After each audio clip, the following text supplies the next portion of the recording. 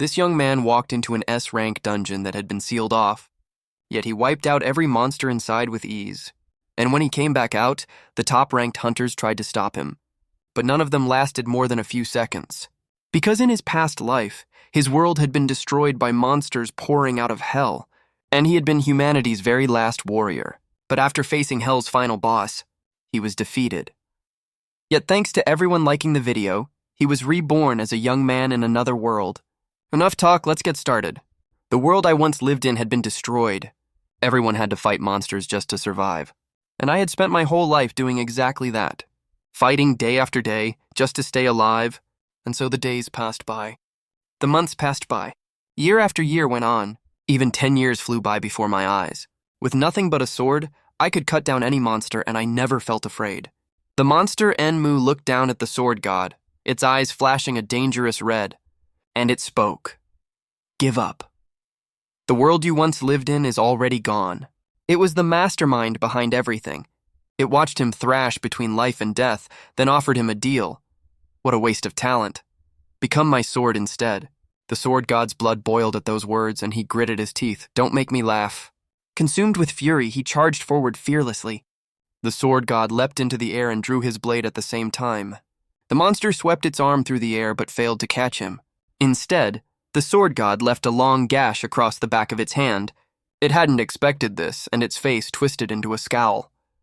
Just then, as the sword god moved to glance back and assess the situation, before he could act, the monster's arm was already swinging toward him. The blow sent him flying in a beautiful arc through the air. Not yet satisfied, the monster kept attacking while hurling insults. No matter how desperately you struggle, in my eyes, you're nothing but a worm. The sword god took the full hit and coughed up blood on the spot, yet through sheer extraordinary willpower, he managed to tumble and land safely.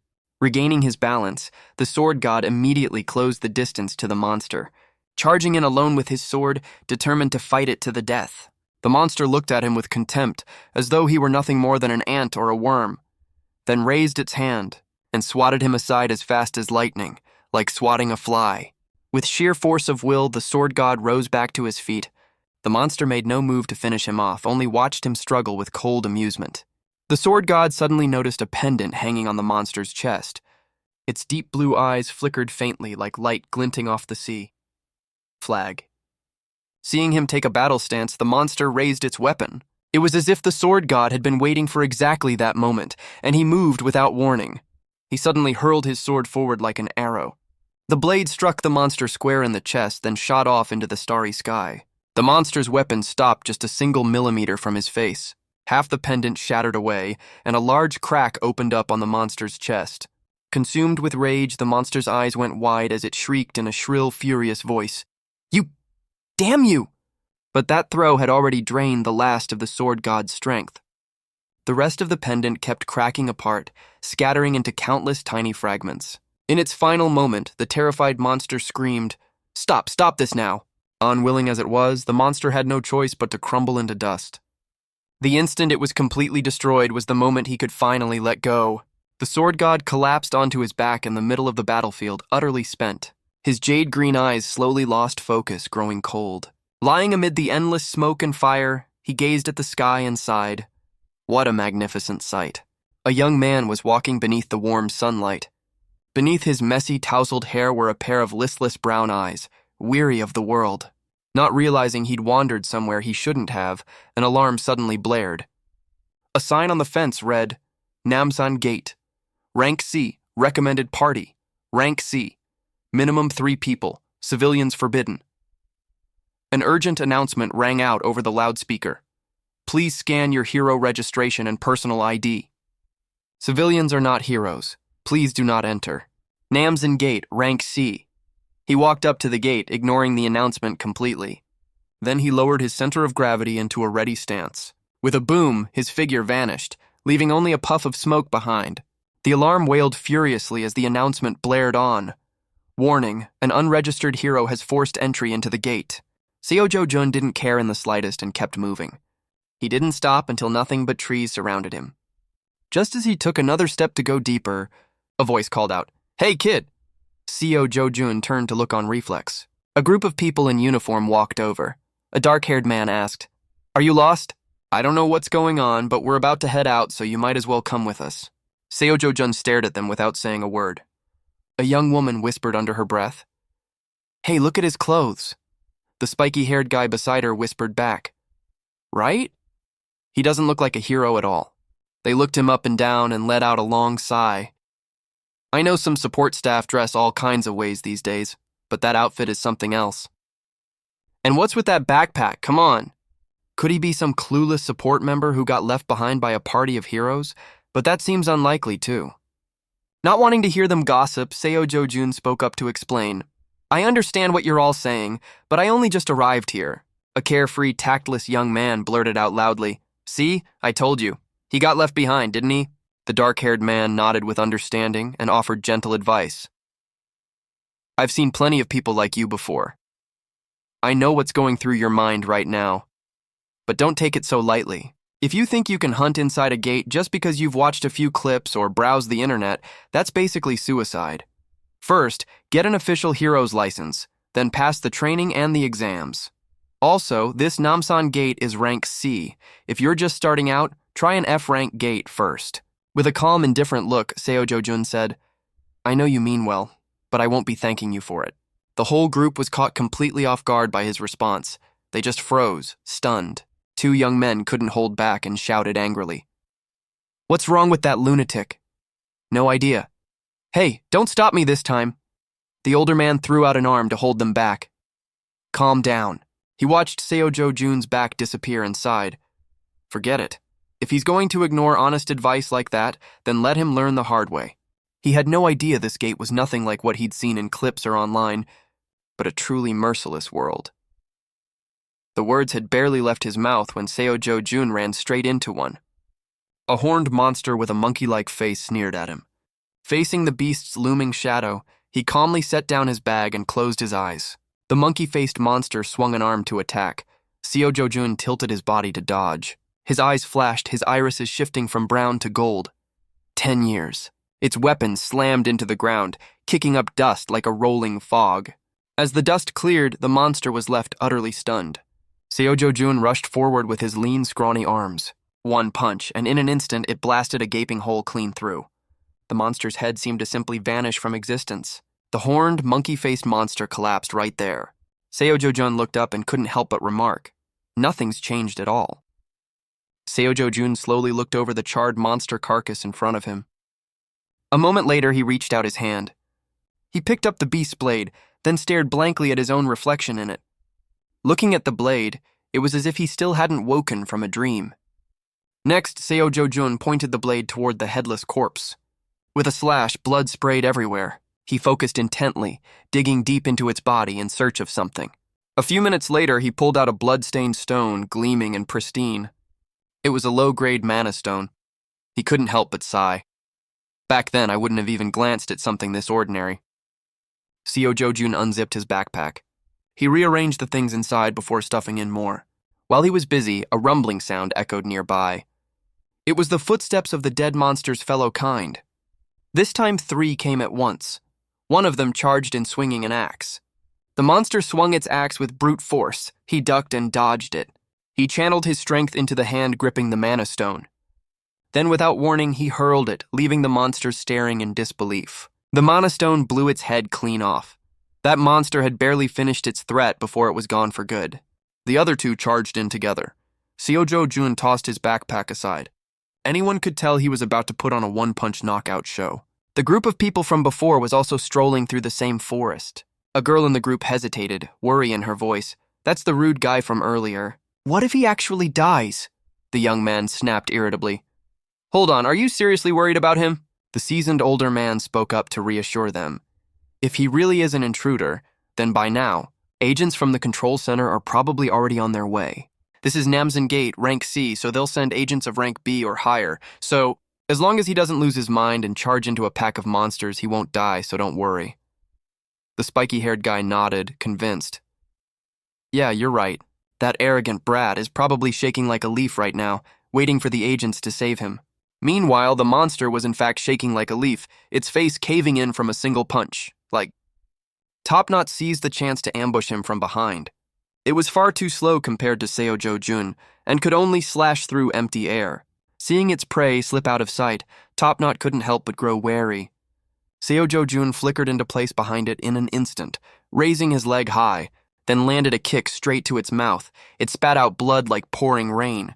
And so the one-sided fight ended, one standing, one flat on the ground. Seo Jun dragged the crude blade across the ground, then swung it up with force, his gaze cold and sharp. 3 more mana stones added to the count. With that done, he moved on to hunt a bit more. No one knew how much time had passed, but his backpack had grown a little fuller. Seo Jun wandered around looking for prey, feeling rather bored since the haul wasn't much. So far, he had 12 low-grade stones and 16 mid-low-grade ones. An agent from the control center spotted him and reported it to his colleagues. Over here, hearing voices, Seo Jun glanced over out of curiosity. In an instant, 3 more agents appeared on the scene. A brown-haired agent spoke sternly. "We're from the Gate Control Center. Please present your hero registration. If you haven't registered, please come with us to the control center." Seo Jun frowned, a hint of suspicion in his voice. "Gate Control Center?" The agent stressed every word in a heavy tone. "Please comply with our instructions." Inwardly, Seo Jun sighed. What now? What a hassle. He looked at the agent, a faint glint in his eyes hinting he might make a move. In the end, he just waved them off with a couldn't-careless expression. "Get lost. You're being a pain." The brown-haired agent immediately gave the order. "Restrain him!" The blonde agent pulled out a tool and shouted, "Please cooperate! If you resist, we may be forced to use force." With that, his other hand shot out and grabbed Seo Jun's wrist. The blonde agent held up a pair of handcuffs as a warning. "Any injuries resulting from resistance will be entirely your own responsibility. It's best to settle this peacefully at the control center." Before his wrist could gain that extra accessory, he seized the agent's hand right back. Feeling the grip tighten on his wrist, the blonde agent's eyes went wide with shock. Seo Jun looked at him seriously and said, "Stop bothering me. Get lost." Seeing this, the agents grew wary and drew their weapons. In the blink of an eye, the weapons revealed their true form. He glanced over the tools with a spark of excitement. Grade 4A monster sealing devices. Those could actually come in handy against orcs. Seo Jun applied a bit more force, twisting the blonde agent's joint. At the same time, he spoke up, stressing each word. "Final warning. If you don't want to get hurt, go back now." The moment he finished speaking, pressure surged toward him from the front. The agents charged in. Seo Jun blocked their strikes almost casually. The agent on the right threw a punch. He tilted his neck slightly to dodge it. At the same time, he swept his leg up as fast as the wind, striking that agent hard in the side. A perfect knee strike sent the right side agent stumbling off balance. Then, almost as an afterthought, he kicked him flying. The agent on the left froze at the sight, stunned into place. He stared at Seo Jun as if looking at a terrorist. Seo Jun turned to face the remaining agent and gave a single nod. A moment later, his form blurred as if he'd vanished into thin air. Unable to see him anywhere, the agent thought in terror. He's gone. In a flash, Seo Jun appeared right beside him and landed a solid punch. Taking the full hit, the agent doubled over, clutching his stomach and coughing violently. He called out, "Hey." The agent, still clutching himself, stammered. Yes?" Seo Jun asked. "If I register as a hero, I won't run into trouble like this again, right?" The agent hesitated, then answered, "That's right. As long as you don't break the law inside a gate, there's no reason for us to send agents after you." He asked again, "What about rifts?" At that, the agent suddenly felt a chill run down his spine.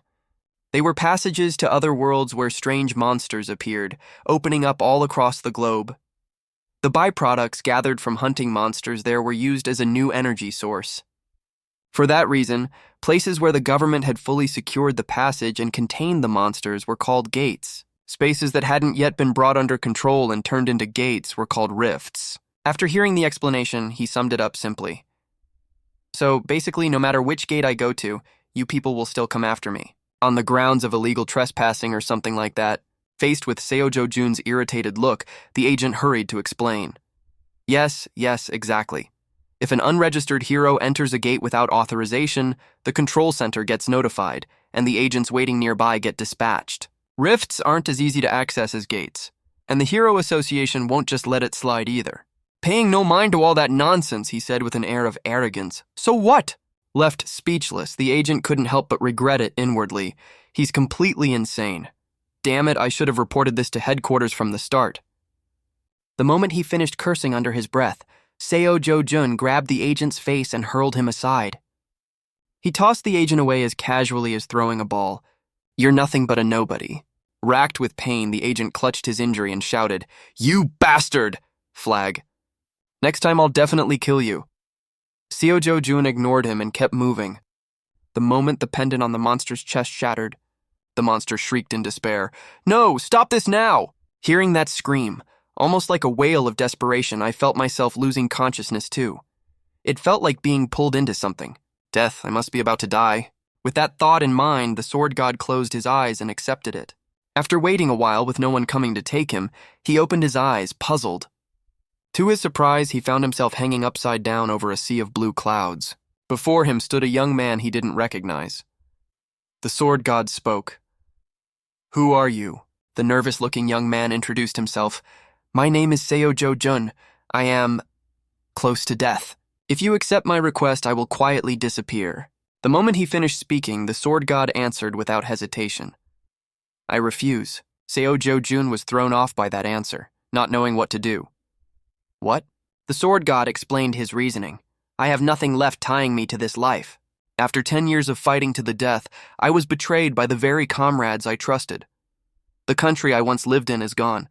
My friends are dead. So is my family. No matter how hard I struggle to survive, in the end, nothing remains, does it? It's the same for you. Those words left Seo Jo-jun completely stunned. Seo Jo-jun couldn't help but try to convince him. My life has been much the same, but I don't want my grandmother or Yoon-jae to live like that. The sword god finally softened and lowered his voice. So then? Just tell me plainly. What do you want? He hadn't expected the man to change his mind so quickly.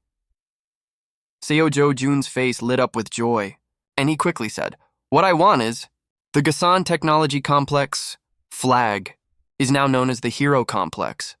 The trade in gate byproducts there outpaces even the major IT firms. After hunting enough mana stones, Seo Jo-jun slung his backpack on and wandered into the city.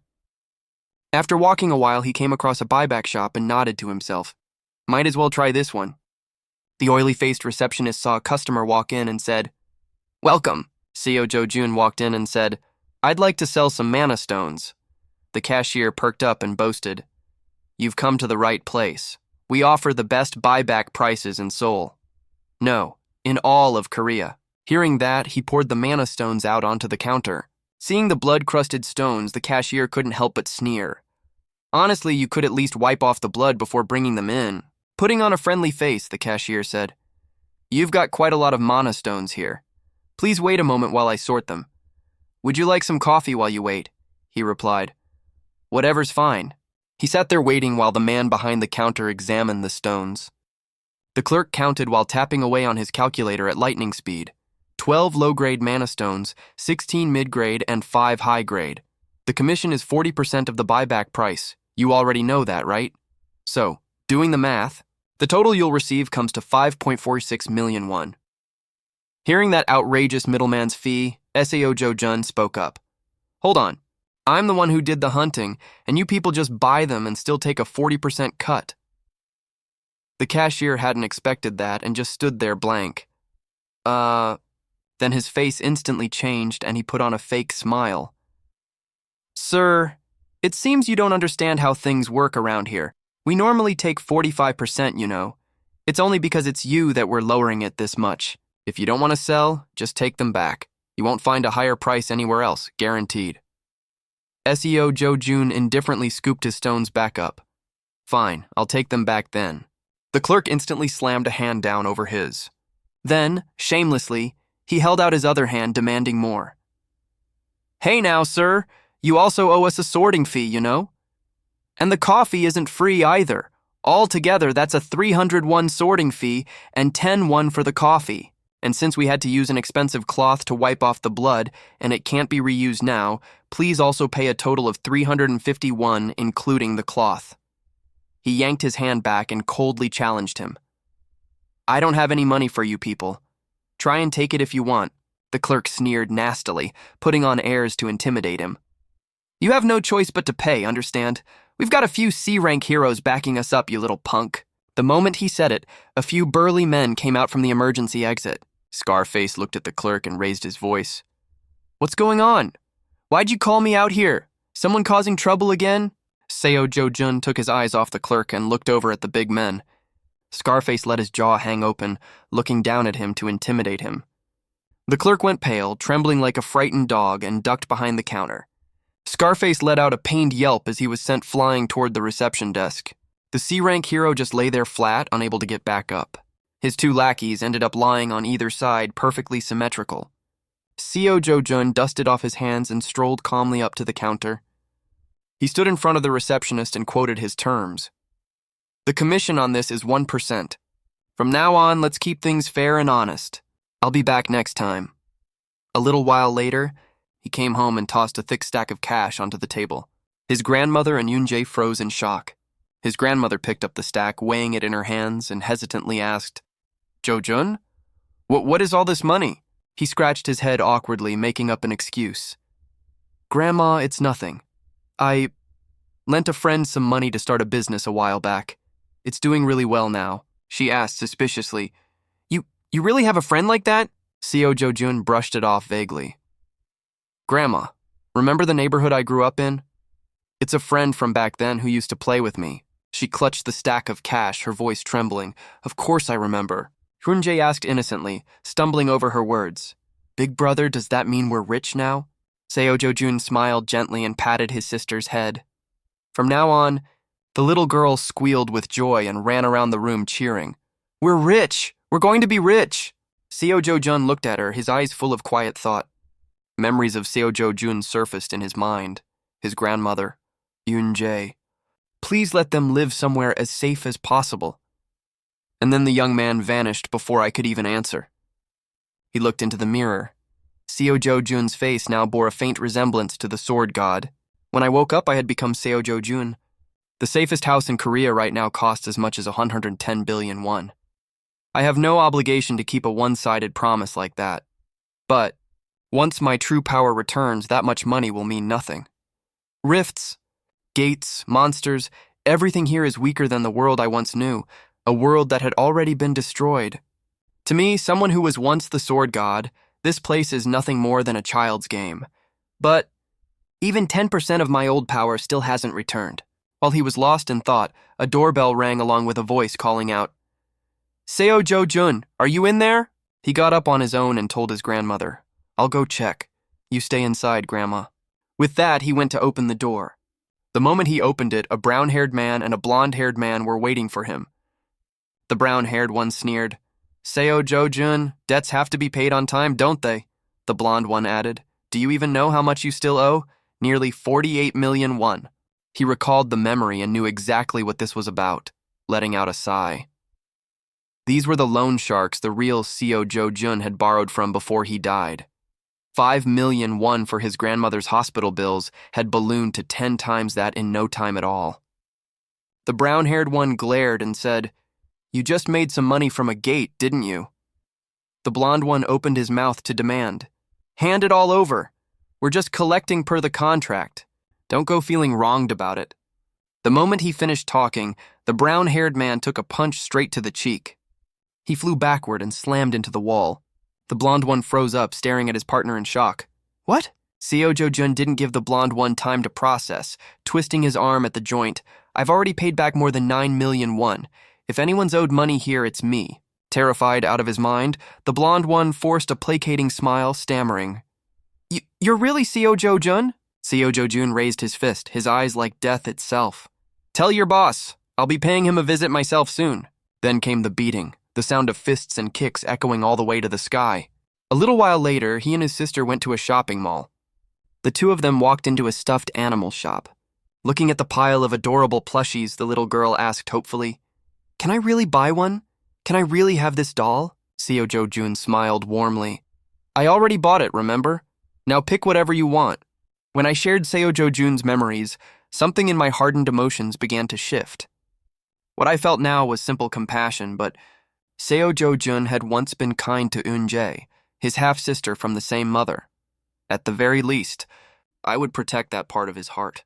After turning it over in her hands for a while, the little girl still asked shyly, "Big brother, can I pick this one?"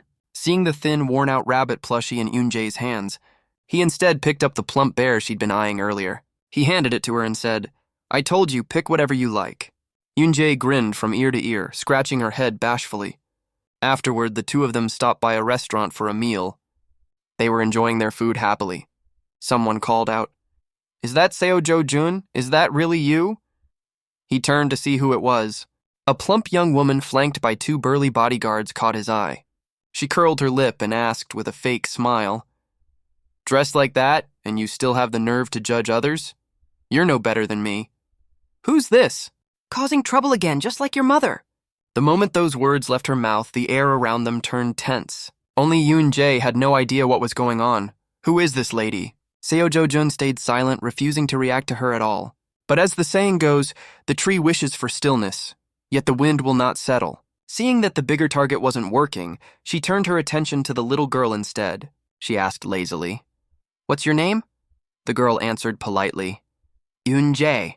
With nothing better to do, she sneered mockingly, "Oh, so you're from a poor family. Look at how you're dressed, just as pathetic as your mother." Flag. "Isn't that right? What, cat got your tongue? Can't answer?" Despite all her provocations, Seo Jo-jun still didn't react, and it clearly irritated her. So she turned her venom toward the little girl instead. "Hey kid, do you even know what the word whore means?" Sensing what filth she was about to spew, Seo Jo-jun cut her off coldly. "You're as ugly as an orc." Hearing that insult, she froze in stunned disbelief. The sword god could no longer stand this woman, his eyes full of contempt. Seo Jo-jun had been born out of wedlock and raised in poverty. At age 7, after his mother died, he was finally taken in by his biological father. He endured over 15 years of discrimination and contempt, only to be completely abandoned once his stepmother gave birth to a son. He was then thrown out onto the streets, forced to live with his grandmother and a half-sibling from his mother's side he had never even met. Seo Jo-jun? What was his heart made of to endure all of that? He stood up and glared down at her, scolding. "We've lived together for 22 years and I still find you disgusting. From your face to your rotten character, right down to that pig brain of yours, there's nothing left worth hoping for. You envy every girl prettier and better than you, and you've spent your whole life drowning in insecurity. You're not even as good as this little girl here who at least knows how to think about her own brother's finances even." He finished cursing her out and looked down at her like someone far beneath him. The stepsister's eyes went wide with fury. Even her two bodyguards looked terrified. "What did you just say?" Just as things were about to come to blows, a well-dressed lady walked up. "Jo-jun, it's been a while." The girl ran to her like a wronged child. "Mom! Mom! Do you know what that bastard just said to me? He told me." The woman clearly didn't want to hear it and snapped softly. "Enough. Get out of the way. What kind of manners is that? Seo Jo-jun, are you doing all right? No matter how busy you are, you should still come home once in a while." The sword god found this disgusting and cursed inwardly. What a hypocrite. She was the one who tormented Seo Jo-jun the most for 12 straight years. She kept up the act of concern. "Your father worries about you a lot, too." He thought to himself, how revolting. We're not exactly the kind of family that checks in on each other, are we? Get out of my sight. She couldn't keep up the act anymore, her face turning colder than an ice cellar. Haidu turned and stormed off in anger. Her daughter stared after her, wide-eyed. The woman kept wondering to herself in confusion, is this really the Seo Jo-jun I knew? The one who used to just bow his head and take it, even when beaten for no reason? Her daughter hurried after her, grabbing her bag. "Mom, wait for me!" The mother and daughter's meal was completely ruined. He said sternly. "Let's go, Yoon-jae," the little girl replied glumly. "Okay." The sword god looked off into the distance, thinking. Seo Jo-jun, the boy who always stayed silent no matter how badly he was treated, no longer exists. She'd be better off realizing that, the sooner the better. The mother and daughter's car sped down the highway. The stepsister found her courage again and whined. "Mom, why did we just leave like that? We should have beaten that jerk to a pulp. Do you know what he said to me? That bastard said..." Haidu reapplied her makeup, then made a call. "Director Lee." The other side answered. Yes, ma'am, she asked coldly. That's Seo Jo-jun. Is he still alive? Director Lee smoothed his hair and reported the truth bluntly. According to the report, Kang Chan-hu abandoned Jo-jun inside a rift. That guy should be dead by now. Unable to contain herself, Haidu screamed like a madwoman. Exactly. So why is he still alive? Director Lee hurriedly said. I'm sorry, I'll look into it again. The stepsister went pale at that. Dead? Mom, what did you just say? Haidu paid her no mind, staring blankly into the distance. Seeing her mother stay silent only made her more anxious. Mom, what do you mean by that? What are you doing? Don't tell me. You were trying to have Jo-jun killed? Without even turning her head, Haidu asked coldly, Do you still have feelings for Jo-jun? Caught off guard, the girl hurried to defend herself. No, it's not like that. If Grandpa or Dad found out about this. Haidu quickly clamped a hand over her mouth. She pressed close to her daughter's face, her expression icy. Leave it to me. Keep your mouth shut. Terrified, the girl didn't dare say another word. Haidu, bitterer than biting into a chili pepper, thought to herself, How dare you talk back to me, that damn brat! No matter what it takes, I will make you disappear from this world. 10 years ago, spatial rifts suddenly began appearing. From then on, monsters poured out like a flood, and countless people were slaughtered. The world quickly fell into chaos. But then heroes emerged. They were the ones who pulled the world back from the brink of destruction. At the same time, a strange substance was discovered inside the bodies of dead monsters, mana stones. Mana stones quickly replaced every old energy source. Every nation rushed to convert rifts into gates. Now, the entire world's industry revolves around gates. And heroes? To put it plainly, if you want to make money in this world, you have to become a hero. He stood in front of a small office, muttering, Here it is, headquarters of the HCS group. Flag. Seo Jo-jun calmly stepped forward, then flung the door open with a bang and walked in. Jang Si-op was taking a drag on a cigarette. The blonde and the brown-haired man stood behind him. He shouted, Who are you? Got some nerve showing up here after wrecking my men. Seo Jo-jun looked at him for a moment, then said, The more I think about it, the more I feel short-changed. Jang Si-op bellowed, Short-changed? What the hell are you talking about? Exactly what it sounds like. I think I deserve compensation for the emotional, physical, and financial damages you people caused. Hearing this, Yang Se-op's mind raced through the possibilities. That gentle little kid from before had really changed. Judging by how he handled my men, he must have definitely awakened inside a gate. He leaned in close, trying to intimidate him. Looks like you found yourself some backing. Let me tell you something. All those who used to brag loudly about their awakenings, look how they ended up. Flag. The moment he said it, a crowd of underlings came pouring out. Every single one of them looked like a mugger, all glaring down at him. Jang Si-op straightened his jacket and put on a lecturing tone. Those people were proud too. But after awakening, they still ended up nothing but bottom feeders in the end. Listen up. I've got a whole crowd of bottom feeders like that under me. They won't even let you get a word out. It was clear he had no intention of talking things out reasonably. Worried the man might leave, he called out to stop him. Sit down. I wasn't finished talking. One of the underlings wearing glasses lunged forward in outrage and shouted, What? You little punk, how dare you talk back to me? Seo Jo-jun calmly removed the man's glasses. He tossed them aside, then casually landed a punch square on his face. The underling collapsed onto the floor, leaving everyone else stunned. Then, while dealing with each of them in turn, he said, You people don't just run a loan shark racket, do you? I also know about the forged documents. If I'm going to make money, I need some capital. Flag. After the first three went down, the next one saw his chance to strike but missed completely. He ended up taking a hit to the head and lying flat as well. Right now, Seo Jo-jun looked like nothing short of a grim reaper, his eyes utterly terrifying. He returned to his calm demeanor, speaking almost like an order. Get this cleaned up properly for me. No loose ends. The deadline is tomorrow morning. Unable to believe what they were seeing, the whole group broke out in a cold sweat. Jang Si-op was so overwhelmed he could barely think straight. This level of power, he's not just C rank, no, maybe even B rank. Growing tired of waiting, Seo Jo-jun asked. Not going to answer? Jang Si-op quickly shouted. Fine, I'll do it. I'll handle everything. Just as he thought the ordeal was over, Seo Jo-jun gripped his shoulder again. One more thing. Did Hong Haido tell you people to kill me? Hearing the question, an image of that woman unconsciously surfaced in his mind. But Seo Jo-jun gave him no time, gripping harder instead. Still not talking? The pressure on his collarbone made him cry out in pain. Jang Se-op blurted out in a panic. It was Hong Hee-do. It was her. She said she wanted you buried in debt until you killed yourself. That's exactly what she told me. Let go. Please, let go. Please let go.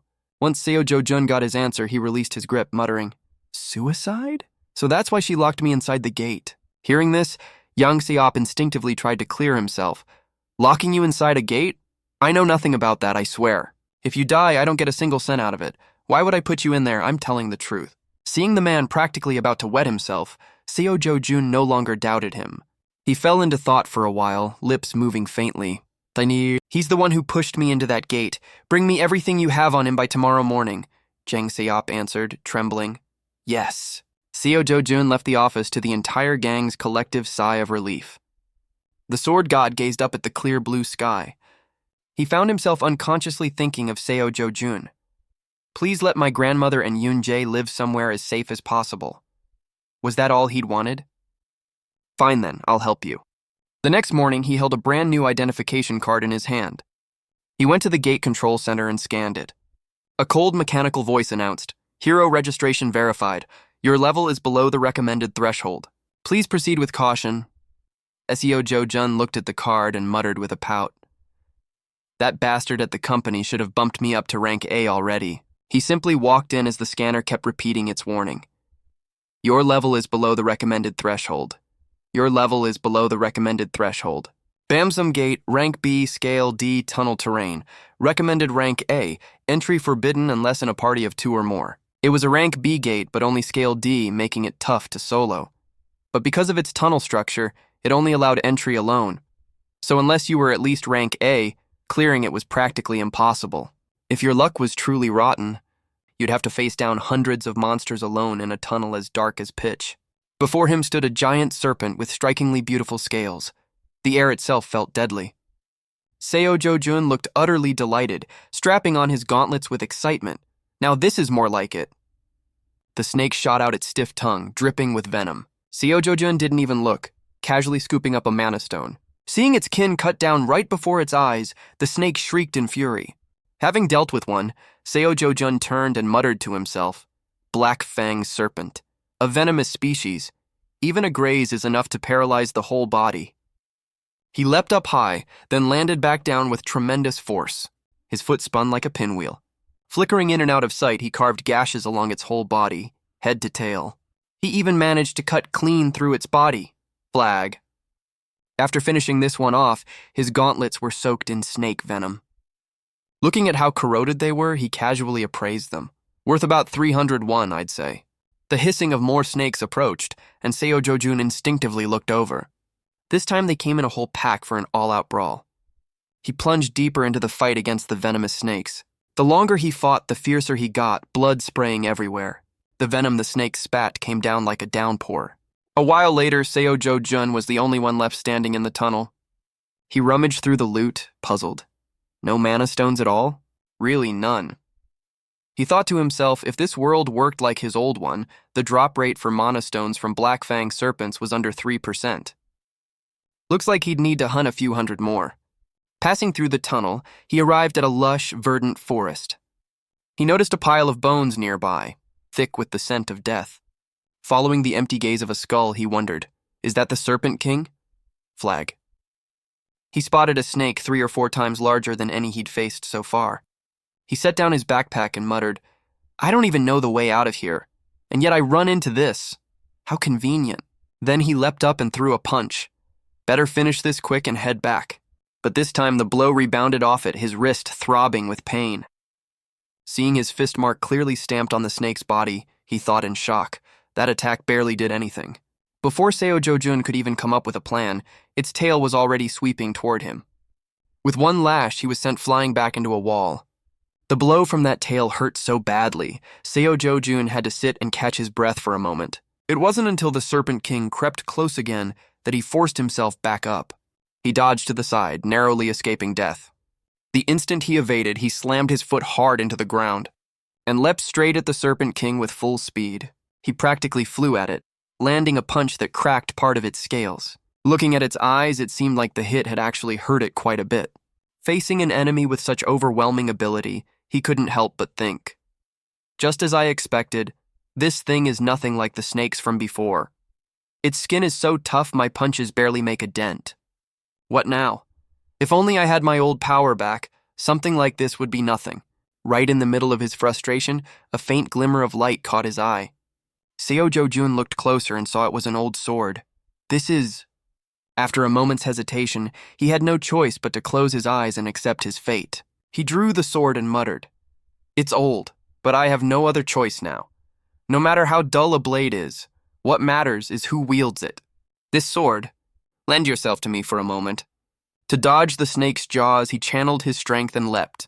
At the same time, he made sure to wrap protection around the hand gripping the blade. His pupils narrowed, and he spoke with cold resolve. "Falling by my hand should be an honor for you, you damned snake." He gripped the hilt tightly. The Serpent King hissed, lowered its throat, and lunged its head forward.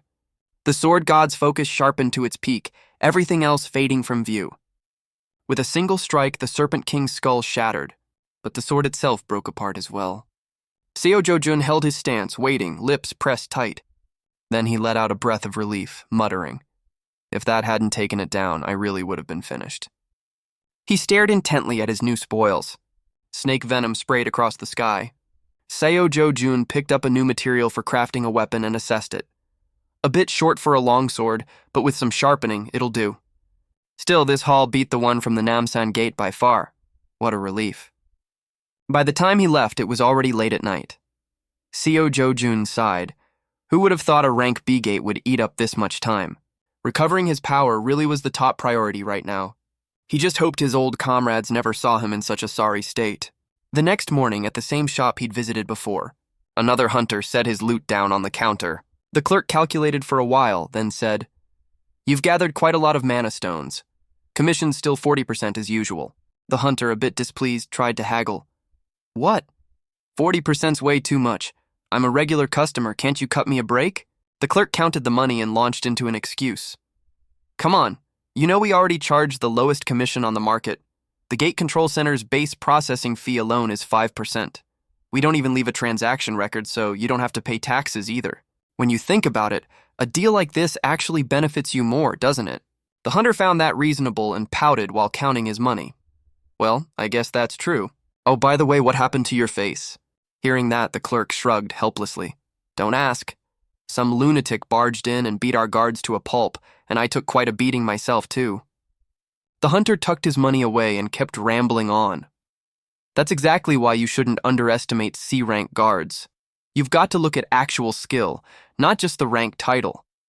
Rank titles are just something bureaucrats made up to make things easier to manage. Real strength is a whole different story. Some kid who just got his license and stands guard at the door. How could he compare to a hero who risks his life hunting monsters every single day?" The clerk thought to himself, "Well, if you're done, you can go now. You sure talk a lot." The hunter winked, chuckling. "We go way back, you know. If you ever need anything, just give me a call." With that, he turned and headed for the exit, right as Seo Jo-jun walked in. The moment that Grim Reaper's face appeared, the clerk flinched in fear on reflex. He pointed straight at him and shouted loudly, "That's him, the guy who put me in this state." The hunter turned back, asking in disbelief, "Huh? This guy? He's tall and pretty good-looking, too. He caused trouble here? Hey, were you the one who started a riot in here? You call yourself a hero and go around beating up innocent people? Don't you know heroes aren't supposed to lay a hand on civilians?" Seeing this, the clerk gloated inwardly. "The guy you hit is a veteran hero with 7 years under his belt. He's got wide connections, knows heroes of all ranks, high and low. Mess with him and you're done for." Seo Jo-jun turned his head and said, "Worry about your own mess before you start preaching at me." That only fanned the flames further, and the clerk grew even more excited.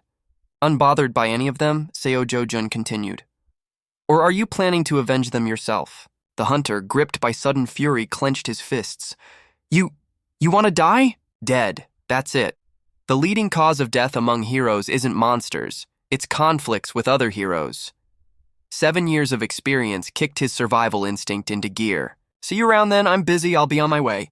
Watching his backup walk off just like that, the clerk froze in disbelief. Seo Jo-jun pressed him. You don't seem to like me much, do you? The clerk went pale with fear. Without waiting for an answer, he tossed over a backpack stuffed full of mana stones, then said flatly, Let's settle up. Looking at the gleaming stones inside, the clerk choked. What is this? High-grade mana stones? Who on earth is this guy? Unable to steady himself, the clerk reached out with trembling hands to work the calculator. Flag. Then he shouted in shock. Total comes to 150 million won. Seo Jo-jun felt quietly dissatisfied hearing that. I worked my ass off all day for just 150 million? Outwardly, he calmly demanded. Hand it over. 150 million, the clerk hurriedly said. Don't we still need to subtract the commission? Seeing the knife-sharp look in his eyes, he flinched. Did I say something wrong? Luckily, Seo Jo-jun remembered the deal and let out a breath. Right, 1% commission, so that's 148.5 million. Bring it out quickly, the clerk cursed inwardly. What? The commission's supposed to be 40%. Are you deaf? But out loud, all he dared say was, well, transactions over 100 million need approval from a superior. Seo Jo-jun looked at him and ordered, then go get that approval, right now. The clerk made the call, lowering his voice. Yes, boss, here's the thing. Seeing the other end pick up, Seo Jo-jun snatched the phone right out of his hand. He spoke bluntly into it. You heard that clearly? Tell him to transfer the money to me. The polite shop owner on the other end replied, Understood. Please hand the phone back to my employee. Without bothering to hear the rest, Seo Jo-jun hurled the phone at the wall. Feeling the heat from the shattered phone and the unspoken order from the Grim Reaper standing there, the clerk quickly said, The boss said understood. Bringing the money out now. The clerk didn't dare argue and complied at once. Yes, sir. Seo Jo-jun grabbed the bag stuffed full of cash and left. Try being more civilized with your dealings next time. The clerk thought bitterly, close to tears. Since when did being civilized only ever benefit one side? 10 minutes later, the shop owner finally arrived at the store. He asked anxiously, Hello? Why weren't you picking up? What was that call earlier? Utterly drained, the clerk said wearily. Boss, I quit. I can't do this anymore. Seeing the phone embedded in the wall, the shop owner's eyes went dark. The clerk stared back at him with a gloomy expression. The shop owner called for backup. Hello, Ji-seon? It's your uncle. I need you to come by for a bit. On the other end of the line was a young woman. Passers-by all looked at her with obvious admiration. She walked in elegant black high heels. A crowd gathered, making her look like a famous celebrity. Is that Hyun Ji-seon? It really is her. Amid all the adoration, Ji-seon made her way to her uncle's shop. A welcoming chime followed the doorbell. Welcome, valued customer. The moment the clerk saw her, he cried out, Oh my God, Hyun Ji-seon! Ji-seon took off her sunglasses and winked playfully. Yep, it's me. Stunned beyond words, the clerk thought to himself, Hyun Ji-seon, Korea's 4th-ranked S-rank hero. I'd heard she was the owner's niece, but why would she come here? As if reading his mind, Ji-seon explained on her own. My uncle said he was dealing with a headache. Some hero forcing people to sell their mana stones. Can I hear the details? Seo Jo-jun and Yoon-jae were spending time in the yard. One played with dolls, the other trained. Only 100 million so far. At this rate, I'll fall behind schedule. I need to be strong enough to clear an S-rank gate, even if it's just 1 day sooner. To do that, the most important thing right now is getting my old power back. But, unlike in my old world, mana in the air here is scarce. Even if I gather mana like this every single day, 3 years, no, it might take even longer than that. Having decent equipment would help a lot, but there's barely any gear to be found here, even junk items are rare. While he was mulling this over, he sensed danger. The little girl was happily playing when she saw her brother come running. He scooped up Yoon-jae and rushed inside. Yoon-jae, you need to get in the house. The moment Seo Jo-jun brought her in, he slammed the door shut. Seeing him so frantic, his grandmother asked, puzzled, What's going on, Jo-jun? Suddenly, the whole house began to shake. His grandmother screamed in shock, Earthquake! It's an earthquake! Startled too, Yoon-jae let out a terrified scream. With his sharp instincts, Seo Jo-jun thought to himself, That's not an earthquake, this could be... The sky turned pitch black, and on top of that, it started to crack open. The crack spread wider and wider like a spider web. The center of the crack was right in his own backyard, a rift. His grandmother asked in panic. "Jo-jun, what on earth is happening?" he warned sternly. "It's dangerous, everyone stay inside." Then he dashed straight into the rift. His grandmother and sister couldn't call him back in time. "Jo-jun! Big brother!" At that very same moment, at the Hero Association headquarters, a group of staff who'd just received the alert shouted out, "Captain, a new rift has just been detected in Mappo." The association manager thought it over for a moment, then issued an order. A new rift, 63 days since the last one. The White Master Guild is closest to Mappo. Contact them immediately. Quickly mobilize any other nearby heroes. Where exactly was the rift detected? A subordinate answered. In the backyard of a private residence. The senior manager gave a bitter laugh. A private residence. That's trouble. If an ordinary person, not a hero, enters a newly formed rift, they won't be able to make it back out. His head started throbbing. Worse still, if they end up dead, a monster surge lasting 10 days would sweep through the rift zone. If that happens, the entire association would... The manager asked again. "Have we identified who went into the rift?" The blonde agent replied. "His name is Seo Jo-jun, a resident of the house where the rift appeared. And according to his grandmother, he went into the rift to save his little sister. So he's not a hero. Up until now, when an ordinary person enters a new rift, what are the odds of a monster surge occurring?" The blonde agent thought for a moment before answering, 99.9%. Hearing that hellish number, the whole room went pale. At that very same moment, Haidu was fuming at her staff. She snapped irritably, struggling to believe it, demanding answers. "Awakened? Jo-jun has awakened? What on earth are you talking about? He still hasn't registered with the Hero Association, but he definitely awakened inside that gate last time." Hearing this, Haidu grew even more furious, cursing. "What the hell is that bastard Kang Chan-hu doing? None of this would have happened if you'd just killed that little punk with your own hands. Why did you have to make everything so complicated?" And he already took the payment too. "Director Lee, tell that bastard Kang Chan-hu, if he can't kill that Jo-jun, he has to pay back 10 times what he received. I don't even need to contact Kang Chan-hu myself. Just tell him a new rift just opened in Mappo at Jo-jun's house. We've also just confirmed that Jo-jun went into the rift. This news will be made public soon too." Hearing that, her mood improved slightly, and she muttered, "So that means we won't have to deal with that vulgar bastard again, huh?" Director Lee hesitated. "That's right.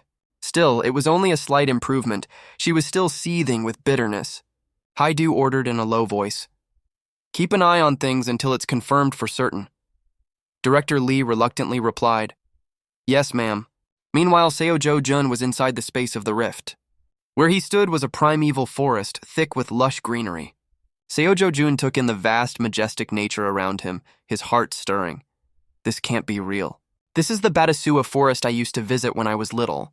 The shape of the forest, every branch, every blade of grass, and of course the wind, the abundance of mana in the air. Even the shape of the sky and clouds felt distinct. Maybe if I head out this way. He laughed, exhilarated, just as I thought. The World Tree. It was an ancient soul tree that held a pure stream of mana. The reason the previous world had been destroyed was because this tree had been burned down, and the flow of mana was ruined. He couldn't believe the World Tree was still standing safe and sound. He had no idea how, but now he could reclaim the mana he once had. Seo Jo-jun, brimming with excitement, sat down happily to train. As Seo Jo-jun sank into this peak training environment, day after day he meditated inside the hollow of the World Tree. 1 day, 2 days, 3 days. Forgetting to eat, forgetting to sleep, focusing entirely on his breathing. He kept training diligently like this until a night when the moon rose full. Seo Jo-jun snapped out of his relentless training, sensing the presence of a pack of volcano monsters. Seo Jo-jun looked down at his old enemies, silently keeping score. These were the ones who had burned down the World Tree in the past. They charged madly toward the World Tree.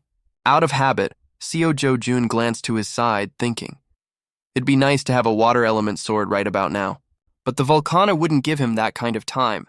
Seo Jo-jun activated his mana and quickly decided, doesn't matter, I'll crush every last one of them. Blue mana wrapped around his body as he stretched out his hand. Then he unleashed pure mana at the intruders. Struck by Seo Jo-jun's mana, the Volcana clutched their heads and shrieked in agony. Seo Jo-jun glared, watching them with cold intent. Seeing how easily he'd wiped out their kin, the rest grew far more cautious.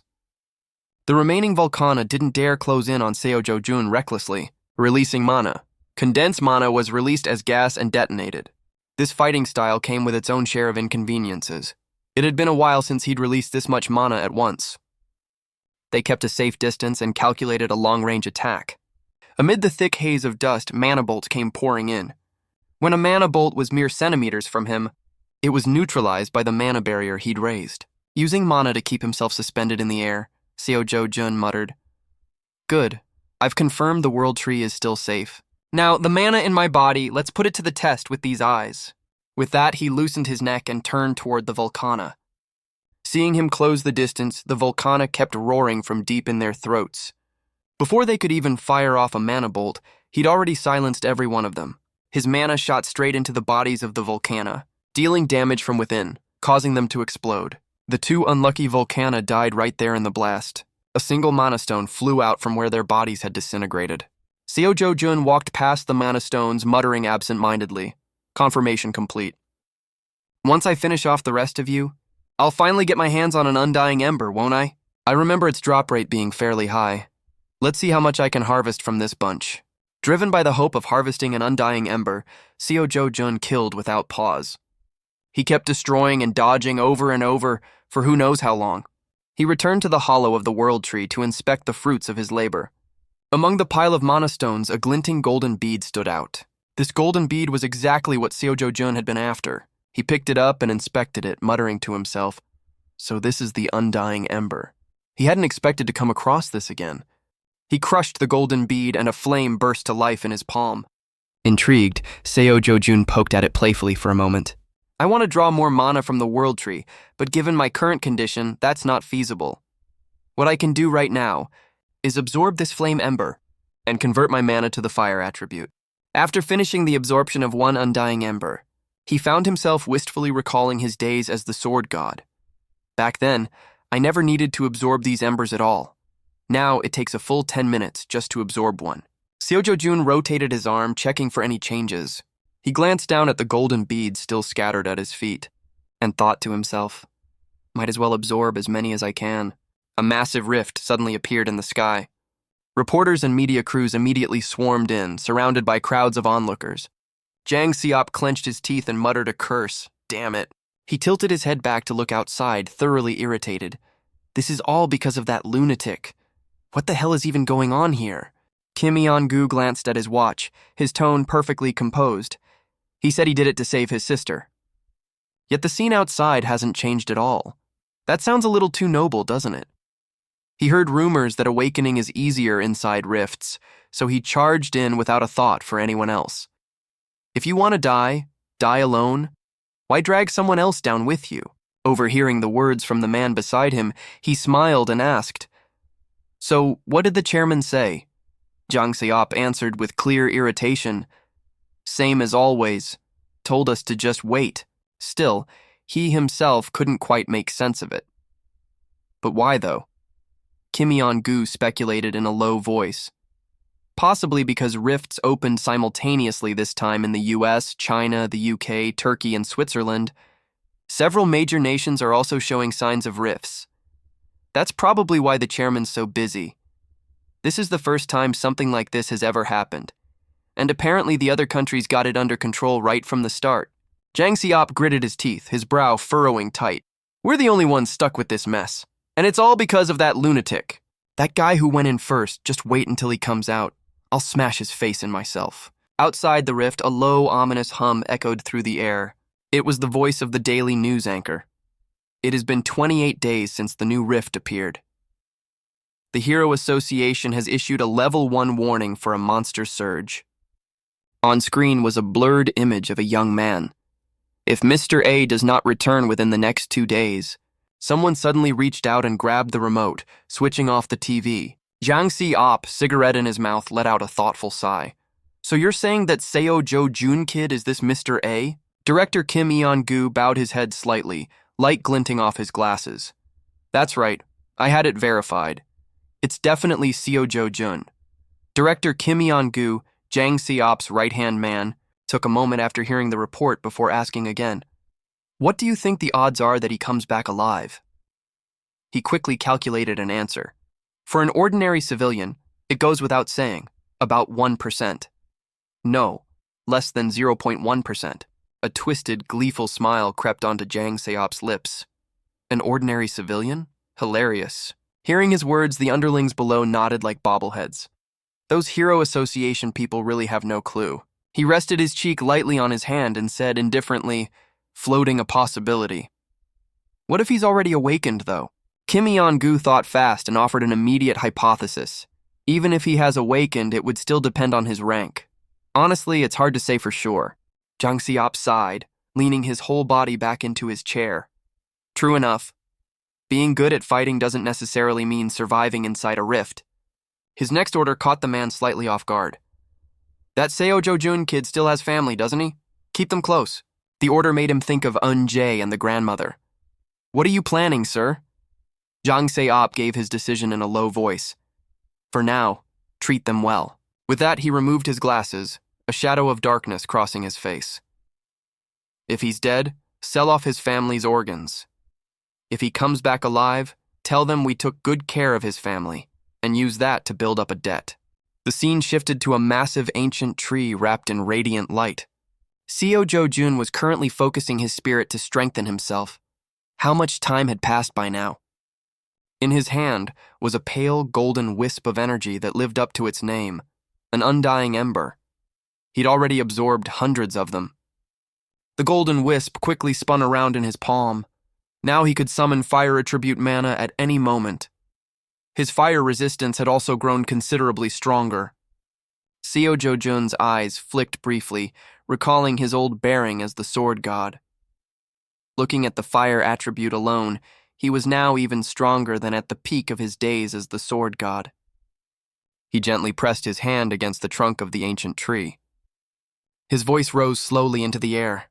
Back then, and now, glimmering sparkles of light drifted down slowly from the world tree. Thank you, world tree. He then crouched down and picked up several red gemstones, placing them into a basket. Slinging the basket over his shoulder, he softly said his farewell. I may never see you again, yet in his eyes shone a resolve and determination. But if you're ever in danger, Seo Jo-jun finally turned and walked away with a gentle smile. Then I will protect you, no matter the cost. The scene quickly shifted to nighttime, the moon hanging high overhead. His figure slowly began to emerge from within the rift. His toes gently touched down on the ground. Seo Jo-jun tilted his head back, surveying the empty landscape around him. Not a soul within a kilometer. Everyone must have evacuated in preparation for the monster surge. As he looked toward the row of buildings ahead, a flash of light caught his eye. There was a strong surge of energy coming from that direction. Without a second thought, his whole body shot forward like the wind. In an instant, Seo Jo-jun appeared right behind those two people. While observing them, he quietly assessed the situation. Judging by their uniforms, they seemed to be the same people from the gate before. If they spot me, I'll be in serious trouble. A golden flame quickly rose from his hand, conjured from the undying ember. In the blink of an eye, Seo Jo-jun decisively hurled it far away. The spark of flame streaked across the sky, heading toward the rooftop of a nearby building. Eventually it vanished, leaving behind only a faint flickering glow. Suddenly, a massive explosion echoed through the sky. One of them stood there stunned, unable to make sense of it. What was that? What was that sound? The other turned toward the source of the light and noise, asking urgently, Fire! Is something on fire? Both of them rushed toward the blaze in a hurry. By the time they arrived, the flames had already consumed the house. He widened his sharp eyes, unable to believe what he was seeing. What is going on? Why is there a fire here? Meanwhile, from a distance, Seo Jo-jun was carefully assessing the results of his little trick. His fire attribute targeting accuracy seemed pretty solid. He lowered his head to look at his hand, a wave of nostalgia rising within him.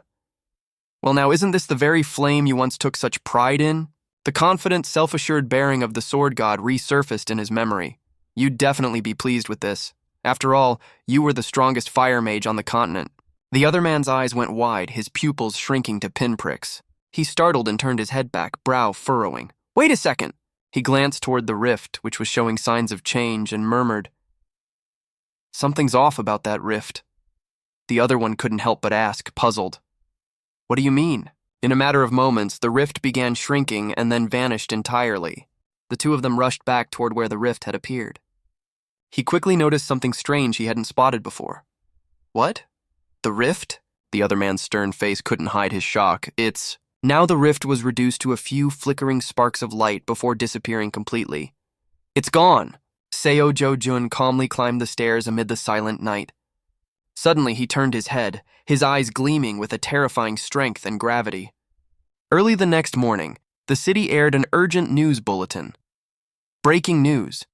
The new rift that appeared in Mappo vanished early this morning. On an LED screen mounted on a building, the anchor continued reporting.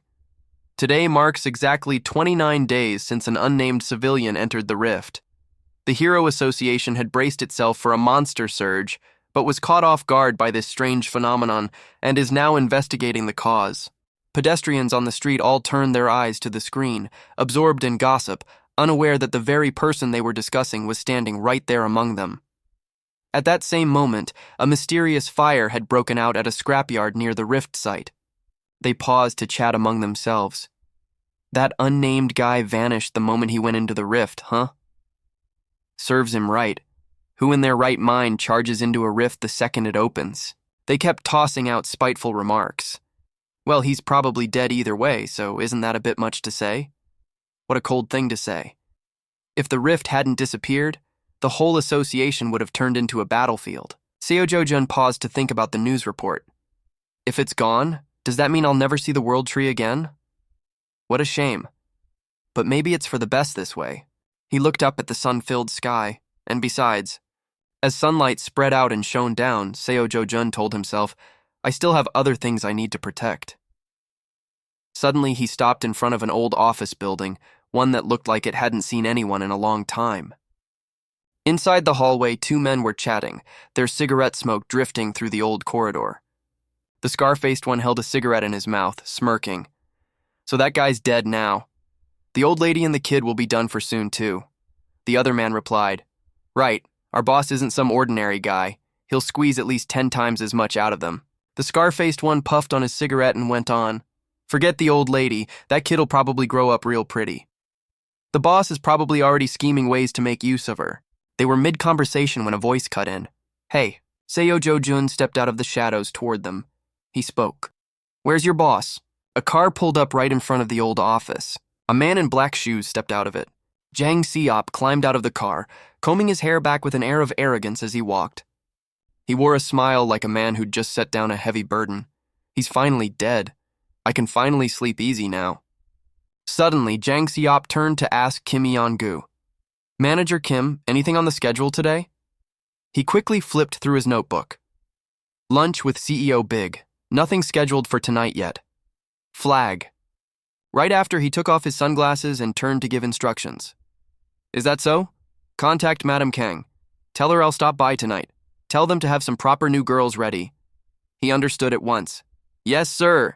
The two of them walked together up the old office's staircase. Suddenly, Yang Seop's eyes went wide with shock. The moment he arrived, he saw one of his men sent flying. Blood sprayed everywhere right in front of Jang Seop, leaving his mouth twisted in shock, unable to speak.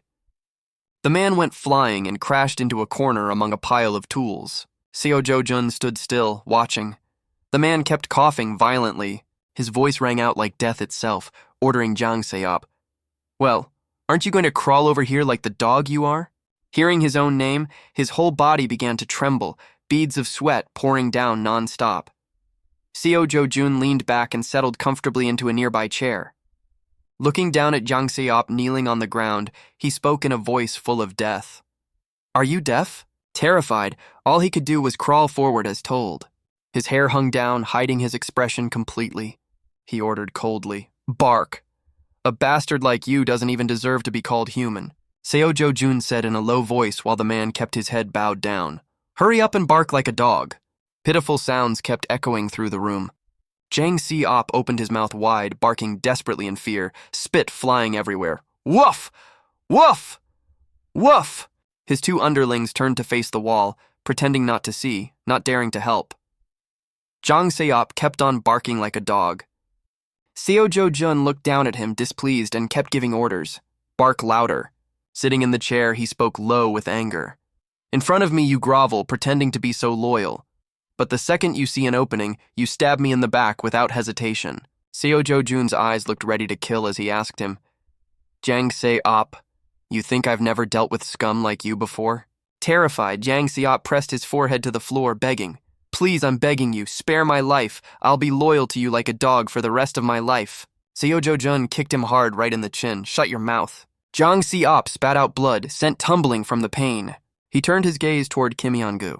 Hey, glasses. Seo Jo-jun handed him an assignment. From now on, you're the boss. Stop bowing your head to a beast like this one. He continued speaking to him. Overthrowing your superior isn't such a big deal for you people, is it? I'm giving you permission. Just do it. Kim Yeon-gu pressed his lips tight in fear. He bowed his head and politely declined. Our boss has extremely wide connections. If I suddenly became the boss, people would find it very suspicious. Sweat kept pouring down his face, his voice trembling as he pleaded, So please don't do this. Please spare my boss this once. Seo Jo-jun looked at him with a murderous gaze. Why is this such a hassle? Aren't you people the type who stuffs people into oil drums and dumps them in the ocean, or grinds them up in a scrapyard? Losing patience, he said something that terrified them to the core. Fine then, I'll just throw him into a gate as monster bait. Hearing that, Jang Se-op hurriedly slammed his head to the floor, begging for mercy. Please, I'm begging you, spare my life. Just spare my life, and I'll live like a dog for the rest of my days. The underlings bowed their heads too. I'm begging you, I'm begging you. Seo Jo-jun's face twisted in disgust as he thought it over. Getting rid of Jang Se-op now would be cleaner and save trouble later. But, he sighed and asked himself, Don't tell me I've gone soft too? He reached out a hand as if offering a lifeline. Here. Thinking Seo Jo-jun had forgiven him, Jang Se-op looked up, his face lighting with joy. He reached to grab his hand, mouth endlessly apologizing for everything he'd done. Mid-sentence, a glow suddenly appeared from the hand. From now on, I'll consider you my master. Huh? The moment his hand touched Seo Jo-jun's, it was scorched by fire. At that instant, Jang Se-op screamed in agony. In Seo Jo-jun's eyes, the man was wailing pitifully. He spoke in a threatening tone. This was your last chance. Seo Jo-jun quickly pulled his hand back. Jang Se-op's charred, blackened hand dropped onto the cold floor. He turned and walked away. Behind him, the man was still wailing in agony. Seo Jo-jun turned back to warn Jang Se-op. From now on, if my family so much as gets a single scratch, all of you will die. So protect them properly, 24 hours a day, for the rest of your lives. There were countless rumors about Seo Jo-jun. But officially speaking, Seo Jo-jun was a person who had vanished along with the rift. Sunlight poured down right in front of the Donan bakery. Flag. Seo Jo-jun and his sister sat inside the shop. The little girl ate her bread with gusto. The government, the Hero Association, and every form of media all considered Seo Jo-jun a dead man. A news headline appeared on his phone. He gazed at the screen showing news about himself, deep in thought. Through the window, Seo Jo-jun's face showed his usual couldn't-careless expression. Even if I said I'd survived and come back, it would just cause more trouble. He looked at Yoon-jae, cheeks puffed out as she bit into her bread, and smiled. Jang Se-op will find us a new house soon, so it'll be better to just take our time before moving. The little girl happily enjoyed the bread in her hands. With a few crumbs still stuck to her lips, she looked up and smiled at him. I'm so excited about moving to a new house, Seo Jo-jun told her. Now you can go to daycare just like the other kids. And that's not all. Next year you'll even get to start school. Hearing him say that, Yoon-jae's mood instantly deflated into sadness. Alarmed, Seo Jo-jun asked why. What's wrong? You don't want to go to daycare? The little girl answered sadly, No, I don't. Yoon-jae explained the reason, leaving him frozen in place. The other kids keep teasing me because I don't have parents. Seo Jo-jun turned away, pressing his lips together. He looked at the girl and comforted her gently. It's okay, then you don't have to go. You don't need to see those kids either. Next year you can just start school directly. Hearing his promise, Yoon-jae's mood brightened again. Really? So I don't have to go to daycare anymore? Seo Jo-jun replied softly. Don't go then, he thought to himself, irritated. Maybe I should enroll her in a prestigious private school so no one can ever look down on her. An angry voice rang out from inside the hotel. What? You put an old woman and a child up in this hotel? Seo Jo-jun was interrogating Kim Yeon-gu. Are you people even doing your job right? Breaking into a cold sweat, he explained. This hotel is under our company's management, so safety isn't an issue. Seo Jo-jun finally accepted the arrangement. Fine then. He opened the door and walked in. Yoon-jae cried out with joy. Big brother! The little girl ran over happily and threw her arms around him. Seo Jo-jun's beloved grandmother rushed over and grabbed his hand, overjoyed. Jo-jun, you really did come back. Yoon-jae held him tight and burst into tears. Big brother. Seo Jo-jun stood frozen, at a loss in front of this scene. He smiled and answered his grandmother. Yes, I'm back now. Eun-jae's question pulled him back to the present. Big brother, are you a hero too? Hearing the question, Seo Jo-jun asked back with interest.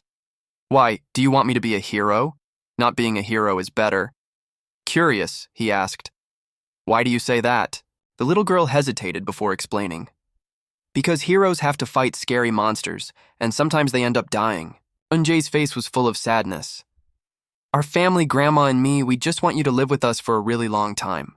He opened his mouth but couldn't say a word. Seo Jo-jun pressed his lips together and said nothing more. Eun-jae's earnest voice still echoed in his ears. Big brother, we just want you to live with us for a really long time. Seo Jo-jun recalled the horrifying scenes of the past. Even in that brutal old world, there had still been people who survived until the very end. He used to sit atop the corpses of beasts he'd slain. Throughout that long stretch of fighting monsters, I lost so many things. Remembering the time Yoon-jae ran up and threw her arms around him, he thought, but now, something precious I once forgot has come back to me. Remembering the meals shared with the little girl and his grandmother, Seo Jo-jun made up his mind to protect them. In this place, I'll live to protect this simple kind of happiness. A helicopter circled the city, surveying the situation. At the Korea Hero Association, an enormous, imposing headquarters stood before him. Natai Hwang, founder of the Korea Hero Association and director of the World Hero Federation, looked down at the city from above. Do you really mean to tell me we've found nothing at all? The woman beside him answered timidly. No, sir.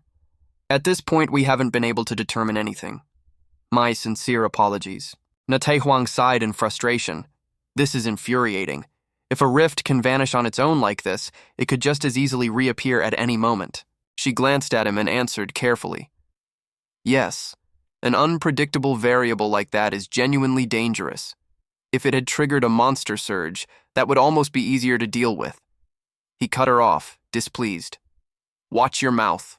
Natai Hwang turned sharply and said to her, Think about the safety of the people and be grateful it didn't go further than this. Realizing her slip, the woman quickly apologized. I'm sorry. I'll be more careful with my words next time. He was a man of immense power, Natai Hwang, one of the 100 most respected heroes in the world.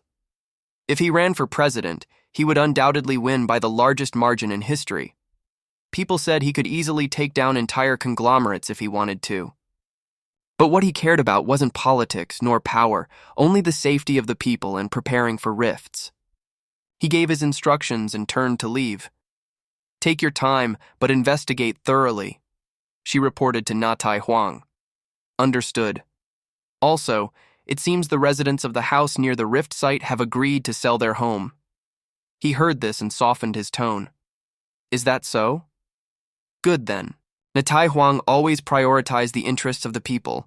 Remember to offer above market price so they don't feel shortchanged. If it brings even a little comfort to someone who's lost a family member, it's worth doing. He turned back to work on his computer. Natai Hwang silently assessed what appeared on the screen. After a while, he looked up and said to her, It seems this rift appeared simultaneously in other countries too. Something about this isn't normal at all, she asked cautiously. Didn't the US and China already handle theirs? He hesitated slightly. The problem is the UK, Natai Hwang explained thoughtfully. All their strongest heroes have already been deployed elsewhere. A notification suddenly appeared on the computer screen. He clicked on it and immediately turned pale with alarm. This can't be. What on earth is happening? Critical information appeared on screen. The agency had shifted into alert status. Breaking news. The World Hero Federation issues an emergency bulletin. A monster surge has broken out at the UK Rift. Warning, warning, warning. Natai Huang couldn't believe the news. A rift in the UK? Early one morning at the mall, people bustled about shopping. Seo Jo-jun, a bag slung over his shoulder, blended into the crowd on the street. Before him stood a small shop. He opened the door and stepped inside. The employee, mid-greeting, suddenly froze. Seeing Seo Jo-jun walk in, he let out a terrified scream. The employee hurried to report to the manager. "Sir, manager, sir, that man, it's him." The manager heard this and folded up the newspaper he was reading. "So it's this guy, huh?" He stood up from his chair and asked, "Is that you? The one who forced my staff to sell mana stones while I was out?" Seo Jo-jun set the bag down off his shoulder. "Good. I have a lot of mana stones to sell today, and I need someone in a position of authority to handle it quickly." He threw the bag off his shoulder down onto the floor with force. He looked at the bag on the ground and assessed it.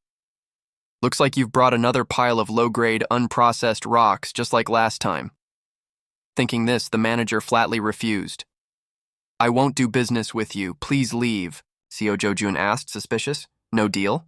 He waved a hand to shoo him out, then turned to walk away. "Seems you still don't get it. That 1% commission cost me a fortune. I won't be trading with you anymore, so it's best you just take your things and go." Seo Jo-jun smiled and let out a breath. "You're going to regret this," he stopped and said to Seo Jo-jun. "Honestly, talking to you gets nowhere. But just so you know, even the Gate Control Center's 5% fee exists for a reason. The Mana Stone distribution structure isn't as simple as you think." His expression darkened as he advised, "Just forget it. Grab your bag and get out and never come back." Instead of leaving, Seo Jo-jun kicked his foot forward against the bag. A shower of dazzling stones spilled out immediately. Both the employee and the manager stared, stunned. The manager's glasses slipped right off his face, his eyes wide with disbelief. His heart raced at the sight. "Wait, isn't that a hero-grade mana stone? A hero-grade mana stone is said to fetch whatever price you ask. Why is it here?" Seo Jo-jun crossed his arms and looked at them. "If you don't want it, I'll leave." That stone with the extra blue tint was in fact a hero-grade mana stone, created by a notorious drug lord. That infamous drug lord, Flag, in Mexico, while analyzing a mana stone to manufacture drugs, its power caused everything around it to shatter. This stone was incredibly potent, awakening a dormant power within him and turning him into a hero. From then on, this type of stone became renowned as an essential material for awakening and boosting magical power. Hero-grade mana stones became a sought-after item among super-powered individuals, both a rare energy source and an extraordinarily expensive commodity. Seeing that it was a hero-grade mana stone, the two men stood there stunned, jaws dropped. He put his hands in his pockets and said to them, "Put it away, I'll be leaving now." Seeing him about to leave, the manager quickly switched to a respectful tone. Sir, would you mind waiting a moment?" The employee stood at the counter, wiping down each stone with a cloth. Seo Jo-jun sat drinking water. The manager cautiously spoke up. "Sir." Sitting across from him, he negotiated over the price. "I think a 0.5% fee is a bit much." Displeased, Seo Jo-jun stood up. "If you don't want it, never mind then." Alarmed, the man quickly explained. "No, it's not that I don't want it, I'm just curious, that's all," he asked carefully. "Why change it to 0.5%? Seo Jo-jun answered coldly. "Because it annoyed me." Realizing he'd angered him, the manager hurriedly bowed his head and apologized. "I'm truly sorry, I was far too rude." He looked at the man coldly with eyes as sharp as knives. "I've heard enough apologies. Now just tell me whether you'll adjust the fee or not." The employee glanced over at him, thoroughly annoyed. What a stubborn head. He really has no manners at all. The man had no choice but to give in. Fine. Then he launched into a long-winded explanation. "Mana stones are rare, so for a major partner we could sell at cost. No commission at all. But it's not like you sell hero-grade mana stones every day, right?" "True enough. If this time I'm willing to offer 10% for..." Seo Jo-jun cut him off with one line. Too long-winded. He stood up to leave. "If you don't want it, forget it." The manager quickly called out. 9%! We're really taking a loss just to offer you that, Seo Jo-jun replied. "Then don't take a loss." Seeing him still about to walk off, the man lowered it further. 8% if the chairman finds out, he'll kill me. Seo Jo-jun answered indifferently. Then don't let him find out. He kept lowering the percentage, trying to keep him there. 7%, I can't go any lower than that. Seo Jo-jun sighed. Who told you to keep giving in then? 6%. I swear there's no profit left at all. What kind of business runs with no profit? The employee, still wiping down stones, watched the two of them wearily. The manager knelt on the ground, head hanging low. Seo Jo-jun looked down at him from above and said, For old time's sake, I'll settle for 1%.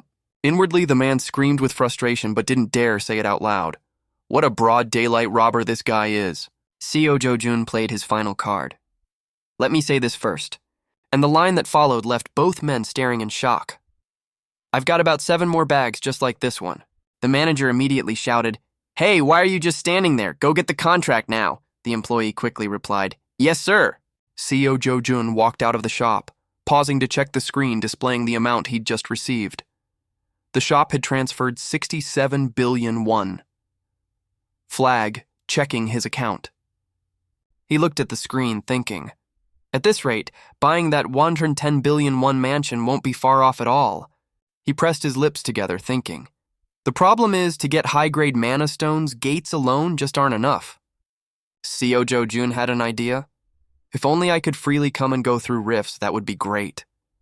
The manager stepped outside and was startled to see he was still there. He asked Seo Jo-jun, What's up, did you get an energy wave alert? Ignoring him, Seo Jo-jun kept staring intently at his phone. The manager glanced at his screen and understood. Ah, it's about the UK. I thought it was something serious. Emergency administrative notice.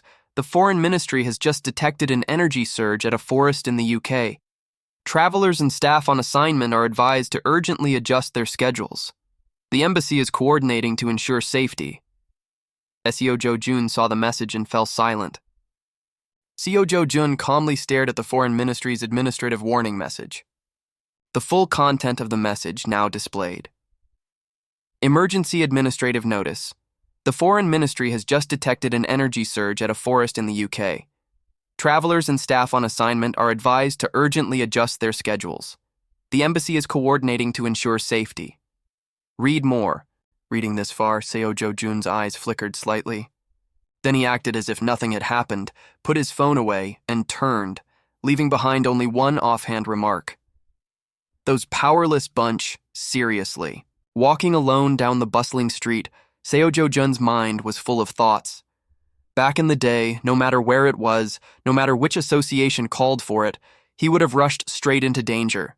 His back looked resolute and steady in that moment, but I don't live like that anymore. Scene shift, a barbecue restaurant. Someone was flipping juicy pieces of meat on the grill. Eun-jae sat off to the side, staring intently at the meat, swallowing hard, a hint of longing in her eyes. Under the girl's longing gaze, the server kept flipping the meat. Today, Seo Jo-jun had brought his grandmother and the little girl out for a truly lavish meal. Seo Jo-jun's grandmother fumbled with the menu, checking the prices, wincing at meat costing thousands of won. Jo-jun, 100 grams for 250,000 won? Isn't that far too expensive? Sitting across from her, Seo Jo-jun took a sip from his water glass and answered with a hint of confidence. I made pretty good money this time. Eat as much as you want. Don't worry about it. Eun-jae hardly seemed to care. Seeing someone pick up a piece of meat for her, she immediately opened her mouth to try it. Right after, the moment a single bite touched her tongue, her taste buds exploded and her eyes went wide with amazement. Her face lit up with pure joy, as delighted as if she'd taken a bite of paradise. Eun-jae exclaimed happily. So good. Seo Jo-jun's grandmother sat beside her, looking at the meat, hesitant to pick up her chopsticks. Seeing her discomfort, Seo Jo-jun quietly watched her without saying a word. Without waiting any longer, Seo Jo-jun immediately ordered from the nearby server. I'll take fresh short ribs, marbled shoulder, chuck flat, and sirloin. 4 servings of each, please. Worried he was being far too extravagant, Seo Jo-jun's grandmother asked. That's so much. How will we finish it all? Why did you order so much? Picking up a piece of meat with his chopsticks, Seo Jo-jun smiled easily and reassured her. Just eat as much as you like today, Grandma. You need to eat plenty too, okay? Unable to stop him, Seo Jo-jun's grandmother could only sigh helplessly. Eun-jae, sitting beside her, quickly held a piece of meat right up to her mouth. Oh my goodness. The girl, beaming, held the meat out in front of her grandmother, urging her without missing a beat. "Grandma, the meat's so good! Try it! Come on, hurry!" Under the girl's sparkling, pleading gaze, the grandmother finally gave in and opened her mouth, though not without a bit of scolding. "You little thing, it had better be delicious." The moment the meat touched her tongue, Seo Jo-jun's grandmother was so astonished her eyes went wide. She hid her delight, only letting out a few muffled sounds of approval. After that, all three of them settled harmoniously into this warm, cozy meal. But right in that peaceful moment, Hyunji Seon, her striking long purple hair and long legs on full display, strode in with confidence. Her slender figure moved gracefully and unhurriedly into the restaurant. Her beauty made everyone turn their heads without meaning to. Suddenly, Hyunji Seon called out, "Mr. Seo Jo-jun." Mid-meal, Jo-jun immediately turned his head with a look of suspicion. Seeing this, Hyunji Seon walked closer and bowed her head slightly, asking, "Could I speak with you privately for a moment?" Seeing him continue eating so calmly, she felt a bit puzzled. "Are you actually a hero?" Before she could finish, Jo-jun cut her off coldly. "Can't you see I'm eating with my family?" His voice was cold as ice, his sharp gaze showing Hyunji Seon no consideration at all. "Whatever it is, wait until I'm done eating before you say it." It was the first time anyone had ever refused her, let alone with such a contemptuous expression, and Hyunji Seon froze stiff on the spot. With a look of disbelief, she looked down at Jo-jun and reminded him, "I'm Hyunji Seon." But even in the face of a famous S-rank hero, Jo-jun didn't so much as look at her, replying with an air of complete indifference. "Is that so?" Feeling insulted, Hyunji Seon stepped back, seething inwardly. What kind of weirdo is this guy? A long stretch of waiting passed by in the waiting area. Hyunji Seon sat neatly and quietly in her seat. Everyone around couldn't help turning to stare at her, as if they'd spotted a celebrity. Hyunji Seon's presence alone drew the eyes of every young man in the restaurant. A girl nearby watched her from a distance, blushing with admiration without even meaning to.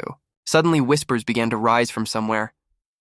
"That's really Hyunji Seon, the S-rank heroine, a global star. Is that really her? It is. She even made the list of the world's most beautiful heroes." Paying no attention to any of it, Hyunji Seon sat with her arms crossed, waiting patiently with a bored expression. The young men nearby stared at her face for a long while, then spoke up curiously. "I wonder who she's waiting for. Making someone like her wait, who could that be, to have that much nerve?"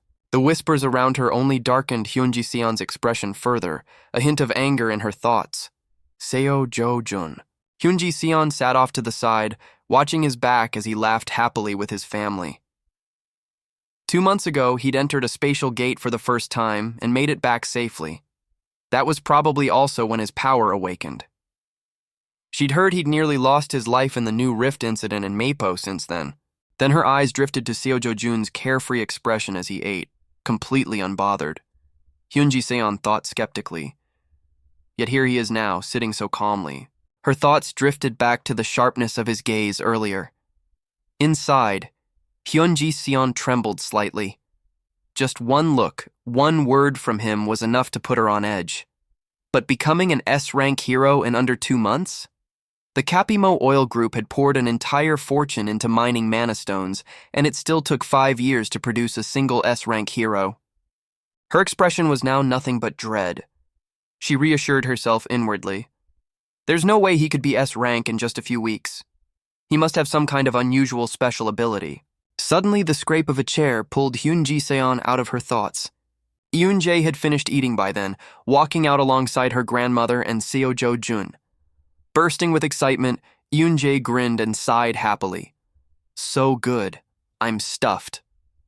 Sitting some distance away, Hyunji Seon also stood up, waiting for Seo Jo-jun to pass by. Suddenly, out of nowhere, a rude man's foot appeared, stomping hard on the floor right in front of Seo Jo-jun's family. Seeing this, Seo Jo-jun's brow furrowed, a cold glare flicking briefly toward the man. That rude man was none other than Kang Chan-hu. He looked at Seo Jo-jun with a provocative expression, his tone laced with mockery. Well, Seo Jo-jun, Am I seeing things? How the hell did you manage to survive and crawl back out of that gate? These words left the other man deep in thought. Seeing that he wasn't getting a response and that Seo Jo-jun was still wearing that arrogant look, Kang Chan-hoo grew furious. He stepped closer, his manner turning threatening. I knew you were scum, but I never imagined you had this much nerve. His sudden appearance startled Hyunji Seon standing behind them. She thought to herself, a little uneasy. Why is it him of all people? Right at that moment, Seo Jo-jun looked at the man's threatening posture, still unafraid, hands tucked casually in his pockets, not bothering to respond. With an air of contempt, not wanting to make a scene, Seo Jo-jun simply ignored him and immediately turned his head elsewhere.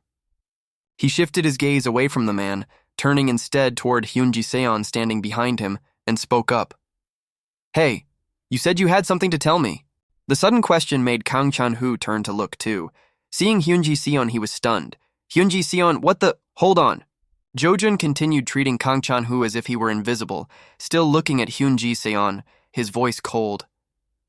Here's the deal. I'll help you with your matter. In exchange, you keep an eye on my family for a bit. Hyunji Seon hesitated. What exactly do you mean? Jo-jun immediately glanced back over his shoulder, quickly signaling to Hyunji Seon. Just call a taxi and take them home, that's all. Without stopping, he kept explaining. I need to go on ahead. Hyunji Seon stood quietly, taking in the icy tension in the air. At that moment, Seo Jo-jun's eyes turned suddenly sharp and cold, a powerful killing intent radiating off him. His voice carried a chill. There's a debt that needs collecting. Seeing Seo Jo-jun provoke him, Kang Chan-hoo didn't hesitate, baring his teeth, his eyes wild and ready to start the fight.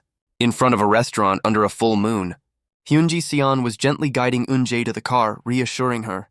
Don't worry, Grandma, let's get in. The little girl glanced worriedly at her, standing outside waving goodbye. And to the sweet little girl, too. Take care. Hyunji Seon forced a smile, watching the car drive off. The car began to roll away, carrying Eun-jae inside. Meanwhile, loud noises began echoing from inside the restaurant. Seo Jo-jun, his expression cold, stared intently ahead. A large red mark had appeared on Kang Chan-hoo's face. Furious, he whipped his head around, killing intent blazing, and roared, You bastard, you want to die? A trembling employee stepped forward to caution him. Sir, please don't cause trouble here. Instantly, Kang Chan-hoo swung his hand and slapped the employee, making her cry out. Then he cursed. You piece of trash, get lost. The employee fell to the floor as he snarled. Everyone out now. Right after, Kang Chan-hoo, as if losing his mind, roared at the top of his lungs. You really want to die? Want to go 6 feet under early? You bastard. While he was still screaming, a hand shot straight toward Kang Chan-hoo's face. In an instant, Seo Jo-jun flashed past him like lightning. Before Kang Chan-hoo could even react, the blow had already landed. He clutched his face in pain, sinking to his knees. Seo Jo-jun turned his head, his expression darkening, and called out, Kang Chan-hoo. He kept questioning him even as Kang Chan-hoo hung his head, blood dripping from his face. You locked me inside that damn rift so I'd just die there, didn't you? Seo Jo-jun's eyes brimmed with killing intent as he looked down and asked. We still haven't finished our conversation, have we? Kang Chan-hoo slowly stood up and sneered mockingly. Huh? A guy whose own father abandoned him. What right do you have to talk? Did that stepmother of yours put you up to killing me? He calmly pulled out his phone. Then Seo Jo-jun pressed the record button on his phone. He handled it all smoothly before speaking. Say that again. His sharp teeth clenched, a wisp of smoke curling out as he spat. What the hell nonsense are you spouting? Kang Chan-hoo's voice rang out, his clenched arm wrapping itself in flame. What did you just say? Right after, he lunged forward with a flaming punch, cursing as he came. Your mother's a shameless whore, isn't she? Go to hell, Seo Jo-jun.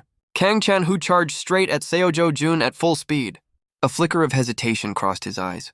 At the very last second, Seo Jo-jun caught the flaming punch with his bare hand.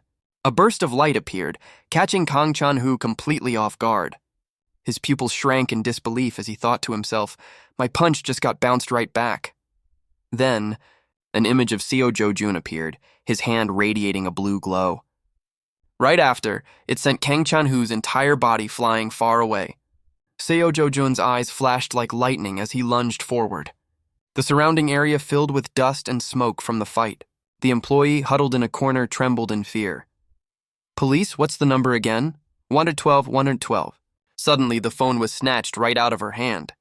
Hyun Ji-seon flashed a dazzling smile, holding up the phone to explain. Don't worry, I'll take care of this. The employee, her whole body limp, eyes brimming with tears, said shakily, Miss Hyun Ji-seon, thank you. Meanwhile, Seo Jo-jun kept raining punches down on the man until blood spurted out. She approached the out-of-control Seo Jo-jun, thinking to herself, even though Kang Chan-woo is a B-rank hero, I never expected him to be overwhelmed this badly. Hyun Ji-seon kept thinking as she stepped closer. Could that man be B-rank or higher? No, maybe even A-rank or above. Even an A-rank wouldn't be able to beat a B-rank this badly, would they? Her voice rang out, stopping his movements. Seo Jo-jun. Hyun Ji-seon hesitated a moment before speaking. Be careful, you could actually kill him. Hearing her words, Seo Jo-jun frowned and looked down, then stood up, rolled his wrist, and walked toward Ji-seon. A little worried, she watched Seo Jo-jun and asked, This guy, how much do you actually know about Kang Chan-woo? He stopped, tilted his head, and looked at Hyun Ji-seon with an emotionless gaze. I think I know quite a bit already. Why does it matter that much? She let out a sharp breath and said hesitantly, It matters a lot. Then Hyun Ji-seon began explaining. Because Kang Chan-woo's cousin is Kang Jong-bit, an S-rank hero. Seo Jo-jun tilted his head slightly, glancing at her, and said indifferently, I know, is there a problem? Watching his indifferent attitude, Hyun Ji-seon thought to herself. He already knew from the start, and yet he's acting so calm, like it's nothing to worry about. This man is reckless indeed. Kang Chan-woo lay beaten and unconscious on the ground as their conversation echoed around him. Kang Chan-woo's arrogant behavior all this time has been because Kang Jong-bit had his back. So what you just did, Seo Jo-jun, is extremely dangerous. I've heard a bit about the feud between you two, but if you think Kang Jong-bit will sympathize with you, you're sorely mistaken. The corner of Seo Jo-jun's mouth curled up slightly. Puzzled by his reaction, Hyun Ji-seon asked, Kang Jong-bit, aren't you afraid? Seo Jo-jun said as he stepped closer to her. No, more accurately, I'm starting to find this annoying. You know an awful lot about me. His face darkened, his eyes glaring wide at the other person. Hyun Ji-seon looked back up at him, her lips pressed tight. The tension radiating from the two of them made the employee hiding behind the counter nearly cry, thinking. She said she'd handle this. In the end, it was Hyun Ji-seon who broke the tense standoff between them. I'm sorry for showing up so suddenly. I came because my uncle asked me a favor. Hyun Ji-seon's voice rose slowly, full of certainty. You sold monastones to that shop in Gasan, didn't you? Flag. Sell them to me instead. A flicker of confusion crossed his handsome face. Any amount is fine. She made an incredibly generous offer without hesitation. I want to buy everything you currently have. A faint smile appeared at the corner of Seo Jo-jun's mouth. That's quite a lot, and she herself let slip a triumphant, slightly sinister smile. An S-rank hero's wealth is nothing to underestimate. Ignoring Kang Chan-woo on the ground, he casually made a proposal. There's nothing I can't sell. But I have one condition. Hyun Ji-seon quickly asked. What condition? A shadow crossed his eyes, a faint, dangerous glint flickering within. Nothing major. If it's for Hyun Ji-seon, this'll be simple enough. Suddenly the scene shifted as a wine bottle shattered against the floor. Haidu, furious over the news she'd just received, raised her voice a notch. But he's already dead, isn't he? I heard he died in some newly opened rift. Growing even more irritated, she threw another bottle at her director. Flustered, the director tried to choose his words carefully. I'm sorry. The Hero Association surely confirmed his death too, but she wasn't willing to accept that as reasonable. Stop making excuses. So what are you going to do about it now? He scratched his head, answering hesitantly. But first, there's something I need to report. His tone stayed even, though laced with a hint of trembling as he reported. Kang Chan-woo has been targeted for revenge by Seo Jo-jun. Haidu's eyes went wide instantly, not grasping the issue. Kang Chan-woo, that lunatic. What's there to worry about? His next words hit Haidu like a bolt of lightning. Perhaps Seo Jo-jun has already figured something out. A single bead of sweat quietly rolled down her cheek. She looked away, carefully weighing her options. If word of this reaches the chairman or my husband, it'll be a huge problem. But as long as it's handled cleanly, it should be fine. Yet if the media catches wind of this, the conglomerate's stock will crash. Haidu turned and pointed a finger, ordering the director, "Stop this immediately. Call the press. Tell them that if they dare publish this, not just Group T but Group W will pull all their ads and never cooperate with them again. The police too. Silence them right now." Carefully and with even more deference, he answered her, "The police and the media, I've already taken care of it." After a tense stretch, Haidu sighed wearily. "Good work, Director Lee." Timidly, he bowed his head low and whispered to her, "But as you know, that's not really a permanent solution, is it? That's exactly why I wanted to report something else." The director's new information made her eyes widen instantly.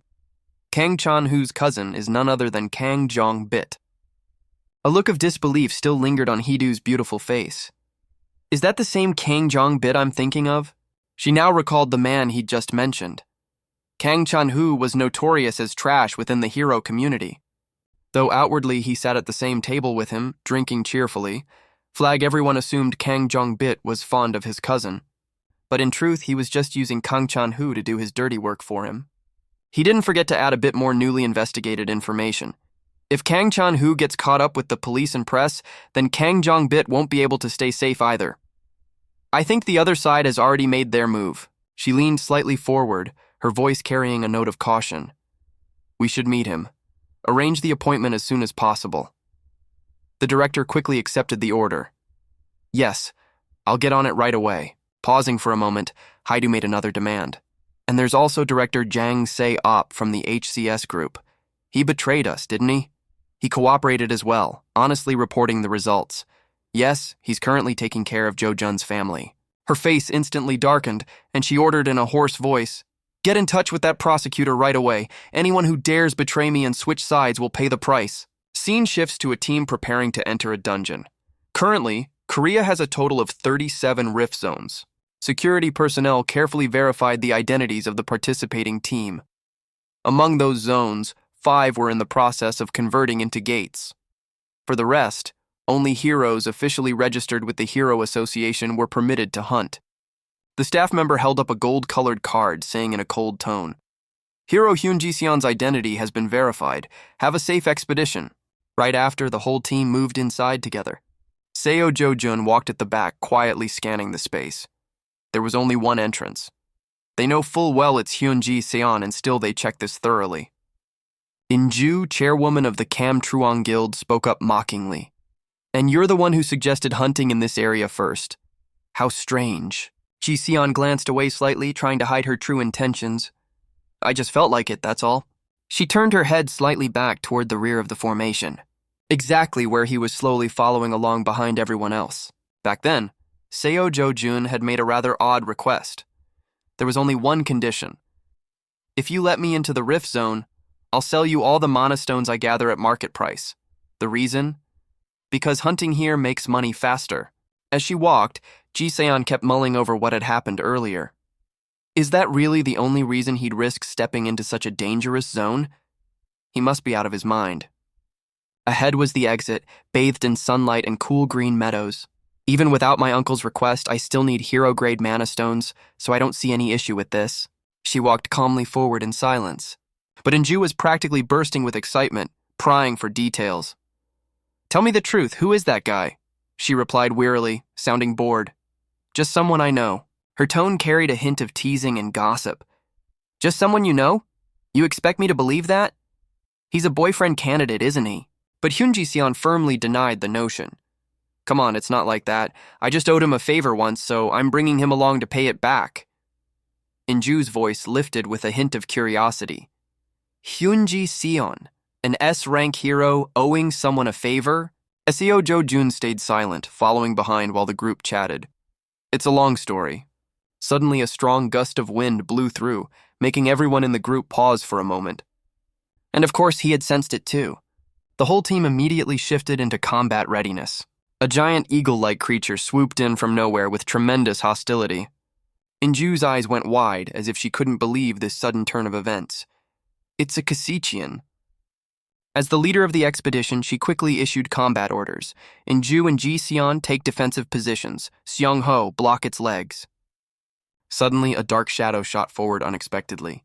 Without a word, he charged straight at the eagle-like beast. Hyun Ji Seon's entire team stood there, mouths agape in shock, watching Seo Jo-jun. His hand clenched into a fist, wrapped in a surge of power. Damn it, barely a step into the gate and something's already happening. The moment the giant bird swooped down, everyone quickly moved into position. At the same time, Hyun Ji Seon spun around with a grave expression, urgently calling out, "Inju and I will take defensive positions immediately. Seong Ho, go for its legs." In the blink of an eye, Seo Jo-jun shot forward like an arrow, right before everyone's baffled eyes. In an instant, dirt and debris flew everywhere into the air, along with a cloud of white smoke. It didn't take much time or effort for Seo Jo-jun to end up standing right in front of the massive bird monster.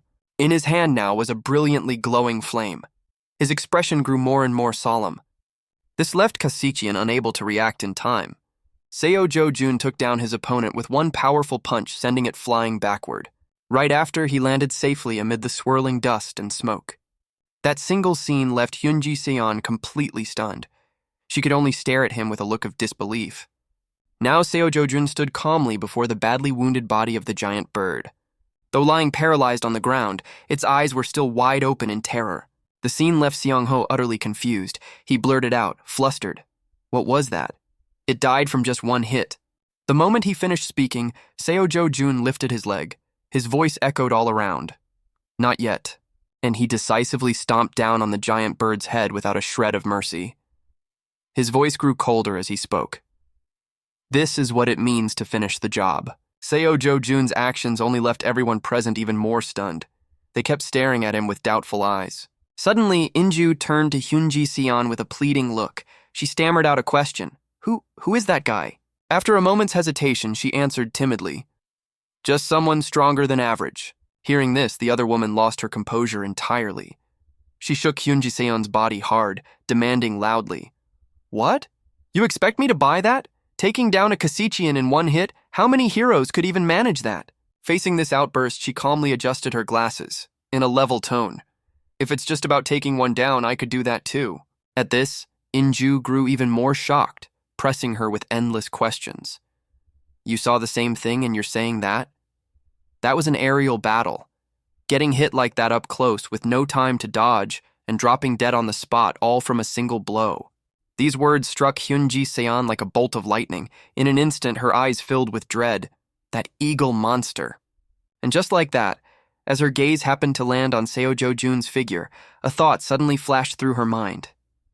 And that man, who on earth could he really be? Suddenly, Hyun Ji Seon cleared her throat. "Sis, I think I need to change my plan." In front of everyone's watchful eyes, she said, "I'm going to head deeper into the central zone for a bit." Just then, Seo Jo-jun, busy dissecting the Kasichian's corpse, spoke up.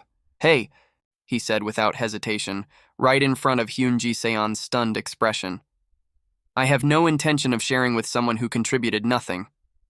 Seo Jo-jun pulled out something red, gently tucked it into his bag, and said casually, "And I have no intention of begging for anything either." Hearing these somewhat arrogant words, Hyun Ji Seon spoke up in judgment. "I don't think your skill level really suits this place. Are you planning to go deeper?" Hearing this, the corner of Seo Jo-jun's mouth unconsciously curled into a perfect arc. He looked up at her, his voice carrying a hint of admiration. "Interesting."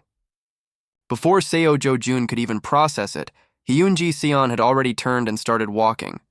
She casually issued a request. "I know this place well, let me lead. If you don't want to get lost, stick close to me." In an instant, she darted off, leaving him alone in a cloud of dust. Hyun Ji Seon soared forward, moving like the wind. Seo Jo-jun just stood there, dumbstruck, watching the young woman's figure grow distant.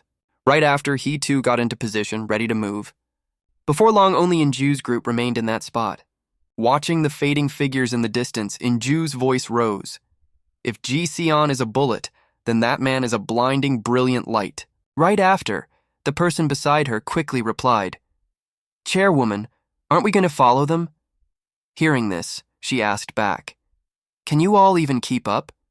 The other answered helplessly, "Of course not. Guess there's nothing we can do." And so, the sound of their conversation echoed through the green forest. "Well, guess we're the supporting cast today.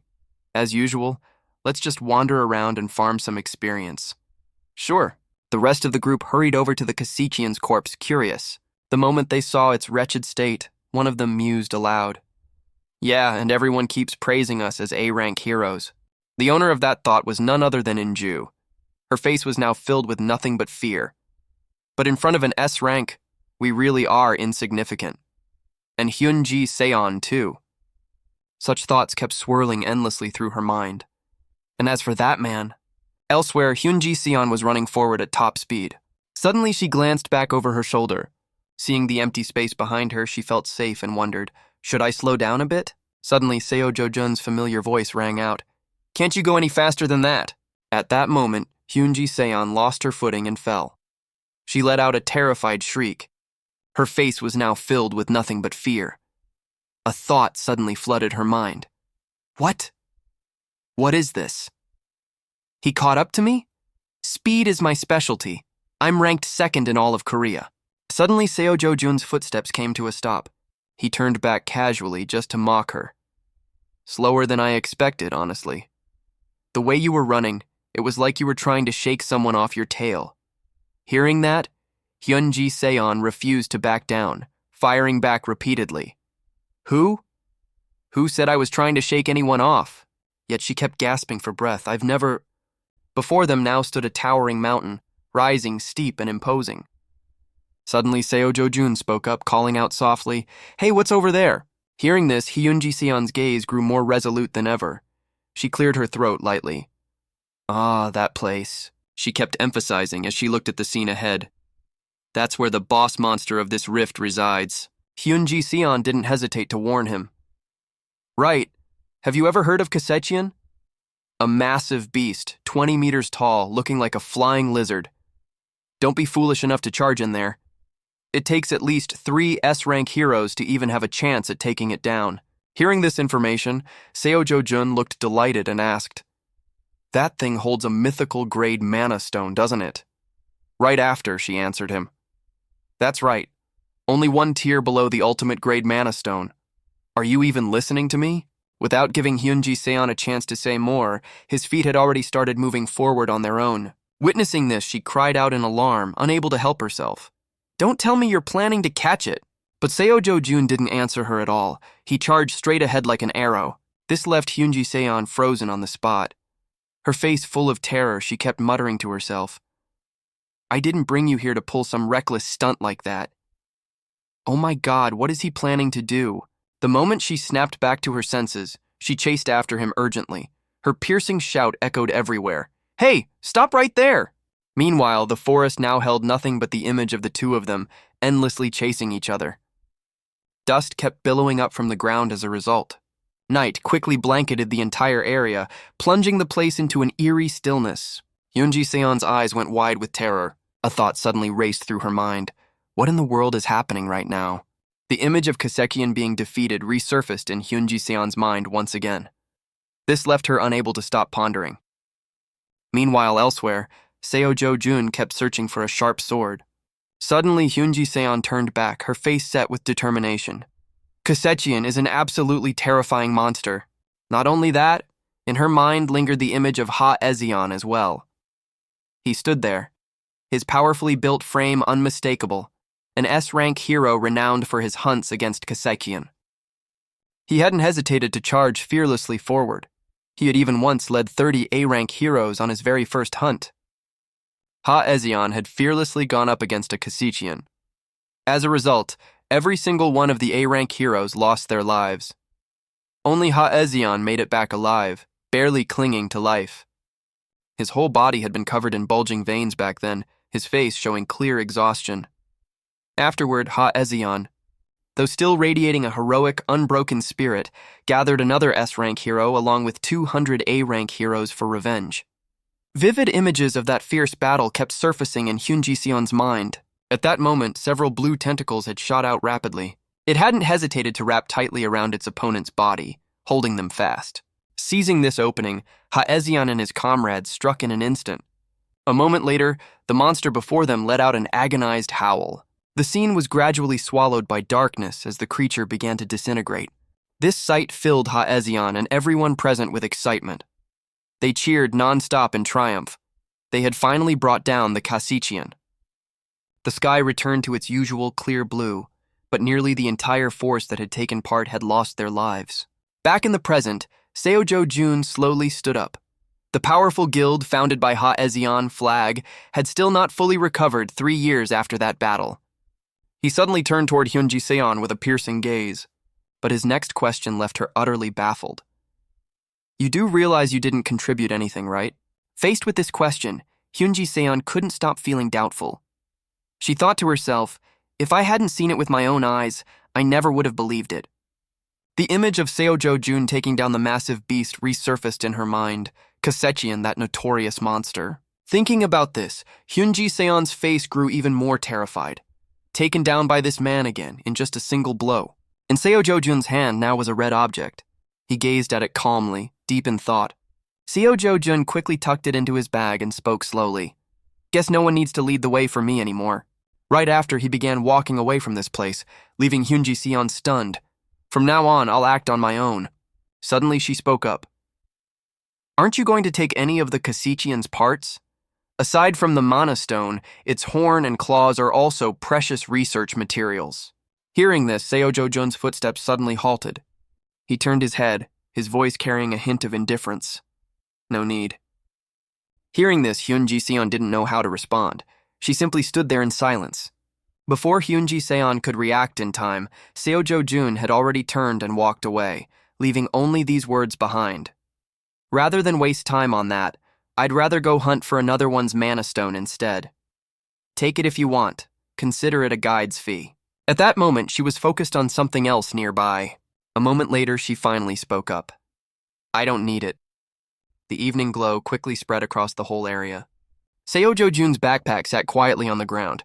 Around it, Inju's group stared at it intently in silence. Suddenly, the pink-haired young man spoke up. He borrowed that massive backpack and came back with it stuffed full of mana stones. Can you believe that? The moment he finished, someone else replied. That amount of mana stones, our entire guild would need to hunt for a full 20 hours straight to gather that much. Actually, thinking it over, it'd probably take 3 days of non-stop grinding to get that much. Meanwhile, Hyunji Seon sat quietly to the side, listening to the whole conversation.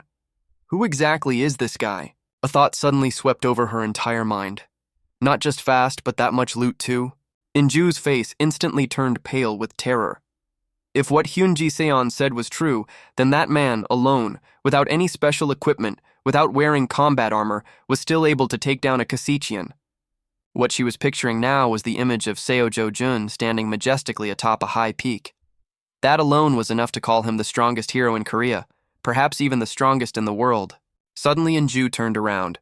Her face now held nothing but a dazed, blank expression. Seojo Jun had now returned, carrying 2 backpacks with him. Under everyone's astonished gaze, he calmly dropped the backpack heavily onto the ground. Seojo Jun slowly rummaged through something amid the chatter of the people around him. Good grief, he's brought back another full backpack. If we told anyone about this today, no one would believe it. They'd just think we'd lost our minds. The owner of that voice was the black-haired girl and the pink-haired young man standing nearby. To be clear, this can never be mentioned to anyone, not a word. Even if we told them, who'd believe it? Yeah, probably true. Suddenly someone came walking over. Ji-seon and Seojo Jun stood there exchanging words, under the puzzled gaze of everyone else. They started gossiping non-stop. Hey, are those 2 dating? Must be. When Hyunji Seon brought him along, I sensed something was off. It'd take a man like that to not get overshadowed standing next to Hyunji Seon. The moment those words left her mouth, the other replied. That pair really does look good together. You can tell at a glance, talented man, beautiful woman. And so Inju sank into her own thoughts. Her face now bore nothing but a pensive expression. Wait, actually, that doesn't quite look like the early stages of a crush. Meanwhile, Ji-seon and Seojo Jun were still chatting away cheerfully. That guy sure isn't gentle with Ji-seon at all. Who would have thought someone would dare treat her that way? The moment he handed her the backpack, everyone present let out a surprised gasp. Huh? The sight of Seojo Jun turning and walking away left Inju stunned. She couldn't stop asking, full of curiosity. What was that? He's just leaving? Without even saying goodbye? Meanwhile, Ji-seon just gave a non-committal hum to brush it off. Not stopping there, In-ju sidled up next to her and spoke up. And those backpacks, he just left all of them behind? Only then did Ji-seon clear her throat softly. I told him, if word gets out that he took down a Kasichian, he'd become famous instantly. Her words left the other woman even more stunned, and he just waved it off, said it was too much of a hassle, and left it all for me to handle. She couldn't stop passing judgment. Do people like that really exist in this world? Yet Ji-seon kept silent, her face gradually darkening. A thought suddenly flashed through her mind, causing her cheeks to flush faintly. Right. Do people like that really exist? The light of a new day shone down over the modern city. On the gleaming glass storefront, raised letters spelled out the name of a gym. A punching bag took 3 relentless hits in a row without pause. Ha Ezion growled and let out a shout, throwing his full weight into another punch. In the end, the punching bag was pounded into shreds. His eyes brimmed with fury mixed with irritation. Ha Ezion glared ahead, an unhappy voice ringing out. Damn it, just look at the state I'm in now, it's pathetic. Ha Ezion, S-rank hero, chairman of Sweet Life Guild, affiliated with the Korea Hero Association. The aide trailing behind him put on a confident smile to reassure him. Please stay calm, Chairman. As they say, the longer a frog crouches, the farther it leaps. The man kept praising Ha Ezion to the skies. The longer you endure these hardships now, the greater your reputation will become. Taking the towel to wipe away his sweat, he silently agreed. Right, exactly. I have to make those who look down on me choke on their regret. The man bowed low and kept offering flattering words piece by piece. Everything you've built up will turn into power and then explode with tremendous force. One final line from the aide made him swallow hard. By then, everyone will have to submit kneeling before you. And it seemed the man really knew how to win over his arrogant master. What's more, when it comes to dealing with Kasichian, who else understands it as thoroughly as you, sir? The man handed him a bottle of water while flattering him with a grin. In the future, you'll go down in history as the hero who conquered a Kasichian with the smallest party ever assembled. The association might even grant you exclusive rights to hunt Kasichian. Ha Ezion accepted the water bottle, with no intention of refusing the praise. Naturally, he quickly returned to his cheerful mood and answered confidently, No one knows more about that monster than I do. Looking at the framed photo and trophy on his desk, he fell briefly quiet. But still, compared to 3 years ago, the guild has shrunk pitifully. Ha Ezion glanced at his aide with a bright smile. Still, I remain the only one who could ever take down that monstrous bird. Isn't that right? Hearing this, the man took full advantage and praised him further. That's right, who else besides you, Chairman, could possibly do it? Their laughter echoed throughout the gym. The scene shifted to a personal profile file on Seo Jo-jun. Kang Jong-bit raised an eyebrow, looking at the paper with curiosity. Seo Jo-jun, huh? Is this the guy? An S-rank hero from the Hero Association, Kang Chan-hoo's cousin. His subordinate bowed slightly, reporting respectfully. Yes, a few months ago, hero Kang Chan-hoo tried to dump him into a spatial gate to get rid of him. This left him a little surprised, and he asked back, And yet he didn't die, and even awakened his powers there? Yes, that's correct. Kang Jong-bit ordered his subordinate to continue the report. Go on. He leaned forward and presented the information he'd gathered himself. The client this time is Hai-do, deputy director of Group T, and also the second daughter of the VK group. Still staring down at the resume, he asked flatly. A wealthy heiress like her, getting mixed up with a guy like that? Of course, everything has its reasons, and the issue lies in his background. I hear Seo Jo-jun was born out of wedlock into Group T's family, brought home at age 7. But 6 years ago, when Hai-do gave birth to a son, he was thrown out. A contemptuous smile touched Kang Jong-bit's lips, mixed with a hint of smugness. Family or not, that conglomerate sure was cruel about it, huh? He rose leisurely from his chair and asked casually, So how much did Kang Chan-hoo get for that job? The subordinate's voice, soft and measured, spoke up. Well, 30 billion. There was a note of disdain in his tone toward his own cousin. Is that all? Kang Jong-bit reached for his golf club and remarked, But he got beaten to a pulp, didn't he? The obedient reply came, Yes, I heard it was just a beating, but in reality, his whole body suffered severe burns. His eyes are ruined, He's alive, but barely. He calmly set the club before the golf ball and commented lightly, "That's brutal, all right." With just one gentle swing, Kang Jong-bit sank the ball perfectly into the hole. His face suddenly took on a dangerous, malicious expression. If it were me, I'd have cut off his limbs and crushed his skull. His subordinate kept on reporting everything, and I heard. His next words made Kang Jong-bit flinch and miss his shot. Hyun Ji-seon helped Seo Jo-jun at the time. The ball rolled off course and missed the hole entirely. He stormed toward his subordinate, his voice full of shock. "Hyun Ji-seon? Why would she help that guy? What relationship do they have?" The man, terrified, answered timidly, his voice trembling. "That, honestly, I'm not sure. All I know is that thanks to Hyun Ji-seon's testimony, the matter was resolved smoothly." Without another word, Kang Jong-bit grabbed him by the collar and shouted, "Investigate this for me immediately. Find out what the real relationship between those two is. If there's no blood tie, then there must be some kind of deal going on. Find out, no matter what." Panicking, his subordinate darted straight for the door. Yes, I'll investigate right away." His brow was now furrowed tight, brimming with irritation. The club in his hand was crushed out of shape by his grip. Kang Jong-bit clicked his tongue and hurled the club onto the floor. He pressed his lips together, an uneasy feeling rising within him. Haidu's people are surely going to come to me soon, wanting me to finish the job that Kang Chan-hu couldn't. After calming down for a while, he finally let out a breath. Fine, whatever. On Kang Jong-bit's face now was an expression of greed and scheming. Money surely won't be a problem for a wealthy heiress. Night fell quickly and the moon rose high. Seo Jo-jun strolled leisurely down the deserted street.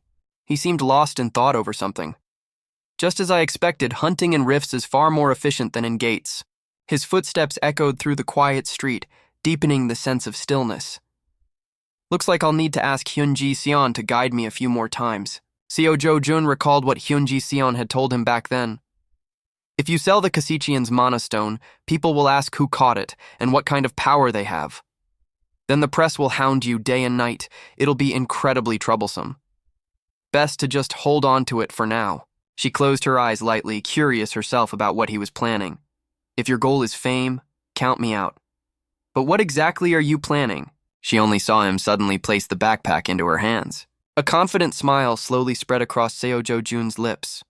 I'll find another way to get in and out of rifts. Finally, his footsteps stopped in front of a long, dim corridor. For now, just rest up.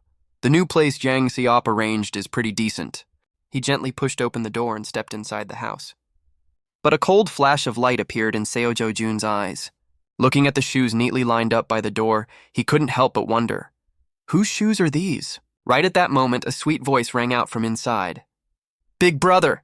Right before his eyes now stood a group of men dressed in black, looking extremely dangerous. Cheon-jong glanced over at Seo Jo-jun, silent, saying nothing.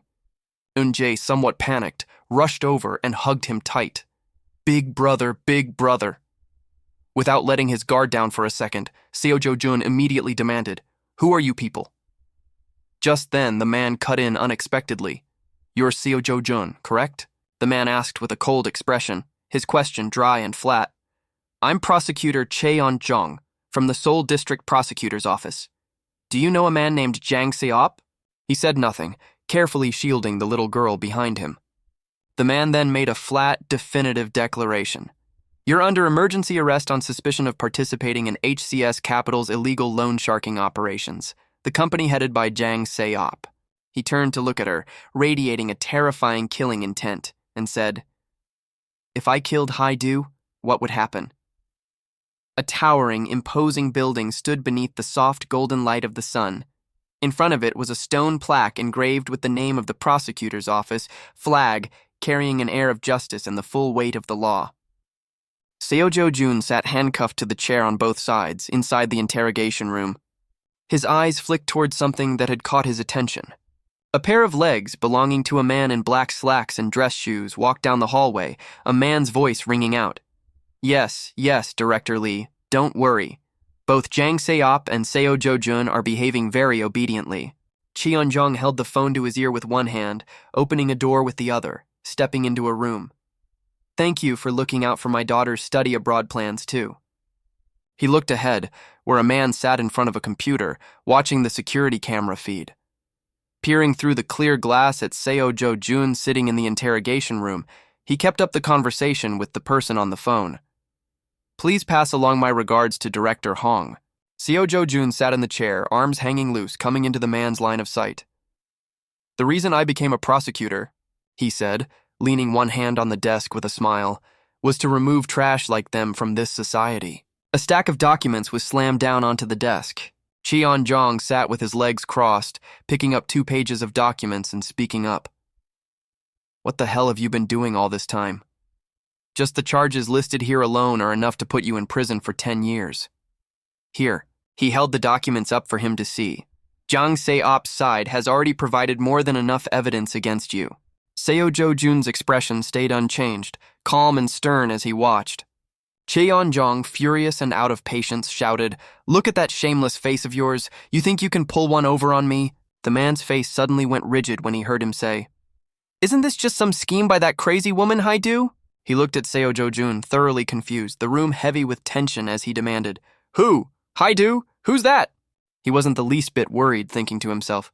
Given how things stand, Jang Se-op's side has probably fallen apart completely by now. I meant to stay quiet and cooperate so this could all end smoothly. But since things have come to this, he took a step forward, saying at the same time, I don't know where you're getting your information from. Cheon-jong's eyes went wide, his face darkening with menace as he glared at Seo Jo-jun. You think Korean prosecutors are here for fun?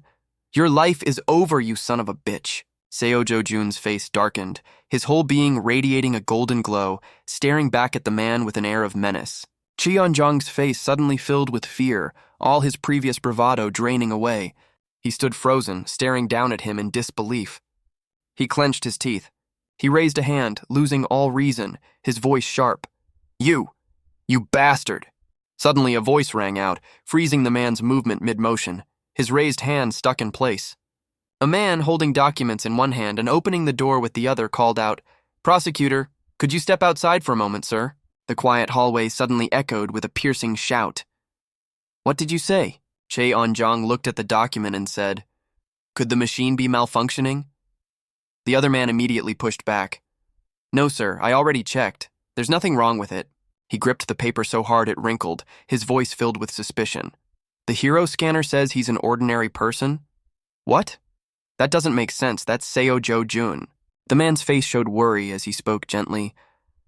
I'm not sure why either. Maybe the information about his awakening was wrong. Cheon-jong's face fell, thinking. But that information came from Group T, they couldn't be wrong. And besides, he even knew Haidu's name. Who on earth is this guy?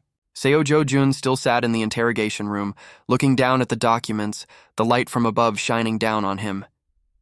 His face showed a flicker of anger, thinking to himself, Now I understand why people call Korean prosecutors bastards.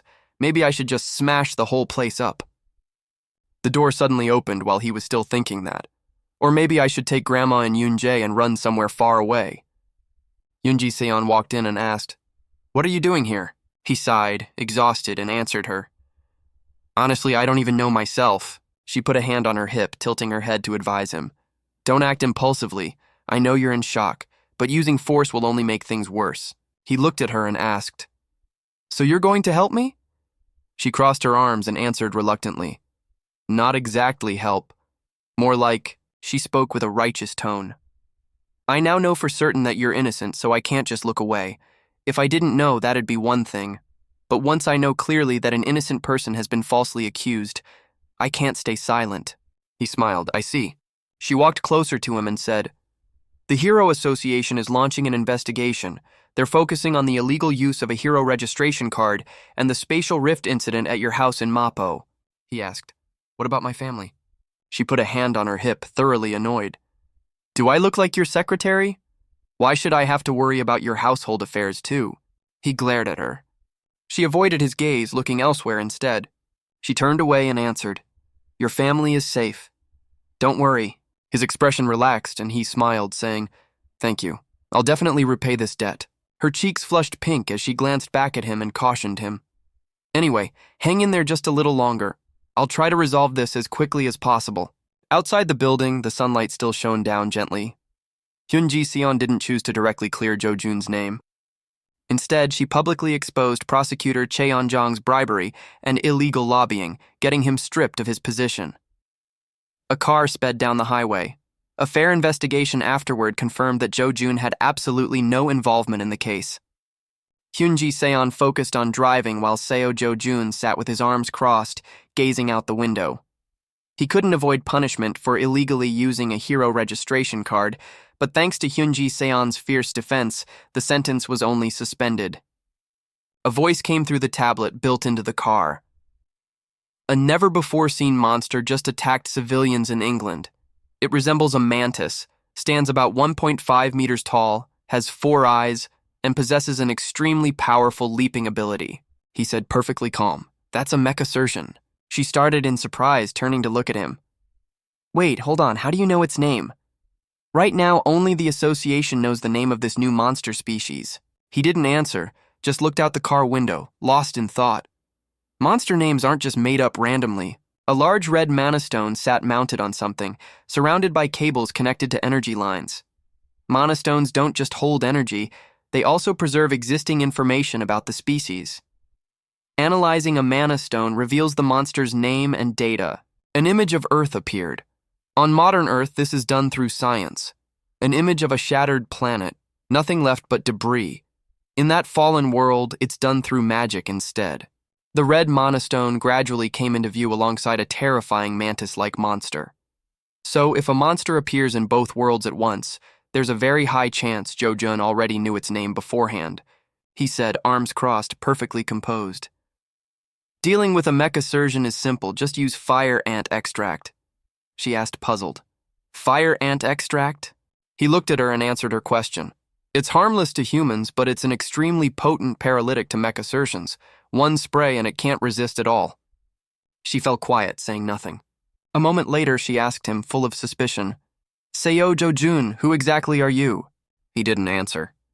The car kept speeding down the highway. She glanced over at him. He acted as if he hadn't heard, staying silent, and she asked him, irritated and frustrated, Are you even listening to me? His face darkened, and he suddenly spoke up. If I killed Haidu, what would happen? A furious woman bit her nails. Haidu sat in her office, her face full of worry and a hint of fear, biting her nails non-stop. A bodyguard stood upright, looking at her with concern. The bodyguard, hands clasped behind his back, holding a document, said gently, So that's how it happened? She bit her nails, anxious and somewhat irritated, and spoke up. Hyun-ji Seon? Why her? The bodyguard, one hand holding the document, the other gesturing, tried to explain. It's still unclear. No one knows what the relationship between them and Jo-jun is, or how they even know each other. Her face twisted with venomous intent, radiating killing intent. Her long nails cracked from constant biting as she hissed. That bitch Hyun-ji Seon? What the hell is going on? Haidu stood up, slamming both hands on the desk, and spoke. And what's this about Jo-jun not being a hero? You told me he'd already awakened. With killing intent radiating around her, the bodyguard spoke up. We're not sure about that either, but it does seem he really has awakened. Perhaps he possesses some kind of ability that can bypass the hero detection device. That's just my guess, though. Her eyes went wide with pure malice. She pointed a finger and shouted, Contact Kang Jong-bit right now. Tell him I'll pay 30 billion. Get it done immediately. Kang Jong-bit's voice dripped with mockery. I won't do it. 30 billion is chump change. It needs to be double that to be worth it. The man standing at attention, hands behind his back, spoke up. Double, sir? Isn't that a bit much? Kang Jong-bit raised a finger. You don't understand a thing. He propped both feet up on the desk. To Haidu, I'm her only option. Besides, once this is done, 60 billion will mean nothing to her. His face darkened, his entire being radiating a fierce, malicious glow as he smiled. Now, Hyun-ji Seon's mixed up in this too. If I have to go up against an S rank, that price is more than reasonable. The man, looking wary, spoke up with a hint of worry. Hyun-ji Seon, she really is a dangerous opponent. His foot suddenly slammed down on the desk. The action made the other man flinch, filled with fear and caution. Kang Jong-bit, radiating a threatening aura and a touch of anger, said to the man, You idiot, you think all S ranks are the same? Someone like Hyun-ji Seon, I could handle her in 20 minutes tops.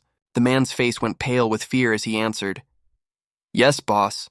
His expression suddenly shifted, no longer angry and threatening, breaking into a gentle smile as he asked, "Any response from the association yet?" "Not yet." The man answered, images of expensive bottles of wine chilling in ice buckets to enhance their flavor. "Apparently, they say they can't increase the payment due to the UK's financial constraints." The man kept answering his questions, watching his back as he walked toward the window. The association also publicly announced they'll be carefully selecting which heroes to send. Furious, he swore, "Damn it, they're pushing this hard, basically saying the pay's too low without daring to say it outright. They just don't want to go." He turned his head back and spoke. "The people in that association are the real thugs." "When are we leaving?" The man quickly answered. "In 3 days, sir." Under a clear blue sky, a voice came through. "They've arranged to fly with the Japanese hero group." He looked out the window, the scene showing a plane flying through the sky above a city full of skyscrapers. "Ah, Japan, huh? I might as well meet up with Tatakashi while I'm there." Flag. His hands tucked into his pockets, he said lightly. "Mecha Circean is a new monster. No one's found its weakness yet." The scene showed a beautiful, modern city. "If I discover its weakness, my value will skyrocket." Bursts of purple lightning flashed blindingly amid the unending rumble of thunder. Cambridge, England, civilians scattered in panic below as a monster flew overhead, looking down and chasing after them. The monster's neck was long, with pincers on either side, its eyes glowing gold as it looked down at the armed fighters standing firm to block it. They looked up at the monster, full of worry and fear. The monster suddenly let out a piercing screech and lunged forward. Its sickle-like blade came slashing down toward them with tremendous force. They scattered quickly to dodge the monster's attack. The scythe came down hard, cracking the stone ground beneath it. A few fighters wielding swords leapt up to strike the monster. Someone on the ground cast a spell toward the monster. The monster's head was quickly severed from its body by the combined attacks. Its head flew off, separating from its massive body. The headless body quickly collapsed onto the stone courtyard, lifeless. Everyone stared at the monster's corpse lying on the stone floor. They wiped away their sweat, exhausted. The platinum-haired woman turned her head, looking around, puzzled. 2 more monsters, just like the one before, let out piercing shrieks, radiating a terrifying aura around them that struck fear into the fighters. The woman's eyes went wide with terror, unable to defend herself in time as she watched it lunge toward her. The purple lightning never once let up, growing even more intense, flashing amid the pitch-black clouds, blood splattering everywhere. Flag. 3 massive monsters ravaged the city, collapsing buildings and setting fires everywhere. England's heroes were throwing everything they had into stopping the monsters' advance southward. But with no clear information on the enemy, they were completely helpless. The monsters kept advancing toward the cities ahead, where the buildings' lights were still lit. And now, with the Cambridge defense line just collapsed, the capital, London, was less than 60 kilometers away. Thick smoke and dust made it hard to see clearly with the naked eye, but the monster's eyes glowed golden, clearly visible through the haze. Its eyes glowed golden, staring straight ahead. Suddenly, the golden glow faded from its eyes, turning gray. The monster collapsed, startling the others into shrieking. One by one, they began to collapse, all life draining out of them. An airplane flew overhead, looking down from the sky. Kang Jong-bit and 2 others stood there, faces full of shock and disbelief, staring down as one of them spoke up. "Oh my God, so it's really true." Her face still couldn't hide her astonishment, frozen in place, while the others had already started praising her. Miss Hyun-ji-seon was right. The red fire ant extract really does work. Even a mecha surgeon couldn't withstand it. "You're amazing." Kang Jong-bit's face darkened with jealousy, thinking to himself, "No way. Does she really have this level of skill? What the hell is going on here?" She smiled, looking back, and said, "All right, move in, let's finish this." The 2 behind her replied at once. "Understood." Hyun-ji-seon smiled, sword in hand, and leapt out of the helicopter along with her 2 companions. A few hours later, a plane landed, and inside the terminal, reporters stood waiting by the door, cameras in hand. Young reporters, some holding microphones, others cameras and camcorders.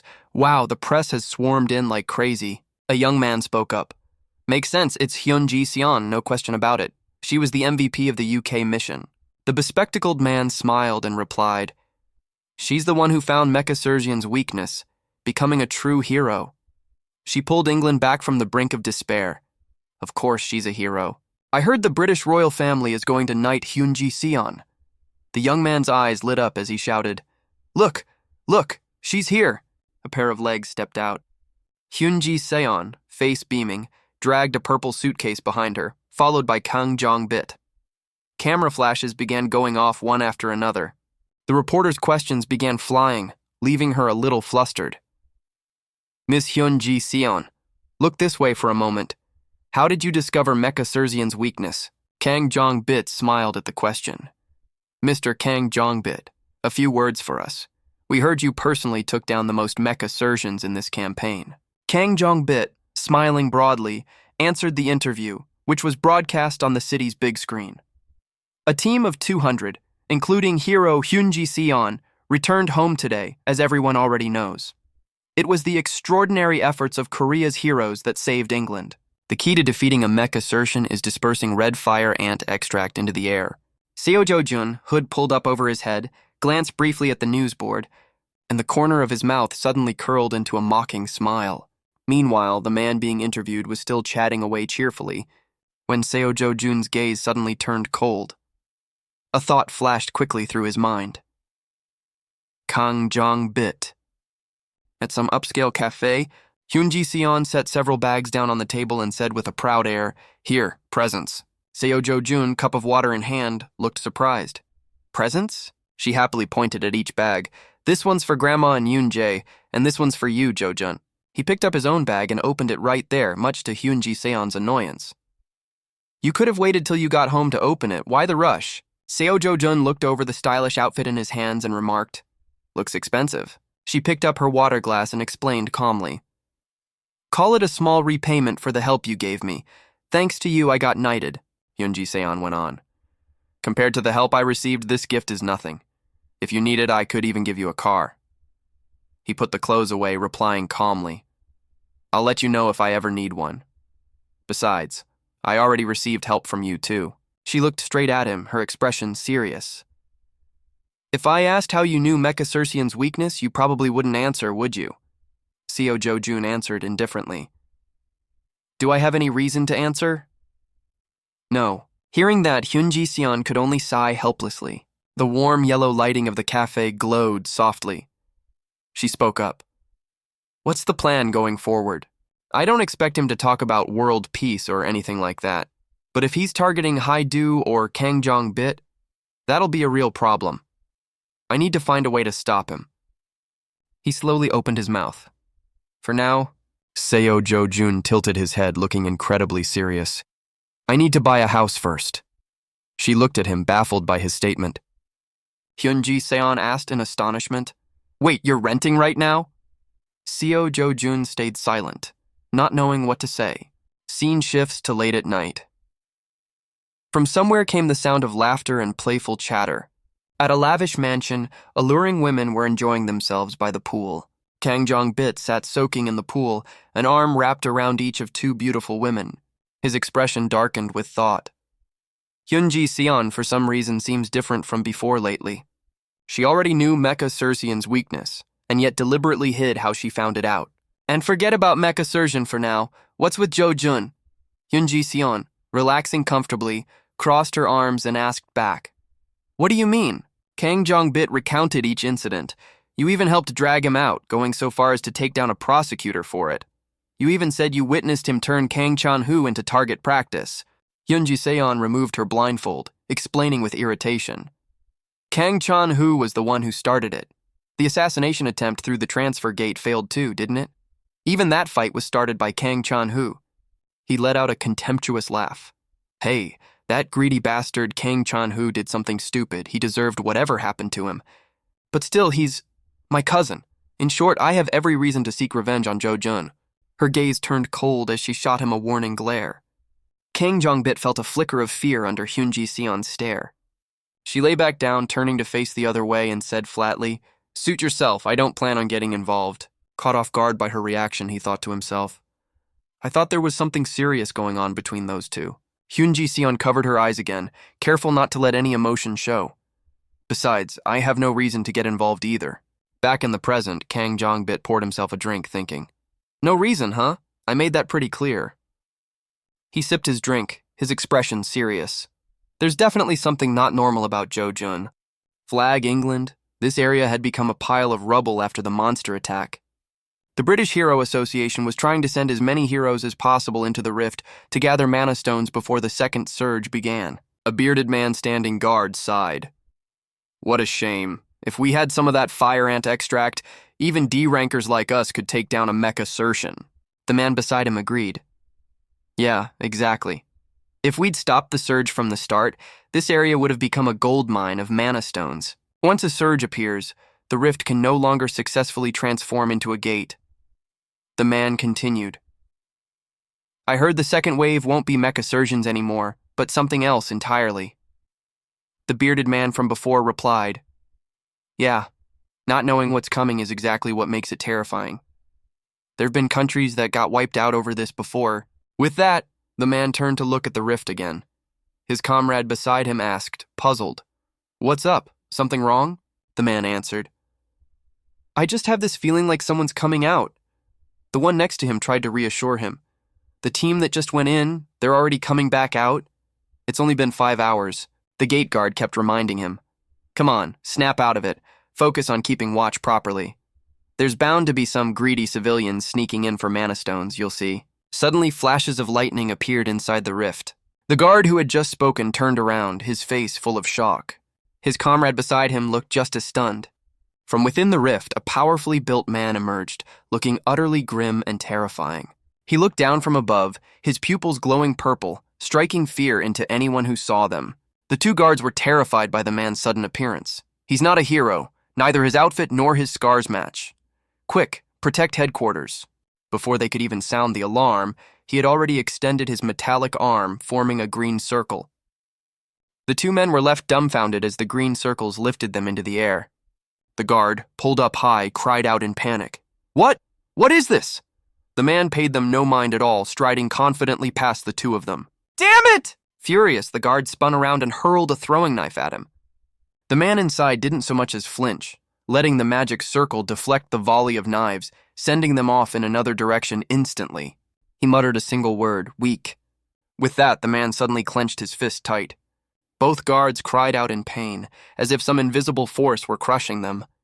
He gently reached out a hand. His fingers twitched slightly, and purple sparks of lightning appeared. From within the lightning, a phone slowly materialized. On its screen, a number was still displayed, 19.26%. On the deep red screen, 19.26% showed clearly. The man wondered aloud. 10 years have passed here by now, and it still hasn't even hit 20%? He walked past the two guards, muttering to himself, Don't tell me it failed, all that effort to create a spatial rift for nothing. First, I need to raise the mana density. One of the two weakened guards spoke up feebly.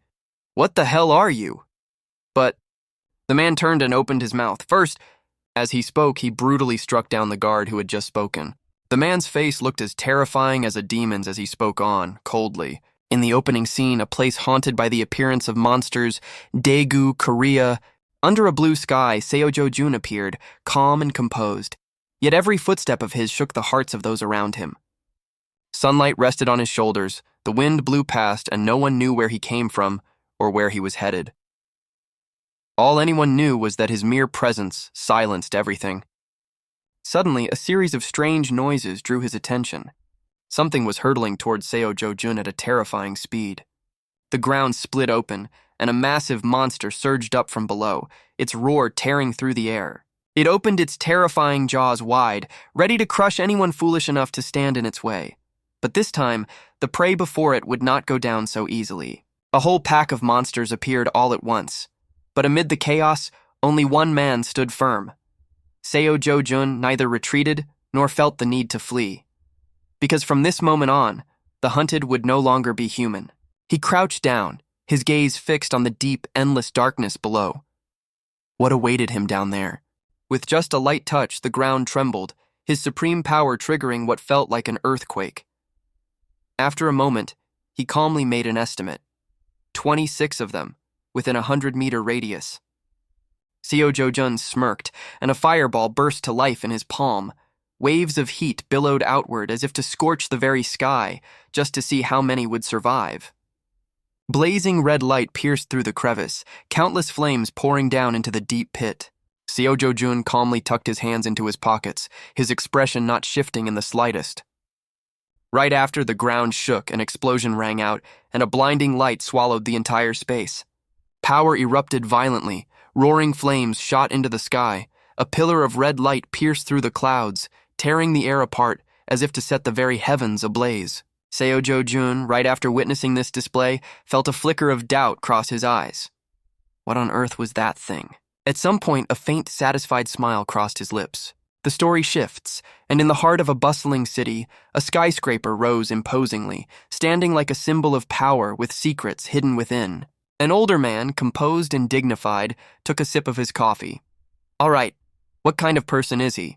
The sunglasses of the subordinate beside him flashed. He spoke in a grave tone. Truly, he's a hard young man to get close to. A few others nearby nodded slightly in agreement. He confirmed to me himself that he really is a hero. Min Hong-gi, vice chairman of the Korea Hero Association. Not stopping there, Na Tai-hwang kept digging deeper. He looked at his aide with curiosity. I heard the hero measuring device couldn't even read him. Is that right? Min Hong-gi casually straightened the stack of documents on the desk and nodded. Yes, I never got a clear answer on that. The middle-aged man in a black suit, tall and sharp-featured, shouted angrily. What an insolent brat. As a member of the association, he should give a clear answer. This man was none other than Sung Chae-on, vice chairman of the Korea Hero Association. The air grew as tense as a taut string. The man sitting beside him raised a hand slightly to signal. Anything else? Na Tai-hwang urged his aide once more. Did you find anything else? Min Hong-gi held up 2 pages covered in writing, then shook his head. Not much, but there's still some information. And then, he gradually revealed a shocking secret behind the scenes. Everything about Seo-jo-jun began with a dark scheme by the hero Kang Chan-hoo. Spiritual energy surged in his hand. Seo-jo-jun raised his head in defiance, ready to face the massive monster's crushing blow head-on. His eyes burned with killing intent, his hand ablaze with fire. Seo-jo-jun clenched his fist tight, spiritual power swirling as if to incinerate every enemy before him. Min Hong-gi continued. Seo-jo-jun had nearly died in a battle inside a spatial gate, and that's when his power awakened. The monster's entire body was crushed, flesh and blood scattering in every direction. A thunderous explosion echoed, as if the earth itself were collapsing. The shockwave sent dust and shards of bone flying across the sky. Afterward, he took revenge on Kang Chan-hoo, then single-handedly dealt with the new rift in Mapo. The battlefield shook. Red flames roared skyward. Seo-jo-jun's figure surged forward like a storm, sweeping aside every obstacle in his path. Min Hong-gi, expression grave, read to the very end. Seo-jo-jun possesses overwhelming power. Na Tai-hwang crossed his arms, deep in thought. Truly a wild horse hard to tame, but a prized one indeed. He requested official hero certification, claiming he had a sponsor. Who within the association? Min Hong-gi's face darkened as he answered, the air growing heavy. It's Hyun Ji-seon, an S-rank hero. Na Tai-hwang and Sung Chae-on froze in shock, their eyes wide with disbelief. Flames roared to life. Seo-jo-jun stepped forward, the corner of his mouth curling into a provocative smirk. Amid the glimmering reflection of the golden card, his cold expression became clearly visible. Seo-jo-jun turned to look at the golden card, the 8th name on Korea's list of S-rank heroes. The massive monster's body lay shattered on the ground, streaks of toxic blood pooling around it. Thanks to this, he was now free to hunt monsters within rifts as he pleased. Not bad at all. Na Tai-hwang's lips curled into a smile, fierce and tinged with something almost manic, as if everything were unfolding exactly according to his calculations. In the quiet meeting room after that burst of laughter, he let out a sigh. He looked at his 2 colleagues across from him with admiration. This kid really does have guts. Yes, his actions truly go far beyond what an ordinary person could achieve. But the calm was suddenly shattered by an anxious, sharp voice. Sung Chae-on slammed the table and shot up, sweat streaming down his forehead, his voice booming with irritation. What? He dared to go alone into a level 2 rift without any teammates or support squad at all. That guy must be out of his mind. Natai Huang's gaze stayed calm and deep, answering only with heavy silence.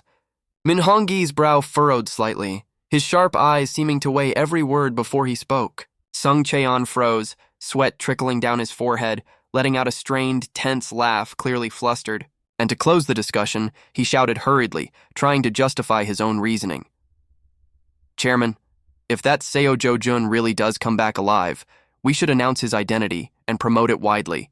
He's Korea's 8th S-rank hero, after all.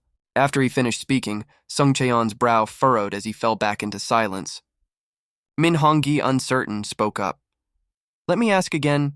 There are still those who hesitate over the consequences that might follow, but that might not be what he actually wants. Shouldn't we ask for his opinion first? Those words were immediately shot down by an irritated Sung Cheon. Hey, Vice Chairman Min, what are you even saying? In times of instability like this, announcing another S-rank hero would put the public's mind at ease, wouldn't it? The atmosphere in the meeting room turned, all eyes falling on the one with the final say, Na Tai Huang. Chairman, what do you think? A steady, composed voice spoke up. I've heard both of your opinions clearly. His expression showed not a flicker of unease, his eyes filled with resolve. Let me go meet him myself and see. The scene cuts back to the protagonist. Seo Jo-jun unleashed a thunderous kick, his body slamming straight into the giant monster. The impact shattered the ground beneath them. The monster's body was sent flying backward amid a fierce, thunderous roar. He charged straight into the pack of monsters, their jaws gaping wide and hideous. His gaze stayed calm, his hand opening as if preparing to unleash a technique. Seo Jo-jun's eyes turned razor-sharp. His hand swung up, spiritual energy gathering with full force, preparing to deliver the finishing blow that would make the monsters tremble. Fire was summoned, his hand bursting into flame, roaring fire gathering into a force of destruction, ready to come crashing down on the monsters. The flames erupted violently, slicing straight through the monster's body. Seo Jo-jun landed hard on the ground, dust rising from the impact. His arm still trailed flames from the strike he'd just delivered, his gaze cold, his whole body radiating an overwhelming presence. The roar of the explosion drowned out everything. The scene was left in nothing but chaos of fire and smoke. The monster's body shook violently before shattering into pieces. Seo Jo-jun stood tall atop the incinerated monster's corpse, the last flames still flickering around his arm. Against the deep blue sky, his silhouette looked like that of a ruler, both majestic and cold.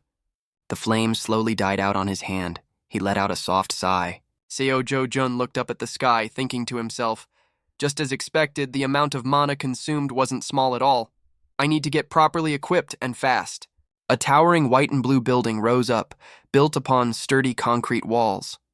Under the sunlight, a sign came into view, Gasan Hero Complex. Not far ahead, a warm brown weapon crafting shop sat there, balancing out the cold tone of the whole complex. Inside the shop, a young, well-built blacksmith sat at the counter, eyes glued to his phone screen. A gold-plated doorbell, its pendulum shaped like an inverted sword, jingled to announce a customer's arrival. The door opened. Seo Jo-jun stood there, hands in his pockets, a bulky sack slung over his shoulder, as long as his own body. The blacksmith showed no warmth at all, speaking in a completely mechanical tone. Tell me the name of whoever made the reservation. Seo Jo-jun stepped forward and set the heavy sack on the table. Even then, the young man didn't bother to even glance at it. Politely, Seo Jo-jun stated his request. I'd like to use this to make a weapon. The young man kept his eyes glued to the screen, barely frowning as he flatly refused. If you're not the one who made the reservation, this isn't happening. Go find somewhere else. Faced with the blacksmith's indifferent attitude, Seo Jo-jun began to lose patience, his face darkening, eyes sharp as a blade, his voice low. I heard plenty of places are so packed they're not even taking new customers. You're the one who answers the phone, aren't you? Absorbed in his game, the young man finally glanced up at Seo Jo-jun, clearly annoyed by the disturbance. Damn it, I already told you we're fully booked, we've got no room. Go check elsewhere. Every craftsman in this district is skilled anyway. He grabbed the man by the collar and lifted him right out of his chair, veins bulging on his arm. The young man shrieked in shock. "Are you insane? What do you think you're doing?" Seo Jo-jun stared at him intently. "Are you the owner?" The young man, panicked, corrected him. "I'm the owner's son." Seo Jo-jun closed in, radiating a chilling, oppressive aura, glaring as he ordered, "Get your father out here right now. I heard this place was good. That's why I came all this way." The blacksmith reluctantly turned and walked off, shooting him a strange look on the way. He shouted loudly, "Dad, there's a customer here to see you." An old man came shuffling out in flip-flops, footsteps echoing. His age hadn't worn down his firm, sturdy build. Drenched in sweat, he adjusted the strap of his hat and asked, "Who sent you here?" His name was Cheo Kwan, a craftsman who forged equipment for heroes. Seo Jo-jun answered briefly, "Hyunji Seon." Hearing that name, both father and son instantly went pale, caught somewhere between wariness and outright terror. Cheo Kwan asked again, "Is it really true that Hyunji Seon sent you here?" Seo Jo-jun didn't answer, calmly pulling the zipper open on his bag of materials. He pulled out 2 rough-hewn pieces of material, long golden brown with sharpened tips. Cheo Kwan recognized the item at once and was struck with shock all over again. He stepped closer, picked up the 2 items, examining them thoroughly while stammering. "This is..." The young blacksmith looked over curiously too. "Dad, what is that?" "Rare, truly rare. It's a fang from a giant black-fanged serpent. It's been ages since I've seen one of these." Seo Jo-jun laid out a more detailed request. "Forge me a sword, just something functional. But for quality and length, the longer the better." The old man paused for a moment. "Longer? You don't understand. With non-metallic material like this, if you try to stretch it too long, the durability will drop significantly." Arms crossed, Seo Jo-jun listened quietly, his eyes appraising. The old man then offered an alternative. "I'll make you 2 medium-length swords instead."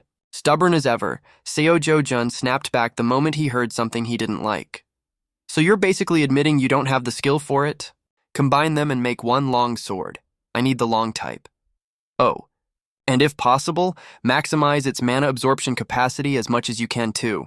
The young blacksmith exploded in fury. Hey, that's just too much to take. Saying we don't have the skill? My dad here can craft even ordinary weapons with a mana absorption rating of grade 3 or higher, you know." Seo Jo-jun suddenly fell silent. He picked up a finished, finely forged sword from the display rack. Seo Jo-jun held the blade by both edges with his hands, guessing aloud. "This one looks like about grade 5, doesn't it?" With that, Seo Jo-jun's rough, sinewy hands gripped the blade tight and squeezed. A mysterious light burst from his hand, bright enough to fill the entire shop, making the blacksmith standing a table's length away take a half-step back. The next instant, before the dumbfounded father and son, he cleanly crushed the sword like a piece of scrap metal. The sword in his hand shattered in the blink of an eye, fragments large and small flying everywhere. The scattered pieces of metal clattered to the floor. Father and son stared in stunned silence at the wreckage. Seo Jo-jun let the last fragment drop too, his fist still clenched, cold and intimidating. "If you're going to make garbage like this, you might as well quit the trade right now." The air around them crackled with tension, as if it were on fire. The blacksmith stood frozen in fear. At the edge of a forest bathed in sunlight, lush and green along a lake shore where leaves and flowers mingled, everything seemed peaceful and undisturbed. A massive monster stirred, flag growling as it stirred up destruction. Its single eye, right in the center, was still closed. It suddenly snapped wide open, its bloodshot pupil flashing with a chilling glow. Its immense, oversized frame stirred to life amid the wilderness, hunched over, each footstep threatening to shake the ground. It threw its head back and let out a roar that echoed up to the clouds. Right at that moment, Seo Jo-jun approached with a calm demeanor, 1 foot stepping into the shallow water. He found the roar utterly bothersome. Noisy as ever, huh? He gave a flick of his hand, and a flame flared up to chest height, his gaze already locked onto the target. Seo Jo-jun shot forward like the wind, dodging the monster's heaven-splitting stomp. The monster froze, staring at the strange figure hurtling toward it, unsure whether it was looking at a demon or a man.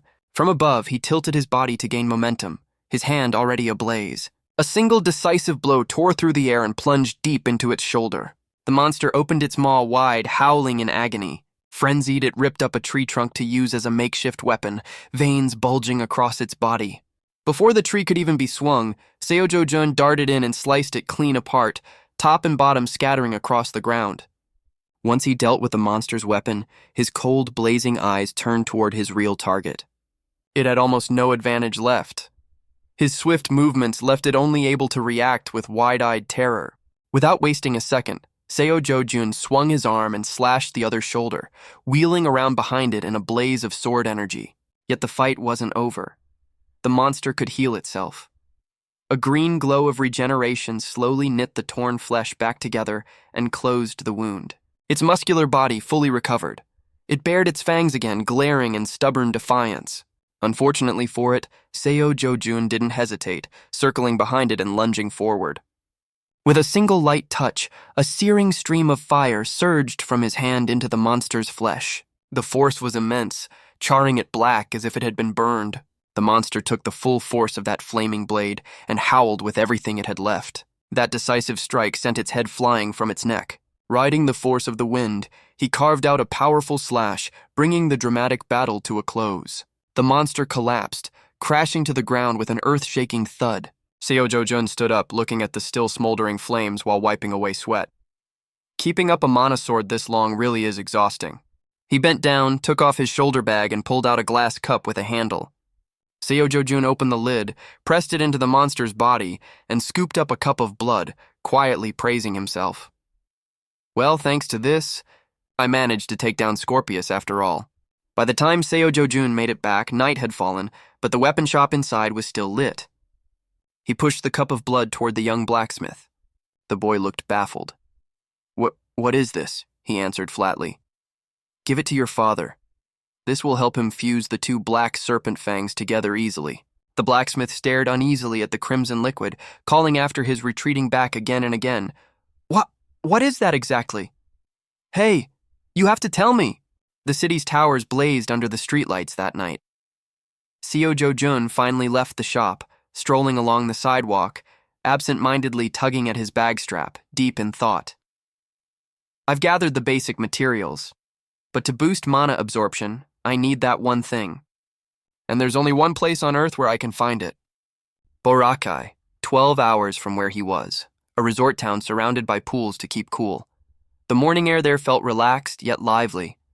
A phone by the poolside buzzed with an incoming call.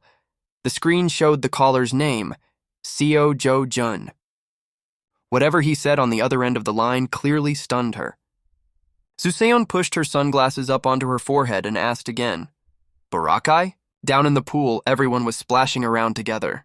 On the deck, Suseon and Inju lounged on chairs enjoying their day off. Behind her cold-eyed sunglasses, Suseon kept watching. She spoke up. The council decided to send heroes to Boracay. Inju sipped her drink and replied, Yeah, I heard the Boracay government and the council both gave in. They're planning to seal off the entire rift zone now. Inju, in a low-cut black bikini that showed off her full figure, gently took off her glasses and smiled. Sure, the monsters over there are much fiercer, but in exchange, the haul is pretty good too. Mana stones and all. The pay from the guild is solid, so our clan decided to join in. Are you coming too? She asked back. Suseon probed for information about the man. That's the S-rank number 8 who's been making waves lately, right? Inju replied. I'm not really sure. Suseon, not satisfied, raised her voice. Not sure about what? I heard you two are pretty close. Suseon quickly denied it. What? There's no such thing. No such. So cute when you get flustered. I saw you two with my own eyes out hunting Kokachian together. Suseon forced a smile, her face flushing red, and answered awkwardly. That was... Inju eagerly stretched out both arms, cooing sweetly. Really? Thanks so much. Suddenly Suseon stammered and cut in. But even I'm not sure whether he's coming along. Elsewhere, sweat rolled down the blacksmith's cheeks, his face tense. Hold on. How did he even manage to find this material? Such a perfect fusion. It doesn't look like metal at all, cast as one solid piece. Who would have thought Scorpius blood could be used like this? Seo-jo-jun stood with his arms crossed, looking every bit arrogant, the corner of his mouth curling up slightly. The blacksmith held the sword blank in his hands and grudgingly agreed. Fine, I'll take the order. I'll stretch it as long as I can. Up to 180 centimeters, Seo Jojun reminded him. Make it a two-handed greatsword, but design the grip so it can still be swung with one hand. About 5 kilograms should do. Kilograms. Under his hat, the old man's face twisted. What's this? Suddenly talking so politely. I thought you were the stubborn, ill-mannered type. Turns out you know your manners after all. Or maybe this weapon just means that much to him. The shopkeeper studied the rough, heavy blank in his hands and muttered, 5 kilos is a lot to swing one-handed. It's not like he'll only swing it 2 or 3 times, you know. He spoke up. It's fine, just make it that way. How long will it take? The blacksmith answered. At least a month. The mana absorption rate could reach as high as level 7. He thought to himself, level 7, huh? I wonder if it can handle the full force of my power. Just as he'd expected. He'd have to use that thing after all. For now, just shape it first, he told the blacksmith quietly. As for boosting the mana absorption rate, wait until I bring the materials before you start on that. The old man's pupils shrank against the whites of his eyes, filled with worry. Could it be he's going to go get that material himself? A few days later, in front of a parking area sign, a luxury car sat parked in the lot. He stood beside the car, his face full of gratitude. Thanks. I'll put it to good use. Zuseon smiled back. Don't mention it. Do I really look that short on cash to you, and here you only asked for something worth $1 billion? Seo Jojun smiled and replied. That amount seemed reasonable. That left her speechless for a moment. Zuseon stood there momentarily dumbstruck. Zuseon watched, puzzled, as he looked the car over. Curious, she asked. What's going on with the Hero Association? Seo Jojun answered. They're planning to reveal my identity. I told them they'd have to pay a fair price for that. She blinked in surprise. Pay a price? Chairman Na Huang always puts the greater good first. Seems that way. But the negotiation fell through. She snapped angrily. Can't you just behave for once? I'm the one vouching for you. Please think of me too. Her words were answered only by the cold slam of his car door. Zuseon climbed in and took the passenger seat. Fastening her seatbelt, she tilted her head and said, The association swamped sending forces to the rift zone near Barakai. Once things settle down, I'll arrange for the chairman to talk to you again. Seo Jojun's voice was full of exhaustion. Barakai. Zuseon's arm brushed lightly against his. Yeah, that's right. They said they're going to fully seal off part of the area. The distance between them kept shrinking, the air charged with something intimate. Seo Jojun looked into Zuseon's eyes and asked quietly, Are you going too? Her face flushed red with embarrassment, beads of sweat trailing down her cheek, leaving her feeling both nervous and flustered. She turned to answer, Of course I am. Why do you ask? Seo Jojun's handsome face and charming voice rang out. Because I want to go with you. Those words made Zuseon's heart race, her cheeks blushing a soft pink from embarrassment. Somewhere else, Hairu's face was etched with fear, trembling. She snapped at Zeon Pio. What? You want more money? The corner of his mouth curled up. This isn't the time to pinch pennies, Director Hairu, she shouted furiously. I already advanced you 30 billion and you still want more? When exactly are you going to get started? I should have handed this to someone else. Zeon Pio simply answered. Who else would even take this job? She sneered. There's no shortage of people in this world who'd kill without blinking as long as the money's right. He smirked with a sigh, eyes mocking Hairu. But you really are missing some information, Director. Should I just give it to you for free? Seo Jojun, he's S-rank, South Korea's 8th-ranked S-rank hero. Hairu's face twisted, sweat breaking out on her cheeks, and she shouted, That worthless punk is S-rank? Are you mocking me? He chuckled. Oh, come on! Information, huh? I had to pay good money to get that information. If you don't believe me, feel free to just sit there and wait to die at his hands. He turned and walked slowly toward the door. Her voice called out behind him. Wait. What was that? So Jojun is really S-rank? If that's true, then I really can't control him anymore. Zeon Pio's smile curled up, dripping with malice. It's not just about the money. If we end up becoming close business partners down the line, that'd be even better.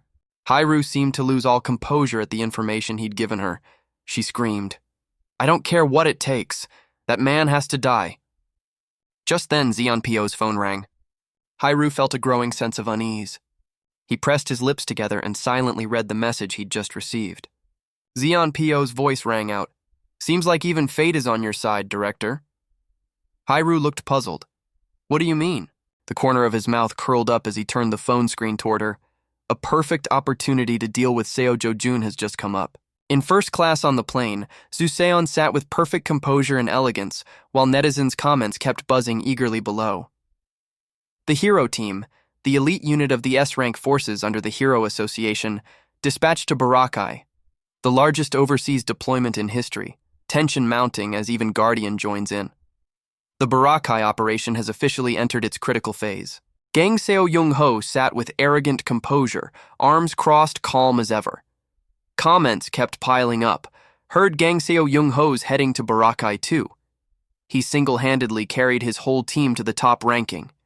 Guardian sniffs out money like a hunting dog. Barakai probably won't pay that much though. Unless...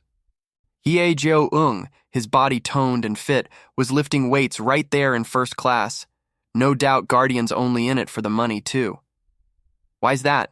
Hero's been bumped out of the top 3 times already by the guild. They must be short on cash.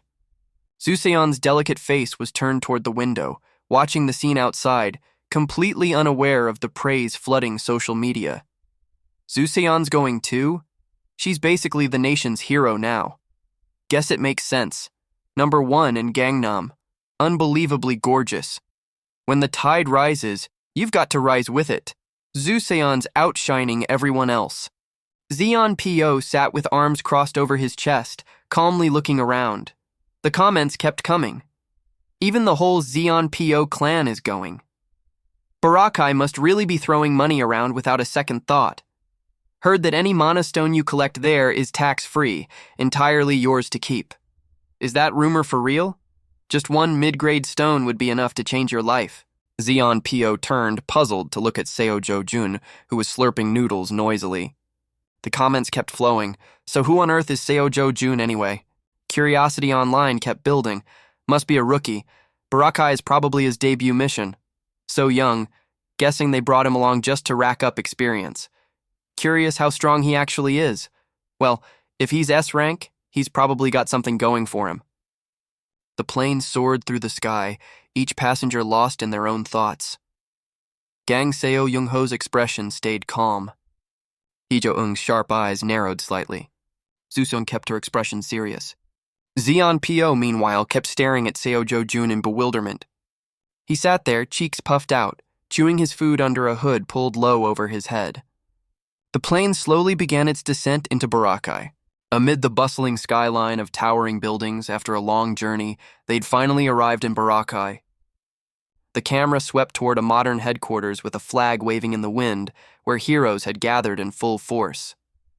The Barakai Hero Association. Right then, breaking news erupted in the middle of an emergency meeting. The reporter announced, "The Korean expeditionary team has just landed at the airport." The other man looked pleased. That's good news. Out of all the summoned nations, they arrived the fastest. A senior official jotted notes while commenting in the heavy atmosphere. A few heroes skipped their rest and headed straight into action. This country really moves fast, doesn't it? He hesitated.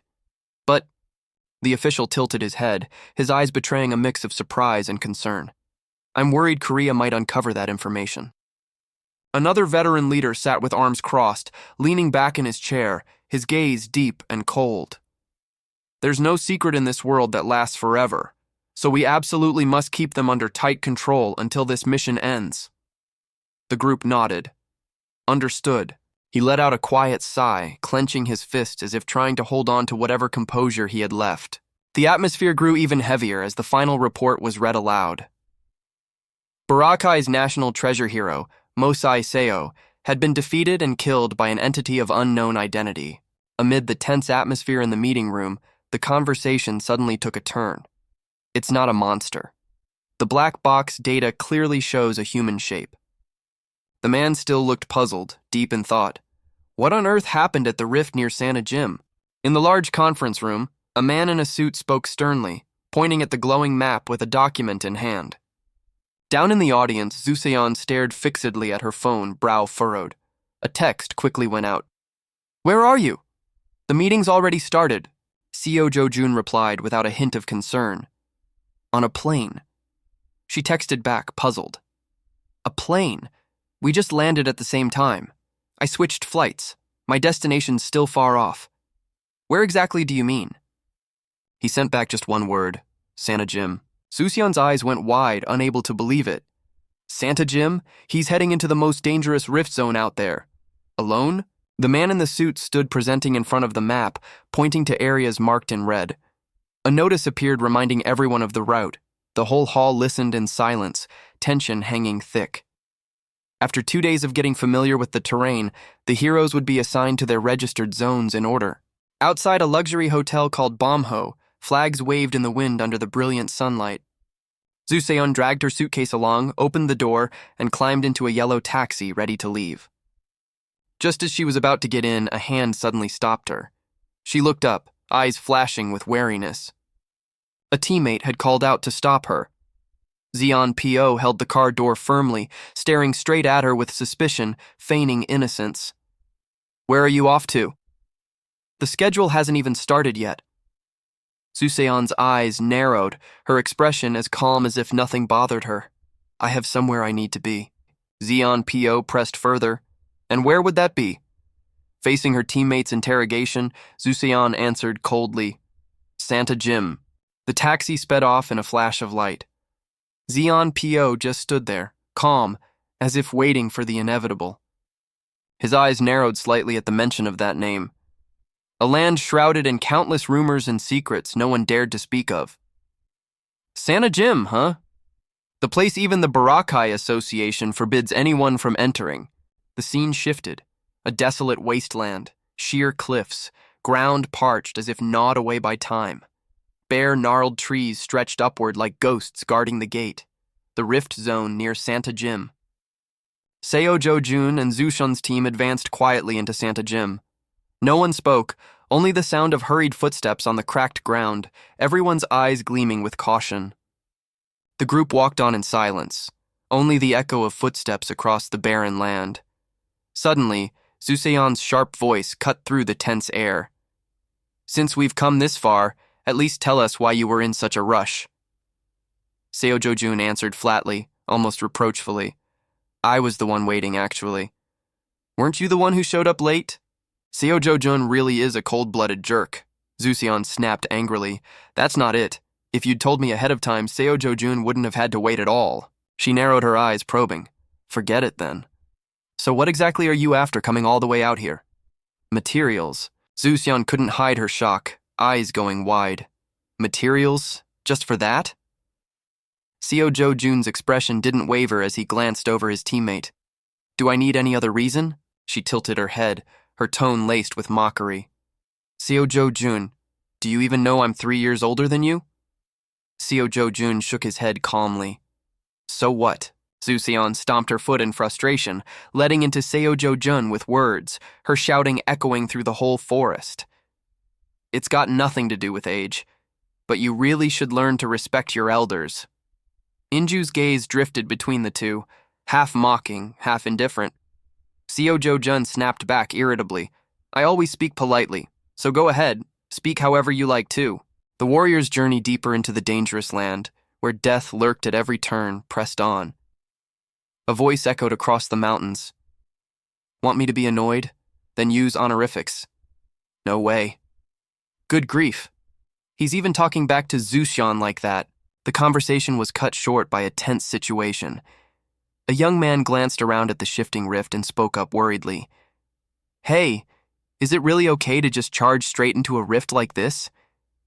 The other one burst out laughing immediately. We've got the hero Soo-seon right here. What's there to worry about? Amid the tension spreading around the rift zone, a voice tinged with doubt spoke up. I know she's strong, but that guy leading the way is just a rookie. A burst of laughter rang out at once. Hye Jo-young could hardly believe his ears. A rookie? He turned to scold the two gossiping guys, then smirked, his tone loaded with meaning. There's rookies, and then there's rookies. If it's Seo Jo-jun, he's probably a legendary tier rookie. The two young men's faces went pale hearing that. Seriously, that much. The murmuring chatter made Soo-seon and the group frown in irritation, glancing at Seo Jo-jun. Hey, are you even listening? Seo Jun immediately spun his sword into a defensive stance, eyes forward, snapping. Too noisy. Seon's stern gaze fixed on Seo Jun. Don't tell me you're here planning to seal off this whole rift zone, too. Yet Seo Jun answered calmly with an unexpected reason. I'm here for materials. Why would I seal it off? Seon stood dumbfounded for a moment. Materials. Suddenly, the whole mountain shook violently. From the thick cloud of dust, a monstrous arm with claws long and sharp as blades swung down, slicing through the air in a cold wave of killing intent. A deafening blast shook the very air, light flashing violently as the strike collided with the barrier. The soldiers gritted their teeth, bodies trembling under the terrifying pressure. Right after, the ground shook. Seon whipped her head around, eyes wide with shock, feeling the tremor ripple through the surroundings. She shouted a warning to the group. Snap out of it! Get into formation now! Seon clenched her jaw, her eyes blazing red with fury and tension, breath ragged, throat too dry to let out more than a strangled gasp. A roar tore through the air. From the mist, an enormous shape emerged, jet-black wings unfurling, golden eyes glowing sharp as blades. Dark energy swirled around the dragon's body, radiating a force that shook the very ground. This was no ordinary monster, a true dragon rising from the abyss. Seon's jaw dropped in shock. Compared to the pictures, this thing was a real monster, all right. Faced with the monster's terrifying power, one team member cried out in panic. Wait, isn't this a bit too dangerous? Immediately, Seo Jun stepped forward, his firm voice ringing out. Stand back. Seo Jun's hand gripped the hilt of his sword tightly, veins bulging under the pressure. The cold steel gleamed, the blade humming as if answering its master's call. Amid the blinding light, Seo Jun stood silent as a sword drawn from its sheath, waiting for the moment to strike down upon the world. He recalled his master's words. To claim the heart of Blue Dragon Zuko, you can't do it barehanded. I'll lend you the sword I treasure most. Use it to get the material. Without another word, he raised the sword, his cold gaze locking onto the enemy. The instant the steel blade flashed, the real battle began.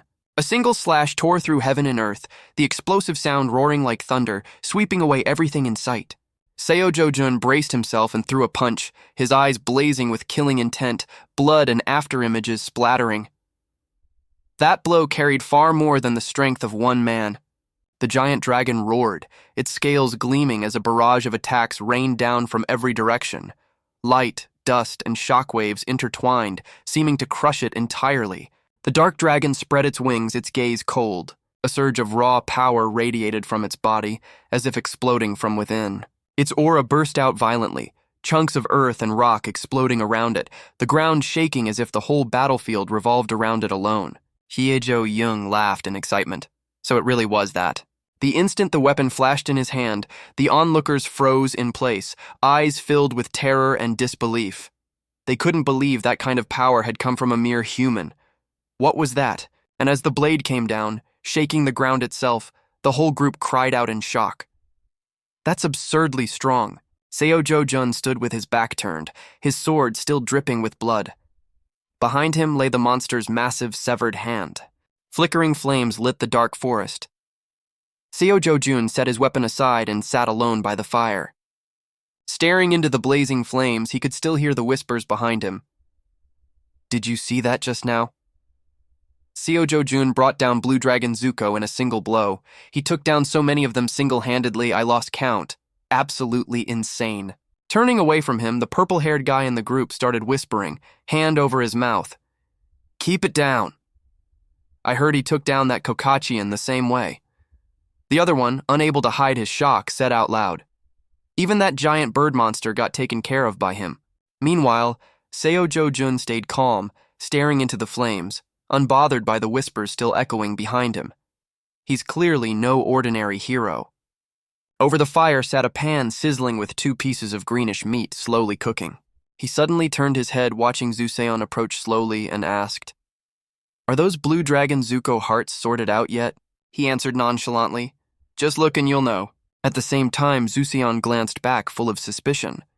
What on earth are those hearts even for? And what's that meat you're grilling? Doesn't look like beef. His calm reply hit Seon's ears like a shock, making her eyes widen in alarm. That's Blue Dragon Zuko meat. It's actually pretty good. Want to try some? Zuseon quickly covered her mouth and shied away from the meat, frightened. We already packed plenty of food. Why bother eating something like that? Seo Jo-jun ignored her, tossing off that one line before skewering the meat and popping it in his mouth. If you don't want it, suit yourself. Behind him, her face was full of shock as she watched him calmly chewing away contentedly. Just then, Inju noticed, freezing in disbelief as she stared at the meat that had just been eaten. Her face went pale and she blurted out in horror. You can actually eat that? There's plenty of other food and you pick this? Hey! Right away, a pair of slender hands picked up chopsticks and slowly lifted a piece of meat out of the hot pan. Just as she caught Zuseon staring silently at the freshly grabbed piece of meat, Inju shouted out, Hey, Zuseon! You're actually going to eat that? Zuseon turned to face her panicking friend and shot up, retorting, Well, I heard it's edible. She quickly opened her mouth wide, ready to eat the meat right in front of Inju's disbelief. The greenish meat, which had seemed like it could be poisonous, was finally taken into Zuseon's mouth. A moment later, Zuseon covered her mouth in astonishment, lost in thought. Huh, it's actually kind of good. Inju immediately stepped closer to the two of them. She quickly leaned in close and whispered to him, making Seo Jo-jun, still chewing his food, raise an eyebrow. Seo Jo-jun, what's your secret? How did you manage to win Zuseon over like that? She's never had a boyfriend before, and she's not exactly the type to fall for a guy easily either. Come on, tell me. How did you get her to eat monster meat like that? He listened, then looked down with no expression at all. The secret to love, huh? Must have been back at the Imperial Academy. I wasn't even 20 back then. The image of the young man once known as the Sword God, gazing intently at the graceful woman before him, slowly came into focus. Lady Maisie Gzen, daughter of Count Gzen. Then, hand in hand with a beautiful white-haired woman, the noble Lady Lasir Lian, past 20 years old. Lady Lasir Lian. And finally, the powerful image of a woman standing bravely before a horde of towering monsters. And lastly, the final resting place of his own amid a shattered world. Vizonia. Inju suddenly shouted right in his ear, snapping him out of his thoughts. Hey, I'm talking to you and you're not even listening? I asked about your secret to love. Seo Jo-jun quickly turned to look at her, standing there with her hands on her hips. Then, quick as a flash, he put on an eager expression and answered. When your heart stops searching, love finds its own way to you. Inju froze completely at that, utterly stunned. Then she gaped, mouth wide open, unable to believe what she'd just heard. Oh my God, that's the cheesiest line I've ever heard in my life. Inju immediately lunged over and smacked Zuseon hard on the back, making her drop her chopsticks and choke on a cough. The scene shifted to the modern city, full of towering buildings. After all this time, here was Barakai. Inside a luxurious room, Zeon Pio's assistant came in to report. That's all the information we have. Zeon Pio swirled the wine in his glass, his tone careless. I don't get it at all. The operation hasn't even officially started, and they're already rushing off. And Seo Jo-jun too, along with Inju's group and her Hoa Cam Truong clan joining in as well. There's no monster worth that much money in Santa Gym as far as I know. There's nothing special there at all. The other man quickly replied. I asked around. All the Barakai side would say was that it's extremely dangerous there. Right then the phone started ringing. Anything to do with that damned Seo Jo-jun always goes off script. Seriously. Director Hong. What's up, calling me on your day off? The voice on the other end shot back. Is that Seo Jo-jun brat still alive? When's he finally going to start working? He chuckled and asked back. Upset about something again? What happened? The voice on the other end answered at once. My father must have seen the news about Jo-jun placing 5th, so he's telling me to bring him back home. P.O. sat up, his tone mocking. Even the chairman of Group T had to step in personally? No wonder our director's so anxious. That made the other side snap impatiently. Stop joking around. What are we going to do now? P.O. walked over to the map hanging on the wall. Finally landed a decent partner. Gotta know how to please them. Seo Jo-jun definitely won't be coming back from Boracay alive, the voice replied, sounding pleased. I like that answer. He pointed his pen at a spot on the map and said, Now that you understand, hang up already, Director Hong Hee-ju. Contact our people at KCD. The assistant answered quickly. Yes, sir. At the same moment, a name appeared on the map, circled in red pen. Now that Seo-jo-jun's wandered off into the wilderness on his own, he'll be much easier to deal with. Back in the forest, Seo-jo-jun led the group straight ahead. Soo-seon stared intently at the map. Heading deeper into the woods? He asked back. What monster is it? She quickly thought of a terrifying creature. It's a Lin. Seo-jo-jun calmly looked up at the sky. A Lin, huh? That thing's here too? Soo-seon asked back. You know about Lin? He answered. Of course I do. Seo-jo-jun strode on ahead. Soo-seon watched his back grow distant from the group, sighing in frustration. Knew it. He's always like this. I won't stop you, but put this on. Seo-jo-jun looked at the object in his palm. What's this? Soo-seon ignored him and walked briskly over, handing it to him while explaining. Earplugs. If a Lin's howl gets to your mind, your brain will completely shut down. And here you were saying you knew about it. His answer left her baffled. Don't need it. Then he turned and walked off, leaving Soo-seon shouting in alarm behind him. Don't underestimate Lin. The Barakai Hero Association warned everyone to be extremely careful around it, but he didn't pay her words any mind. Night slowly settled over the quiet forest, but Seo-jo-jun still walked ahead, leading the way. A furry creature silently tracked their every step. Under the full moon, its body gradually came into view. Everyone stared at it, eyes full of fear. A piercing sound rang out almost instantly, sending Inju and the rest of the group into a panic, hands clamped over their ears. It's a Lin! Everyone cover your ears now! Meanwhile, Seo-jo-jun stayed calm, watching the monster with sharp eyes. He kept his gaze fixed on the creature howling under the moonlight. The moment it appeared, Lin tilted its face skyward and let out a howl that echoed through the whole area. Soo-seon, irritated by its shrieking, had to cover her ears. Inju and the rest of the team behind quickly covered theirs too. Only Seo-jo-jun stood there watching calmly, without a flicker of emotion. Surprised by his reaction, she thought to herself, why? Why isn't he covering his ears? Seo-jo-jun casually picked up a rock at his feet. He channeled flame into the hand gripping the rock, his cold gaze sweeping across the scene. Seo-jo-jun flung the rock in his hand. Go! Flame engulfed the rock, turning it into an arrow that tore through the air, shooting straight at Lin perched in the tree. Soo-seon and Inju couldn't help but be stunned by what he'd just done. Lin whipped its head around and bolted immediately. Seo-jo-jun wasn't about to let it go, chasing after it at once. Inju ran after them, still bewildered. What just happened? She couldn't help but be baffled too. Lin's howling had gone completely silent. He ran for a stretch, then suddenly stopped. The others quickly caught up behind him. Under the still night sky, Seo-jo-jun stood tall, facing down countless Lin. The Lin he'd just attacked was baring its teeth, furious. It glared, its red pupils flashing a faint yellow light. Lin stared fixedly at Soo-seon. She froze, her whole body stiffening under its direct gaze. Soo-seon looked hypnotized, her eyes now taking on the same color as Lin's. Right then, Seo-jo-jun stepped in and gently covered her eyes. A warm, deep voice rang out. It's not the howl. Soo-seon glanced at him, her eyes still tinged yellow. He continued explaining. What paralyzes the mind is Lin's gaze. Seo-jo-jun took hold of his sword and reminded her, close your eyes for a moment. She did as he said, silently squeezing her eyes shut. Seo-jo-jun moved gracefully toward the pack of Lin ahead. His sword was wreathed in blazing red flame. He thought to himself, this is where the limit ends. With just a light swing, the sword conjured a dazzling ring of fire. Seo-jo-jun stood tall within the flames, radiating a commanding presence. He thought inwardly. The swordsmanship of House Vizonia. Seo-jo-jun's eyes blazed with focus. First form, Kili Aid Mila Zok Alkakor. A single point births a miracle. Flame wrapped around the razor-sharp blade. His gaze turned cold as he raised the sword with commanding force. A ball of fire formed at the tip of the blade. The pack of Lin cowered to the ground, terrified by the overwhelming pressure. The fireball grew larger and larger, blazing brightly in the air. The others behind him couldn't help but gasp.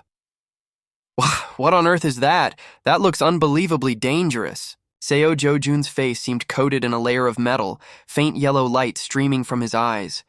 As he unleashed the technique, the flaming blade shot forward like a missile tearing through the sky. A ring of blazing red fire lit up the entire sky, hurtling straight toward the pack of Lin. It watched the flame rushing toward it, still confused, not understanding what was happening. Only when the flame closed in did Lin finally flinch, eyes going wide.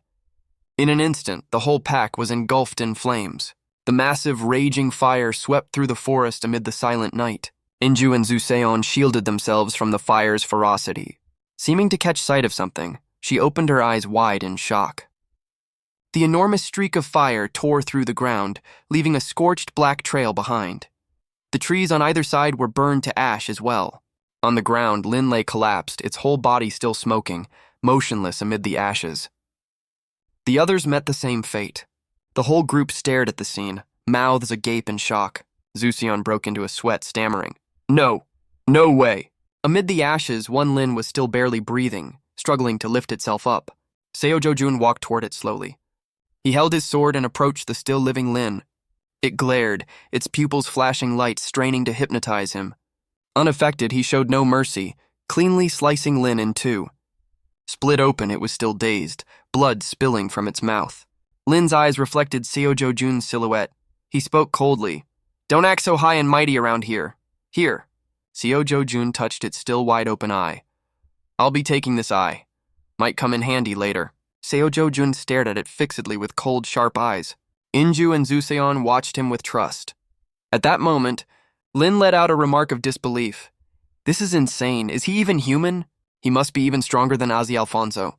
He might even rival Ken Letzerder. Ken Letzerder, the strongest hero in the world. This can't be." Around them, a horde of demons lurked underwater, ready to attack. Finished, they gnashed their teeth, staring at Seo Jo-jun's group. Seo Jo-jun's group sized them up. They really have no sense of the situation at all. Those undead don't even have brains. The moment he finished speaking, the horde of demons lunged forward. Unluckily for them, they immediately took a devastating punch from Seo Jo-jun. Not satisfied with just the punch, he treated each one to a kick as well. His expression looked at them with pure menace.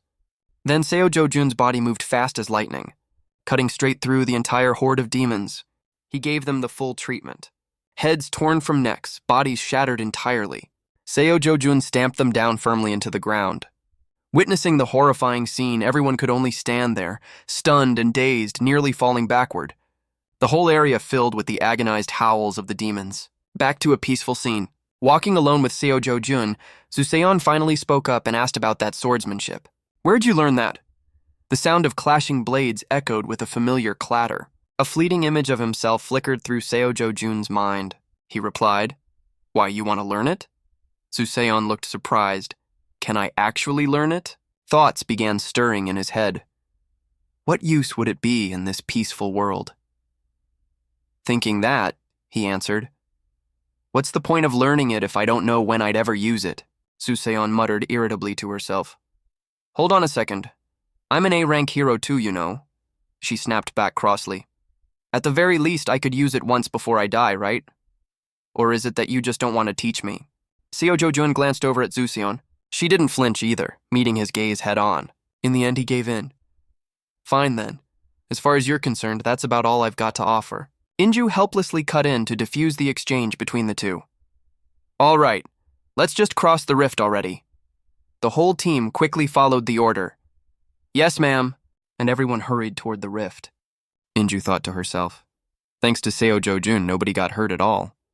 Next time we come near this area, we can probably cut the travel time down even more. With that thought, she too hurried across the rift and headed inside. The moment she stepped through, Inju heard someone cursing. "I'm going to kill you." She looked puzzled. "Is that Japanese?" The cursing kept ringing out. "How dare you block our way?" That's when Inju recognized the voice, that voice. At that moment, Zushin was being held in Seo Jo-jun's arms. The one speaking was Takashi, an S-rank hero, the guild leader of the Empire Guild under the Yakuza. Takashi stepped up in front of Seo Jo-jun and continued, "Today was finally my chance to have some fun with this lady here, and you dare ruin it." He'd already made a move. Seo Jo-jun was ready to meet him head-on. He murmured quietly, "Get lost before I smash your face in. You understand? This crew's really getting on my nerves." Hearing him speak fluent Japanese with Takashi, Zuseon asked in surprise, "You can speak Japanese?" Seo Jo-jun answered, feigning worry. "A little." Inwardly, he thought, "Actually, it was my past life that learned it."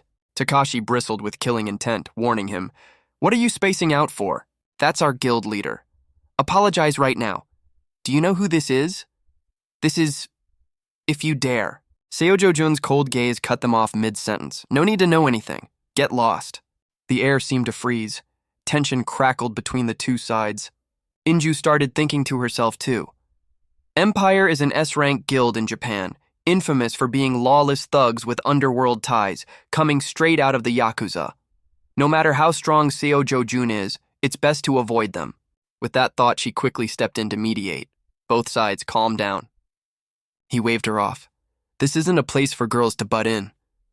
Hearing that, Inju's face fell. Girls? Takashi's men suddenly erupted with insults.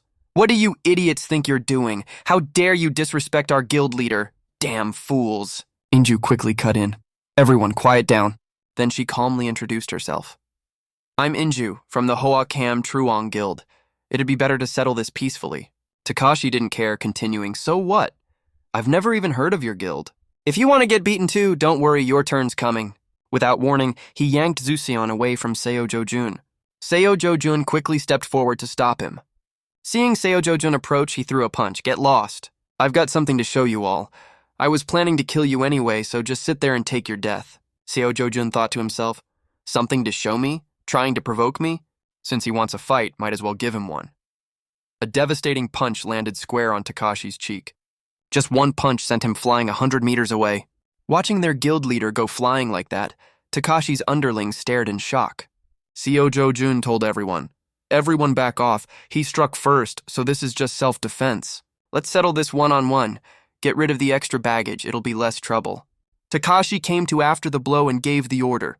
"Everyone, fall back." The muscles on his arms bulged. His face grew fiercer by the moment. Beside them, Zuseon started to worry about Seo Jun. She thought to herself, "Seo Jun, please just kill half of them at most." Takashi's men suddenly looked ahead in shock. Zuseon, Inju, and Sengho all stared ahead with panicked expressions. Seo Jun leaped up and kicked Takashi square in the head, sending his face slamming into the ground with a groan of pain. Then Seo Jun kicked him flying off into the distance. In agony, Takashi covered his nose and thought, "Damn it, how is this guy so strong? Who the hell is this bastard? Nothing like what I heard about him. Damn it all." Seo Jun glanced over at him. Seeing that look in his eyes, Takashi thought to himself, "I'm going to die." Right after, he immediately spun around and bolted. But Seo Jun appeared in front of him in an instant. Seo Jun growled, "Who sent you punks to pick a fight with me? I've already got a rough idea who it is, but still." With that, Seo Jun grabbed him by the hair, making Takashi beg. "Please forgive me." Seo Jun answered coldly, "You want me to forgive you?" "Never." Then he clenched his fist and drove it straight into Takashi's face, sending him sprawling.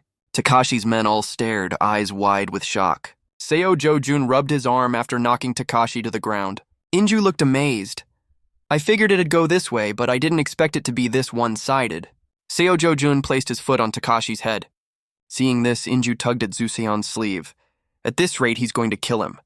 "Zuseon, Seo Jun, say something." Watching Seo Jun grinding his foot into Takashi's head, Zuseon finally spoke up to stop him. "Seo Jun, stop it. If you keep going, he'll really die." He answered without hesitation, "I'll take responsibility." But Zuseon yanked him aside and demanded, "Take responsibility? How exactly would you even do that? You'd be better off never doing the thing you'd need to answer for in the first place." Seo Jun explained, "I've seen plenty of scum like him before. Best to just kill them outright." Inju also stepped in, grabbing his arm to persuade him. "Seo Jun, you shouldn't let trash like this drag you down. Please stop," Zuseon added. "They've already learned an expensive lesson." Inju shouted urgently, "If you don't want to end up like him, then speak properly. Tell him you won't cause any more trouble." The three of them immediately dropped to their knees and bowed their heads, answering in unison, "Yes, sir." But Seo Jun still looked unsatisfied, pressing further. "Just kneeling, is that all? Bang your heads on the ground." Hearing that, they immediately banged their heads down obediently, like a bunch of little puppies. Seo Jun asked, "You gangster types have to cut off a finger when you mess up a job, don't you?" Hearing that, every single one of them kept slamming their heads down, begging for mercy. "Please forgive us." He gave them one demand, "Say, I am scum, I am truly sorry, and I'll let it go." The black-haired one gritted his teeth and said, "I am scum. I am truly sorry." Hearing him say that, Seo Jo-jun looked utterly done with it, while everyone else burst out laughing mockingly. Even the tall, burly one lying on the ground stammered along, "I am scum." Seo Jo-jun looked at him satisfied. Back in Barakai some time later, the older man read through the stack of documents in his hands. He furrowed his brow, then looked at Inju and Zuseon standing before him. He set the stack of documents down, thinking to himself, "Do I really have to believe this? An S-rank hero like Takashi beaten down to the point of being crippled, and the opponent was just one person? Takashi was the only one injured, so there's no denying this really happened. Still, it's just too hard to accept. We're hoping Korea can cooperate in sealing off the Santa Gym rift." He then spoke up. "If this report is accurate, then our Barakai Association can't intervene in this matter. We'll be forwarding this case to the Korean and Japanese Hero Associations. You'll receive their decision." Inju replied at once. "Understood," he went on. "And you've already gotten close to the Santa Gym rift, haven't you? Anything unusual there?" Inju answered quickly. "No, nothing out of the ordinary," Zuseon thought to herself. "Unusual how?" He nodded upon hearing that. "I see. By the way, the name Seo Jo-jun comes up most in this report, so why isn't he here?" Inju stammered. Well, Zuseon quickly came up with an excuse. He said he needed to take care of a few things. He asked, puzzled. "Take care of a few things?" Groans echoed throughout the hospital corridor. Takashi groaned, fear flashing in his eyes. It turned out he was staring at Seo Jo-jun, who stood before him holding flowers. He spoke to calm him down. "Lie still. I really am just here to visit."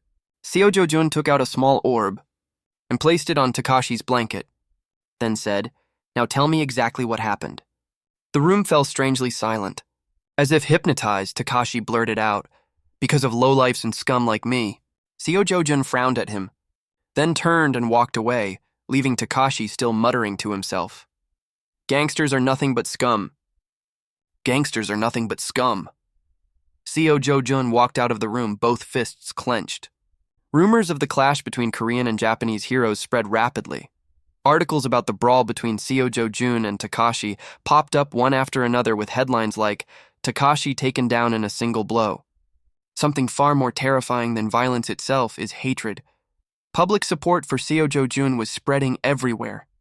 The mysterious hero Seo Jo-jun had finally spoken out. Taekwa read through the news as he spoke. He's practically swept every headline in the country. It's a real sensation. News about the hero Seo Jo-jun keeps coming out day after day. The bespectacled man spoke up. "But is it true the Japanese Hero Association refused to investigate further?" Taekwa answered. "I heard the victim himself, Takashi, said as much. I don't quite get it. Strange. He's always been the type to blow things out of proportion. It suggests the Japanese side is trying to dodge something." The bespectacled man still looked confused.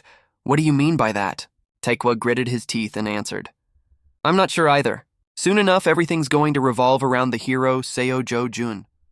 I have a feeling the balance of power among the world's heroes is about to shift."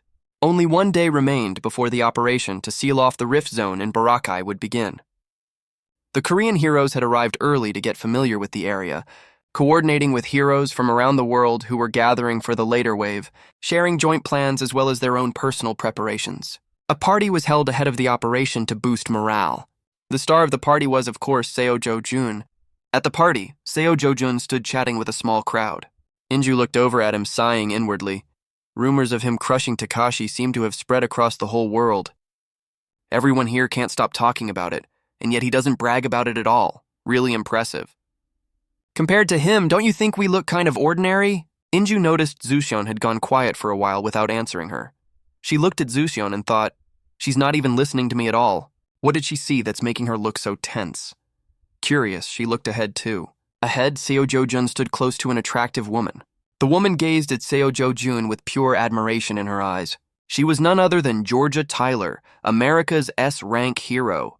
Georgia Tyler, ranked #1 on the world's most beautiful hero poll. Inju slapped Zuseon's arm hard, making her jump.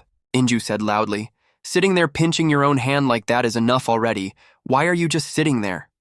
"Go on." Startled, Zuseon stammered, What do you mean?" Seo Jo-jun glanced over at Zuseon. She walked toward him, feeling shy. Zuseon blushed, unable to look Seo Jun in the eye. Seeing her adorable expression, he smiled happily. Just as Zuseon arrived, Tyler turned to leave as well. This was fun. See you around, Kaseo.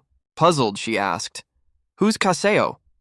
Seo Jun took a sip of his wine and answered, That's me. Zuseon looked surprised. You have an English name? Seo Jun explained. That's the name I used before I became Seo Jun. She looked at him, thinking to herself. Did he live abroad as a kid? There was nothing about this in the background check I ran before. Why has he never mentioned this name to me? Somewhere off in the distance, someone was quietly watching Zuseon and Seo Jun. He thought to himself, that bastard Takashi couldn't even handle a piece of trash like that. Guess I'll have to deal with this myself in the end. He overheard Zuseon warning Seo Jun, but you really need to be careful, Seo Jun. He walked past the two of them, eavesdropping. I know you're strong, but enemies don't always play fair.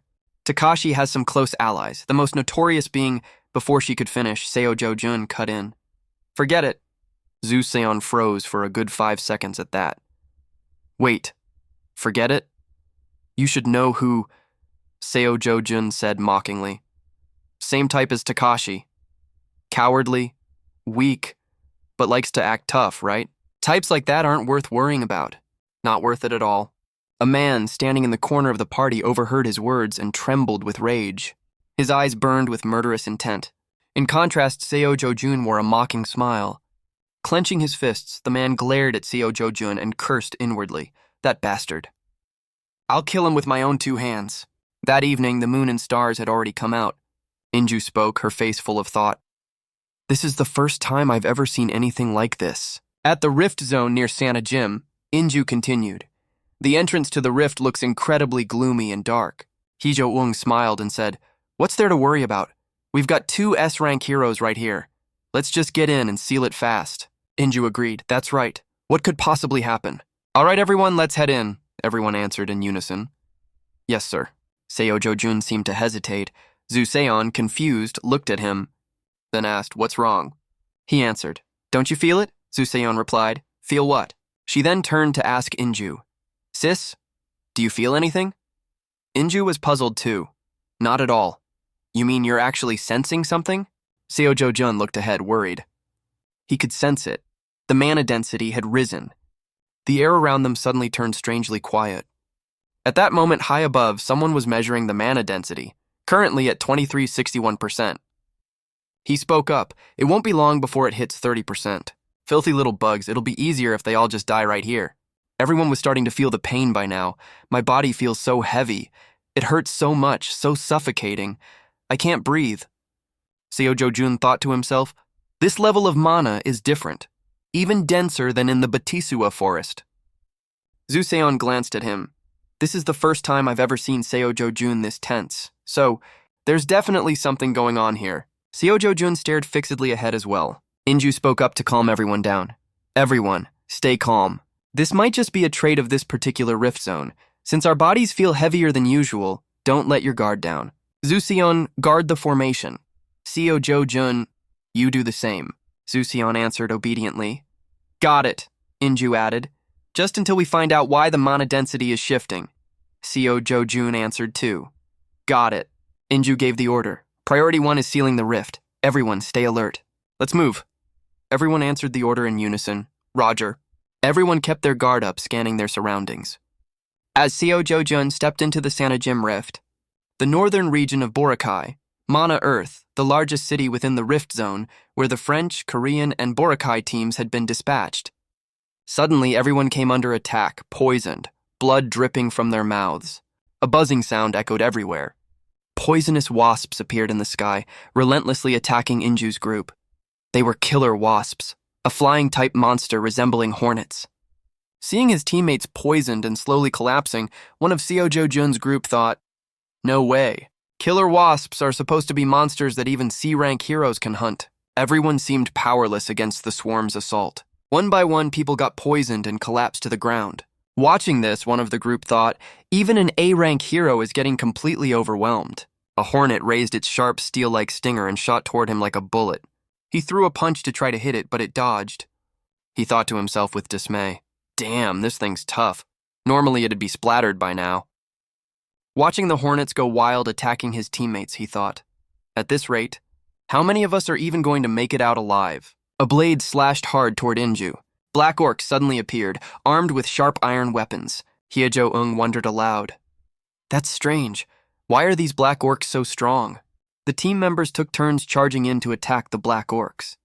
Another one from the group also pushed forward to attack. The black orc glared at him, eyes blazing. Then it raised the sharp iron axe in its hand. It swung the axe down with full force, but luckily Zuseon rushed in and saved him from the orc's blade. He said, "Thanks." She then warned him, "Don't get careless like that." The sound of the black orcs drew ever closer. Zuseon immediately flew toward the black orc. Seeing this, it raised its axe. Suddenly, a purple mist surrounded the orc. Zuseon had already circled around it by then launched a kick straight into the orc's body. It turned in pain toward where it had been hit, but Zuseon had already vanished. By then, she'd flown above the orc's head and raised her leg high, then dropped down like an arrow, stomping straight onto its head. In pain and fury, it swung its axe forward, but instead struck another black orc standing right in front of it. It grew even more furious. Zuseon seized the moment to keep attacking it, landing a powerful kick that sent the black orc flying. It cried out in pain, blood spurting from its mouth. Watching this, everyone thought, we nearly forgot just how insanely strong Seo-jo-jun is. Truly worthy of S rank, absurdly strong. The black orc howled in pain, but immediately took a punch from Seo-jo-jun right after. Seo-jo-jun instantly took down a black orc in the blink of an eye. Inju thought to herself, this much difficulty right at the entrance of the rift. Even with the two of them here, sealing this place won't be easy. The black orc lay unconscious on the ground.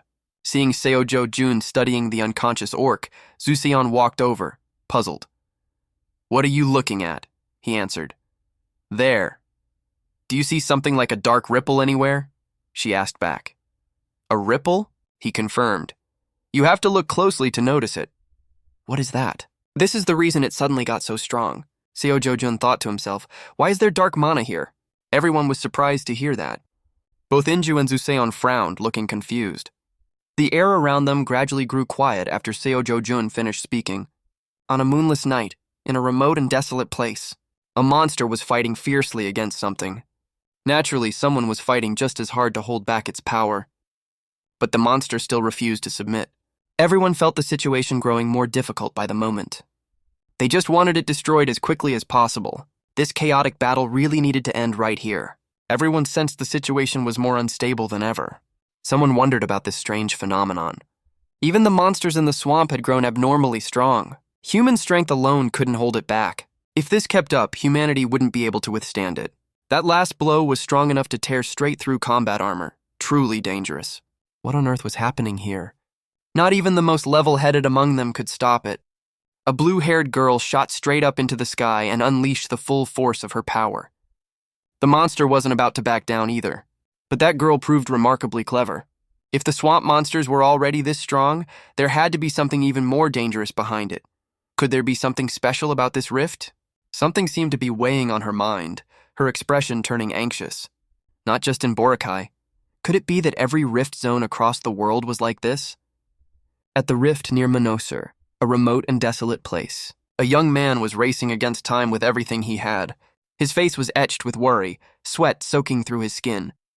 Those men were all S rank, and yet they still lost their lives to nothing more than a few Beokera. A purple-haired girl turned in surprise upon hearing that name. The moment Seo-jo-jun turned, he immediately understood what the man meant. That's right, especially the ones infected with dark mana. Absolute caution is needed. Dark mana refers to the black aura surrounding a body, something seen before. Now it had appeared on the swamp monsters too. Was this exactly what was making them stronger? The cycle kept spinning round and round with no end in sight. Just imagine that dense energy surging violently straight into their bodies. Zuseon was trying her best to keep everything under control, like casting a spell straight out of a video game. What kind of sigh was that? No way. Does mana actually exist in real life? The biggest difference between a hero and an ordinary person comes down to whether they have mana or not. The monsters were growing fiercer by the day. Seo-jo-jun genuinely wanted to smash through everything as fast as possible. Everything was spiraling into chaos. Could it be that this world never had the concept of mana to begin with? If so, this must have once been a peaceful world. It was a shame that peace wouldn't last much longer. Honestly, he didn't want any of this to happen at all. Seo Jo-jun wanted everything to return to how it used to be. But no matter what, he'd given it his all. Seo Jo-jun wanted to kick everything down and end it. He would prove that this world deserved its peace. He was the bravest person there'd ever been. His teammates all looked at him with admiration. Zuseon still had a question nagging at her. So basically, among the different kinds of mana, it's that dark one that makes monsters stronger, right? If you had to compare it to something, it's no different from pumping an athlete full of stimulants. Curious, she asked him. But how does Seo Jo-jun even know all this? It's simple enough for him. If anything, it's strange that you two don't know it. Leaving the swamp area, the Hoakam Trong Guild still followed the earlier warning. This is an extremely dangerous zone, so they deliberately slowed their march and moved with caution. Hearing this, everyone felt nothing but dread. But then a hand signaled. Everyone stop. Found it. Seo Jo-jun found a cocoon holding bait. Just looking at its shape was enough to draw a conclusion.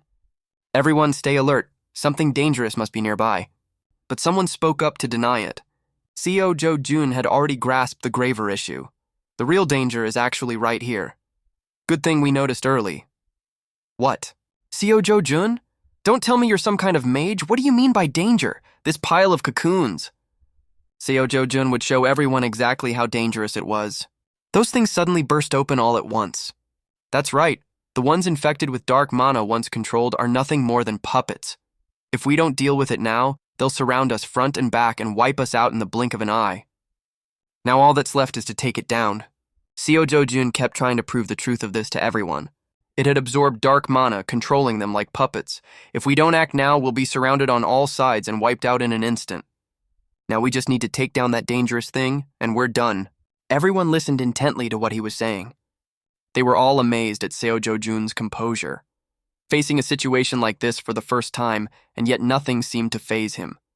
The more they looked at him, the stranger it seemed. This man, I thought he was just plain strong, but this kind of power, it's like he's gone beyond human limits entirely. Zuseon gently placed a hand on his shoulder. Be honest with me. Have you actually been reincarnated living through a second life? The moment he heard that, Seo Jo-jun found it amusing. A second life, huh? A second life, I suppose you could call it something like that. How much farther to the core of the rift? The short-haired girl answered right away. Once we get past this forest, we'll have covered about half the distance. Seo Jo-jun then abruptly announced an unexpected decision. I'm sealing this place today. Even Zuseon couldn't quite believe what he'd just said. Someone spoke up about the current state of things.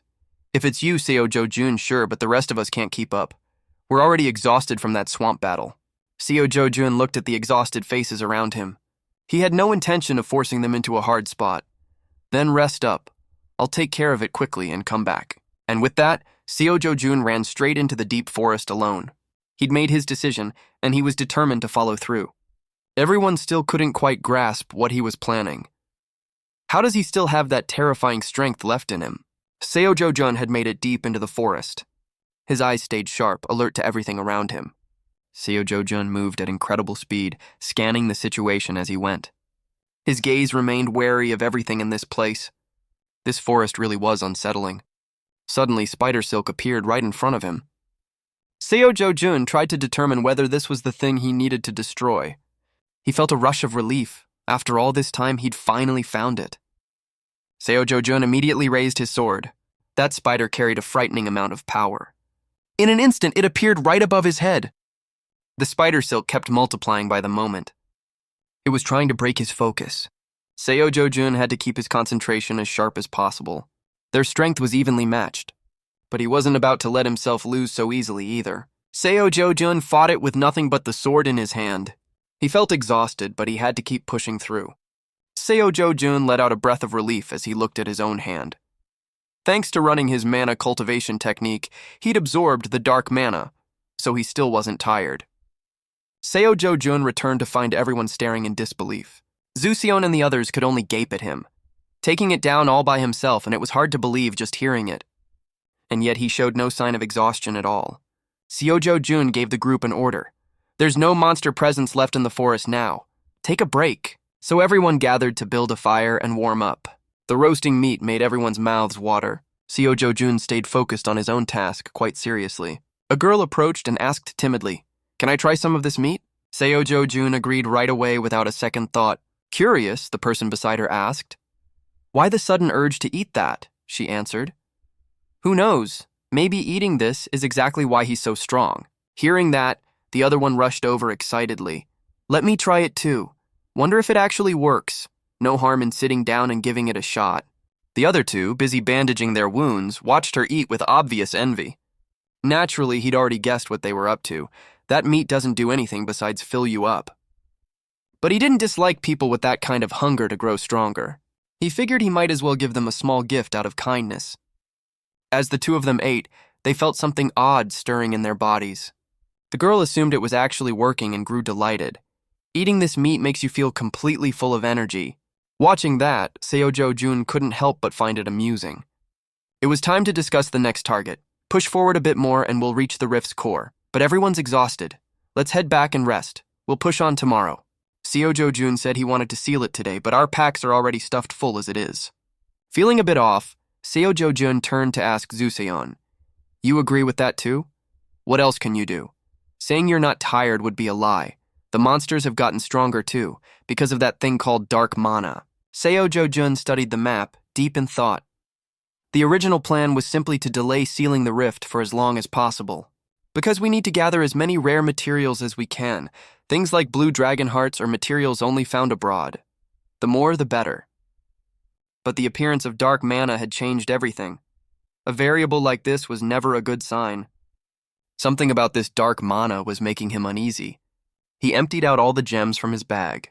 "Take this and head back to the hotel first." Seo Jo-jun turned abruptly the moment he finished speaking, leaving the two of them confused. He also remembered to turn to Zuseon. "I'll come straight back once I've finished sealing it." The monster was still unleashing devastating force. Seo Jo-jun was doing his best to hold it back. He wasn't going to let it push forward even one more time. Something in Seo Jo-jun's eyes suggested he'd spotted something terrifying. He immediately readied the sword in his hand. Seo Jo-jun didn't wait any longer and drove it straight into the creature's body. He immediately obtained a brilliantly glowing gem. Well then, everyone had gotten to witness his skill firsthand by now. The short-haired girl felt worried about his condition. "Seo Jo-jun, he'll be fine, right?" Zuseon thought this was completely normal. "You saw it yourself. He just tossed out a quick goodbye and shot off like a bullet. He's got plenty of energy to spare. Still full of vigor." The short-haired girl looked at her expression and teased her. "So why does your face look so gloomy? Worried about him?" Zuseon tried to dodge the question. "Worried? Why would I be? It's just, hearing that he's the same S rank as us kinda makes me feel a bit embarrassed. Is there really anyone in this world who can even compare to him?" Seo Jo-jun kept fighting relentlessly, without a moment's rest. He was close to taking down that monster. Seo Jo-jun just hoped he could finish it off as fast as possible. He quickly grabbed his sword and drove it straight into its head. The monster grew enraged at him. Seo Jo-jun let out a sigh of relief. The monster flew into a rage at his calm demeanor. Seo Jo-jun continued unleashing his own power. He would burn it away with his overwhelming energy. The monster hadn't even had a chance to fight back before suffering the painful consequences. Seo Jo-jun had become its mortal enemy.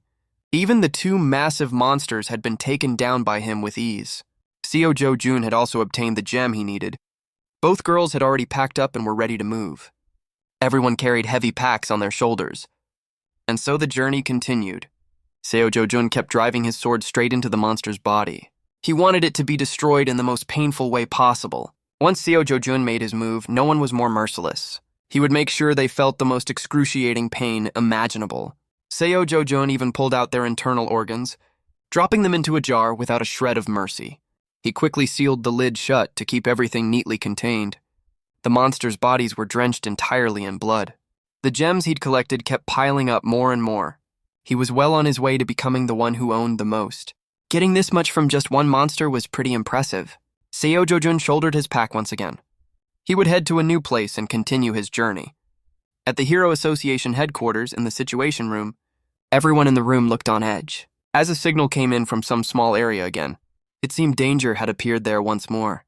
Everyone's faces showed clear signs of worry, but after a moment, all three of them celebrated together. The rift's been sealed. It's a danger zone. Which team was sent there? It's a team from Korea called Awakens. The woman beside him asked, puzzled. But the report we just got said they'd already returned 10 minutes ago. They said it was shortly after they stepped out of the rift gate. What is this? What on earth is going on here? And about 10 minutes ago, the two-headed monster rose up again. Seo-jo-jun hadn't expected its power to be this intense. This monster's evolving at breakneck speed thanks to dark mana. Its wounds were healing rapidly, too. He could feel that its strength had grown even stronger than before. Seo-jo-jun had spotted something strange. Is that spot over there the core? Won't take long, let's just end this quickly. The two-headed monster had no intention of backing down before him either. Seo-jo-jun drew out his sword. It too wielded a weapon, its own fists. Seo-jo-jun felt this fight was going to be harder to win, but that wasn't going to make him give up either. The flames were already about to start blazing. The monster kept relentlessly throwing its fists. Seo-jo-jun sensed danger closing in on him. He had no choice but to find a way to resolve this as fast as possible. The mana blade was activated, magic unfolding along the arc of the sword. The monster suffered in agony, bearing the full consequences. It felt as though 1,000 blades were stabbing through its body. In pain, the monster could no longer do anything to him. Seo-jo-jun still had plenty of interesting secrets ahead. Surprised? This is only the beginning. He quickly drew his sword once more. The monster tried to attack him from behind, but before it could act, it was already stabbed straight through the belly. The two-headed monster wanted to fight back, but couldn't. Seo-jo-jun found it genuinely fun to toy with them. Now it's my turn to strike. No one had any idea what he was planning to do. The two monsters were bound in invisible flame, writhing endlessly in pain. Their bodies couldn't withstand the heat and were sliced clean through. It was about to reach the highest temperature yet. Right now, the monster never expected to suffer consequences like this. It wanted to retreat quickly to keep itself safe. The monster tried to strike him from above, but its leg was once again sliced clean in two. It shrieked in agony without end. Seo-jo-jun's power kept climbing higher and higher. He kept unleashing as much power as he possibly could. The goal was to form a barrier, keeping the monster from getting anywhere near him. And just like that, he swiftly wiped them all out. Seo-jo-jun let out a relieved breath and sheathed his sword. The core had begun to fully reveal itself, growing larger. He walked closer to it without a trace of fear. Even this close to the core, the dark mana concentration hadn't diminished at all. If it wasn't the core radiating it, could this mana be coming from some outside source? That would mean someone was behind all this, deliberately flooding an entire rift zone with dark mana like this. Not just anyone could pull that off easily. It could only be the work of some overlord or an archmage from ancient times. If beings like that truly existed here, most life on Earth would already be beyond hope. He still couldn't reach a clear conclusion. Either way, if the source of the mana came from outside, sealing the rift wouldn't solve the problem completely. He told himself he absolutely had to find a way. Seo-jo-jun slammed his fist hard into the core. And sure enough, a crack actually appeared. The core shattered into countless small fragments. This needs further investigation. Meanwhile, at the office of the Hero Association chairman, he held the paper in his hands, reading it, his hands trembling. No matter the source of the mana or how the investigation went, this report sounded utterly unbelievable. Some rifts needed a 3-nation alliance just to seal them, and in the end, only one S-rank hero survived. Meanwhile, another team from Korea hadn't just sealed their rift, they'd kept every single member alive. The one delivering the report tried to clear up the confusion. We're receiving a flood of urgent reports from other rift zones, but most say the teams failed and had to retreat. I'll compile all the information and send a detailed report as soon as possible. But that did nothing to ease his worry. Even with at least one S-rank hero assigned to each rift, they still failed this badly? So the only team that succeeded was the Korean team led by the hero Seo-jo-jun? Well, calling it the Korean team isn't really accurate either. He held the report in his hands, still not quite understanding. Did we miss something? Wasn't the Korean team sent there the ones who sealed that rift? The rift had been sealed after they'd already left. That's hard to believe. So who sealed it then? Where's the hero Zuseon right now? The one reporting relayed the current situation. She'll be at headquarters to report everything shortly. He couldn't wait any longer. Get her in front of me right now. From the moment Zuseon and that team left the rift, it took them about an hour to reach headquarters. During that time, Seo-jo-jun had already sealed the first rift and was moving into the second one. The core of this rift lay underwater. He immediately dove down. All right, let's go. Hearing that, he still sounded a bit skeptical. You really want me to believe that? Zuseon felt certain that what she'd said wasn't wrong at all. If it's him, then it's possible. But he still had doubts about her words. You mean he sealed the rift all by himself? Seo Jun did? Maybe so.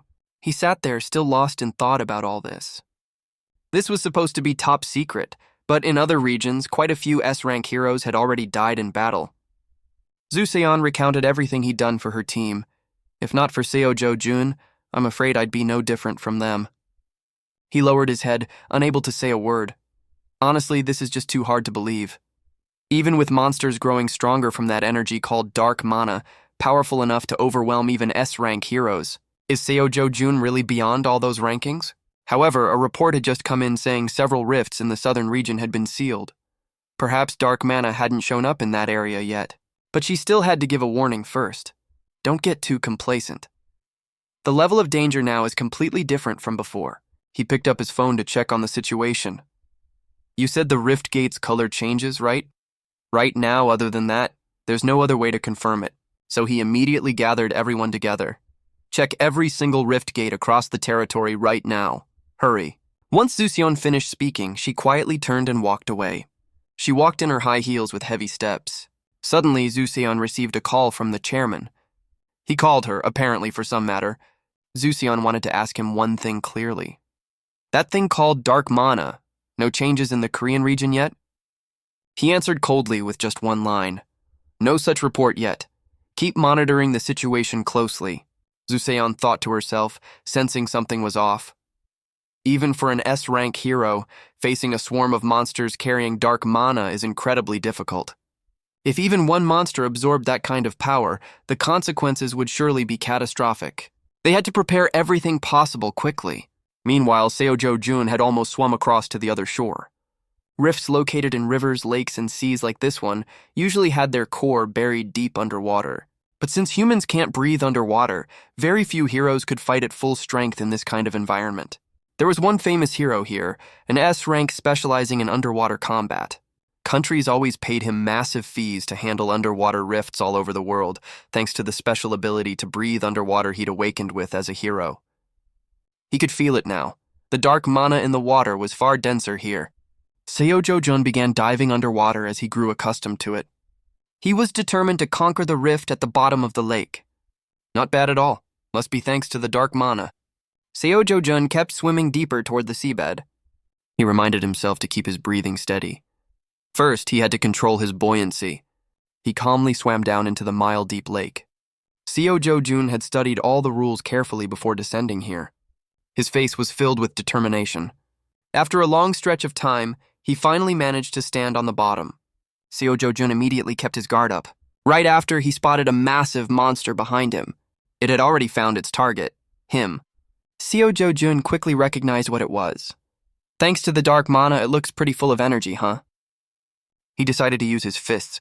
Seo Jun was determined to bring everything under control immediately. He wasn't going to give in easily to anything. Seo Jun quietly observed everything around him. Hideous-looking fish had also gathered here. They were on high alert, wary of the monster. He kept staring at something in the distance. Seo Jun had already imagined the worst-case scenario. He truly couldn't picture what would come after this. Anyone who saw them would surely be terrified beyond words. Ignoring buoyancy entirely, he could still move his body freely. His legs stood firm as if planted on solid ground. His punch shot out fast, just like it would on land. Seo Jun found himself trapped in the middle of them. He needed to find a way out of here first before figuring out the rest. Such a hassle. Fighting through all of them was going to be exhausting. Seo Jun decided to find an escape route. He would swim into that open space over there. But something dangerous lay ahead too. With firm resolve, Seo Jun swam over. Some kind of monster was opening its eyes. Seo Jun still couldn't tell exactly what it was, but he sensed it was a threat too. Seo Jun figured he needed to end this situation quickly. He swam over fast to see what exactly it was. One of its eyes kept glowing. This was the first time he'd ever seen a creature like this. Its gaze seemed fixed right on him. He never expected to stumble upon it here of all places. In his past world, everyone who left behind a legendary name shared one thing in common. Before they made a name for themselves, they'd hunted this very creature. A once-in-a-lifetime chance like this, how could he pass it up? but claiming it wouldn't be easy for Seo Jo-jun either. The creature suddenly plunged straight down into the deep part of the lake. He immediately swung his fist down hard after it. Seo Jo-jun couldn't let an opportunity like this slip away. This kind of creature had no natural predator at all. No matter who it faced, it could create an illusory space to swallow everything whole. Seo Jo-jun nearly sank straight down into the ocean depths. He could feel the situation growing more dangerous by the second. Seo Jo-jun had to force himself to stay as calm as possible. He wanted this to be over quickly. But fighting this creature was proving to be a real challenge. It just kept staring wide-eyed, showing no movement at all. Meanwhile, he gritted his teeth, forcing himself to endure. Seo Jo-jun tried to think of the most practical approach. Just killing it outright would be easy. But that way, he'd never be able to claim the illusory space. He had to suppress it with pure mana.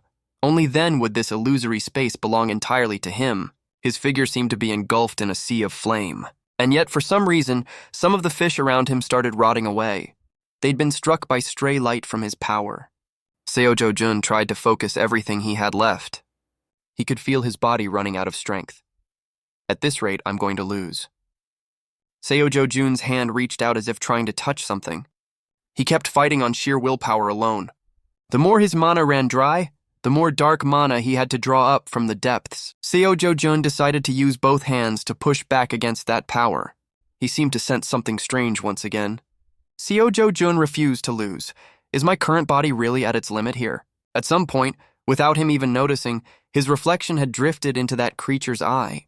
Seo Jo-jun felt he had nothing left to lose. All right, giving it everything this time. The current grew swifter by the moment. Suddenly, from the depths of the ocean, it surged violently up to the surface.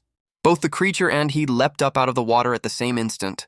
Seo Jo-jun had carried out exactly the plan he'd devised. Seo Jo-jun felt a rush of joy. His plan had succeeded. He'd finally obtained the thing he wanted. But a moment later, for some reason, he collapsed. The surface of the water was no longer calm like before. Only an empty patch remained in the middle, completely hollow. And so everything just kept on unfolding. Seo Jo-jun seemed to have drifted to some mountainous area. In front of him stood a flock of birds, watching. Seo Jo-jun was still hazy, not fully conscious yet. But suddenly a creature approached him, startling him. Then they abruptly flew off. Seo Jo-jun opened his eyes just as he witnessed this. He recalled everything and realized he must have passed out. Seo Jo-jun sat up to clear his head. He was recovering the strength in his hand. My mana's gone up compared to before, worth the whole ordeal. Seo Jo-jun seemed to remember something else. That illusory space was still etched deep in his mind. Seo Jo-jun had to fight to claim it for himself. The most precious thing of all was exactly that. He went on gathering that circle along with his other belongings. He felt pleased with himself for completing such a monumental task.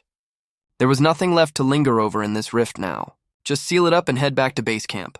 At the Korean Hero Association, the assistant spoke up. Although there's been no official announcement yet, the news about heroes losing their lives has been confirmed. Taekwa frowned, his expression heavy. We've lost some truly valuable talents, the assistant continued. I hear this has only happened in a few areas with special rifts, Taekwa spoke up. So the hero Seo Jo-jun was actually able to seal places like that? He's more talented than I gave him credit for. He added that the association's attention had already been consumed by the whole Takashi incident. He worried this time would stir up an even bigger wave. He recalled, back in England, the hero Zuseon drew a lot of attention. Honestly, it makes me happy to see a hero from our own country become the talk of the town for what they've accomplished. So how are the rifts back home doing now? The assistant checked his papers and answered, no abnormal signs similar to what happened in Boracay have shown up yet. I'd guess this might just be an isolated, sudden incident that can be resolved. Hearing that, Taekwa warned him, don't jump to conclusions too hastily. And don't let your guard down on monitoring those rifts, not even for a moment. The assistant answered obediently. Yes, sir. Taekwa spoke up, worried. Oh, by the way, I'm a bit concerned about the hero Seo Jo-jun. The assistant asked, puzzled.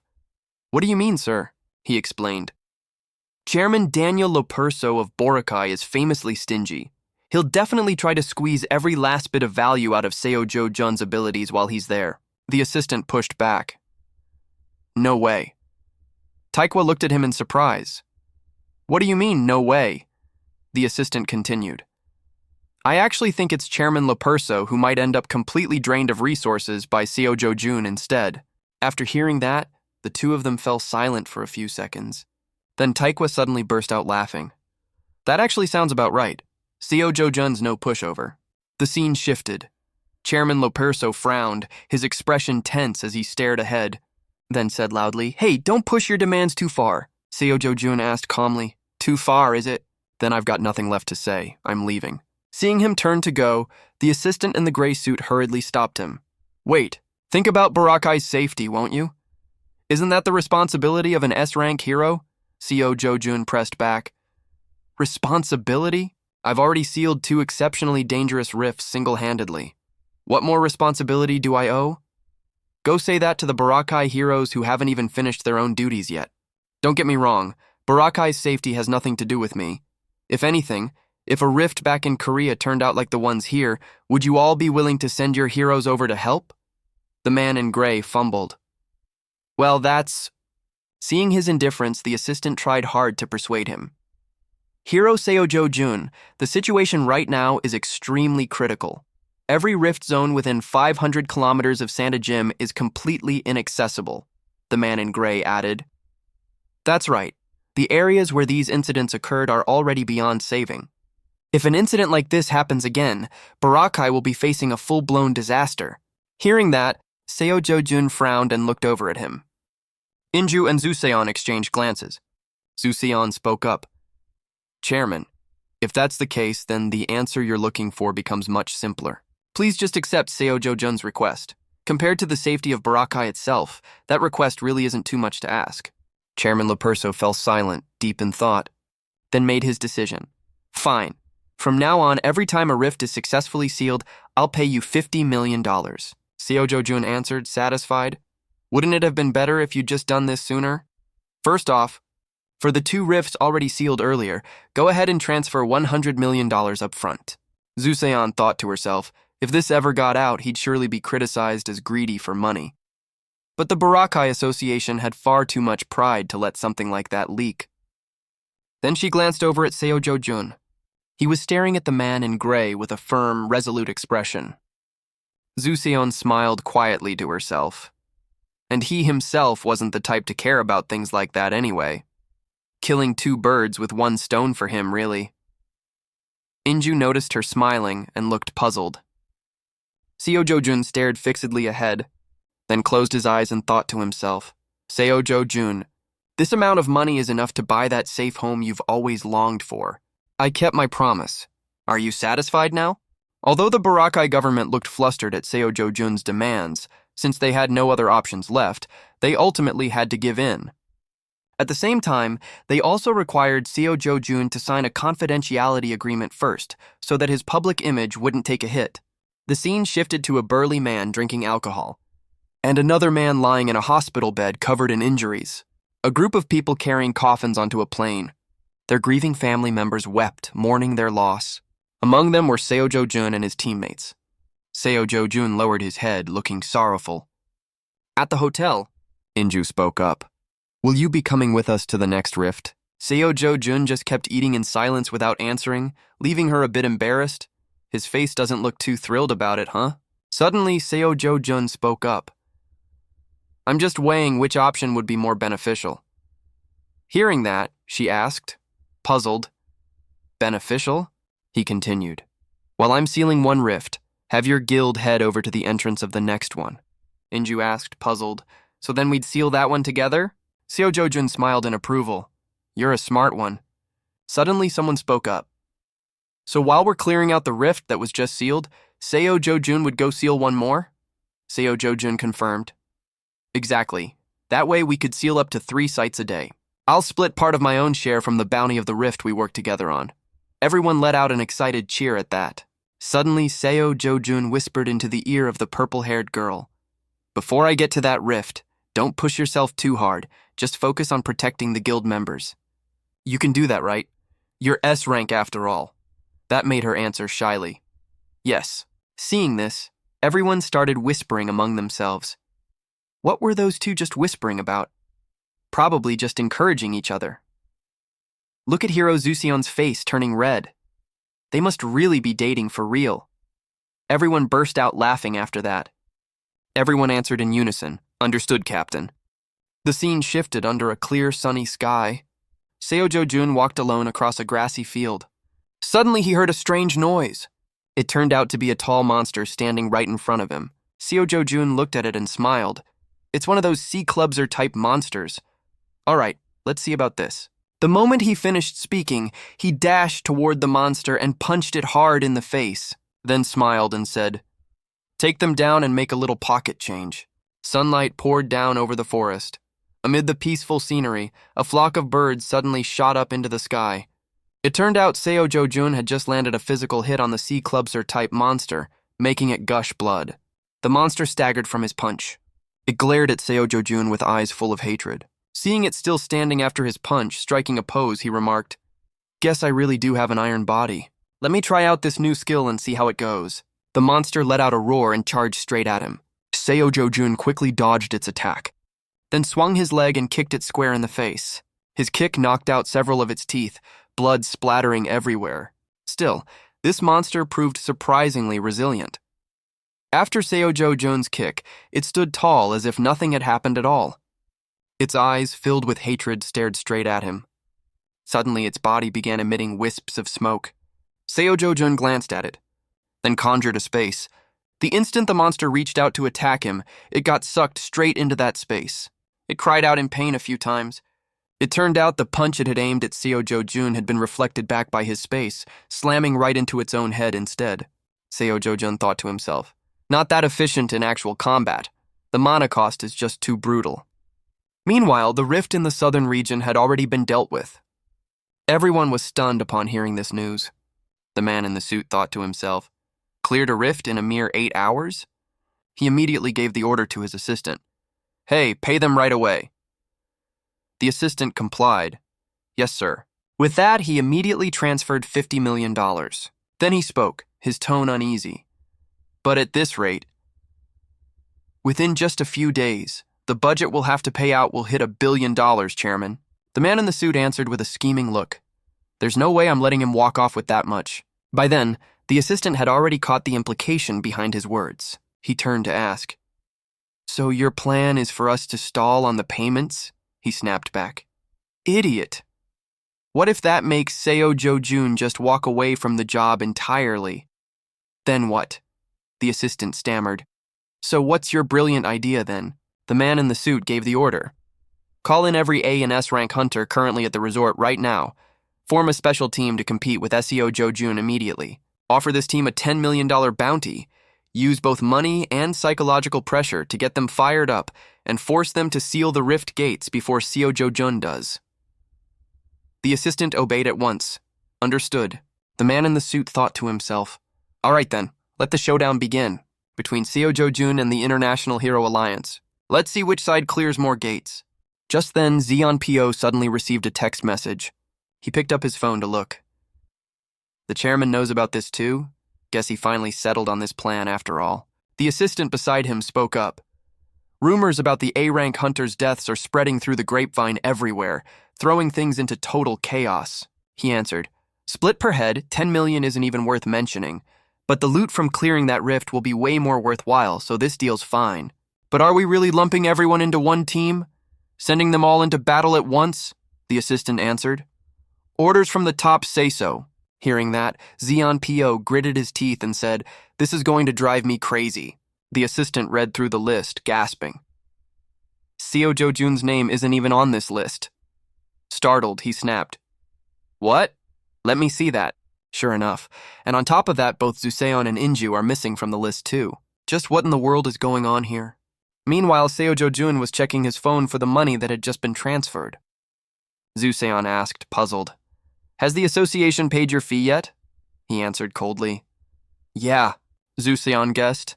"The fee they owe you must be huge. That's probably why they lumped all the foreign hunters together into one team."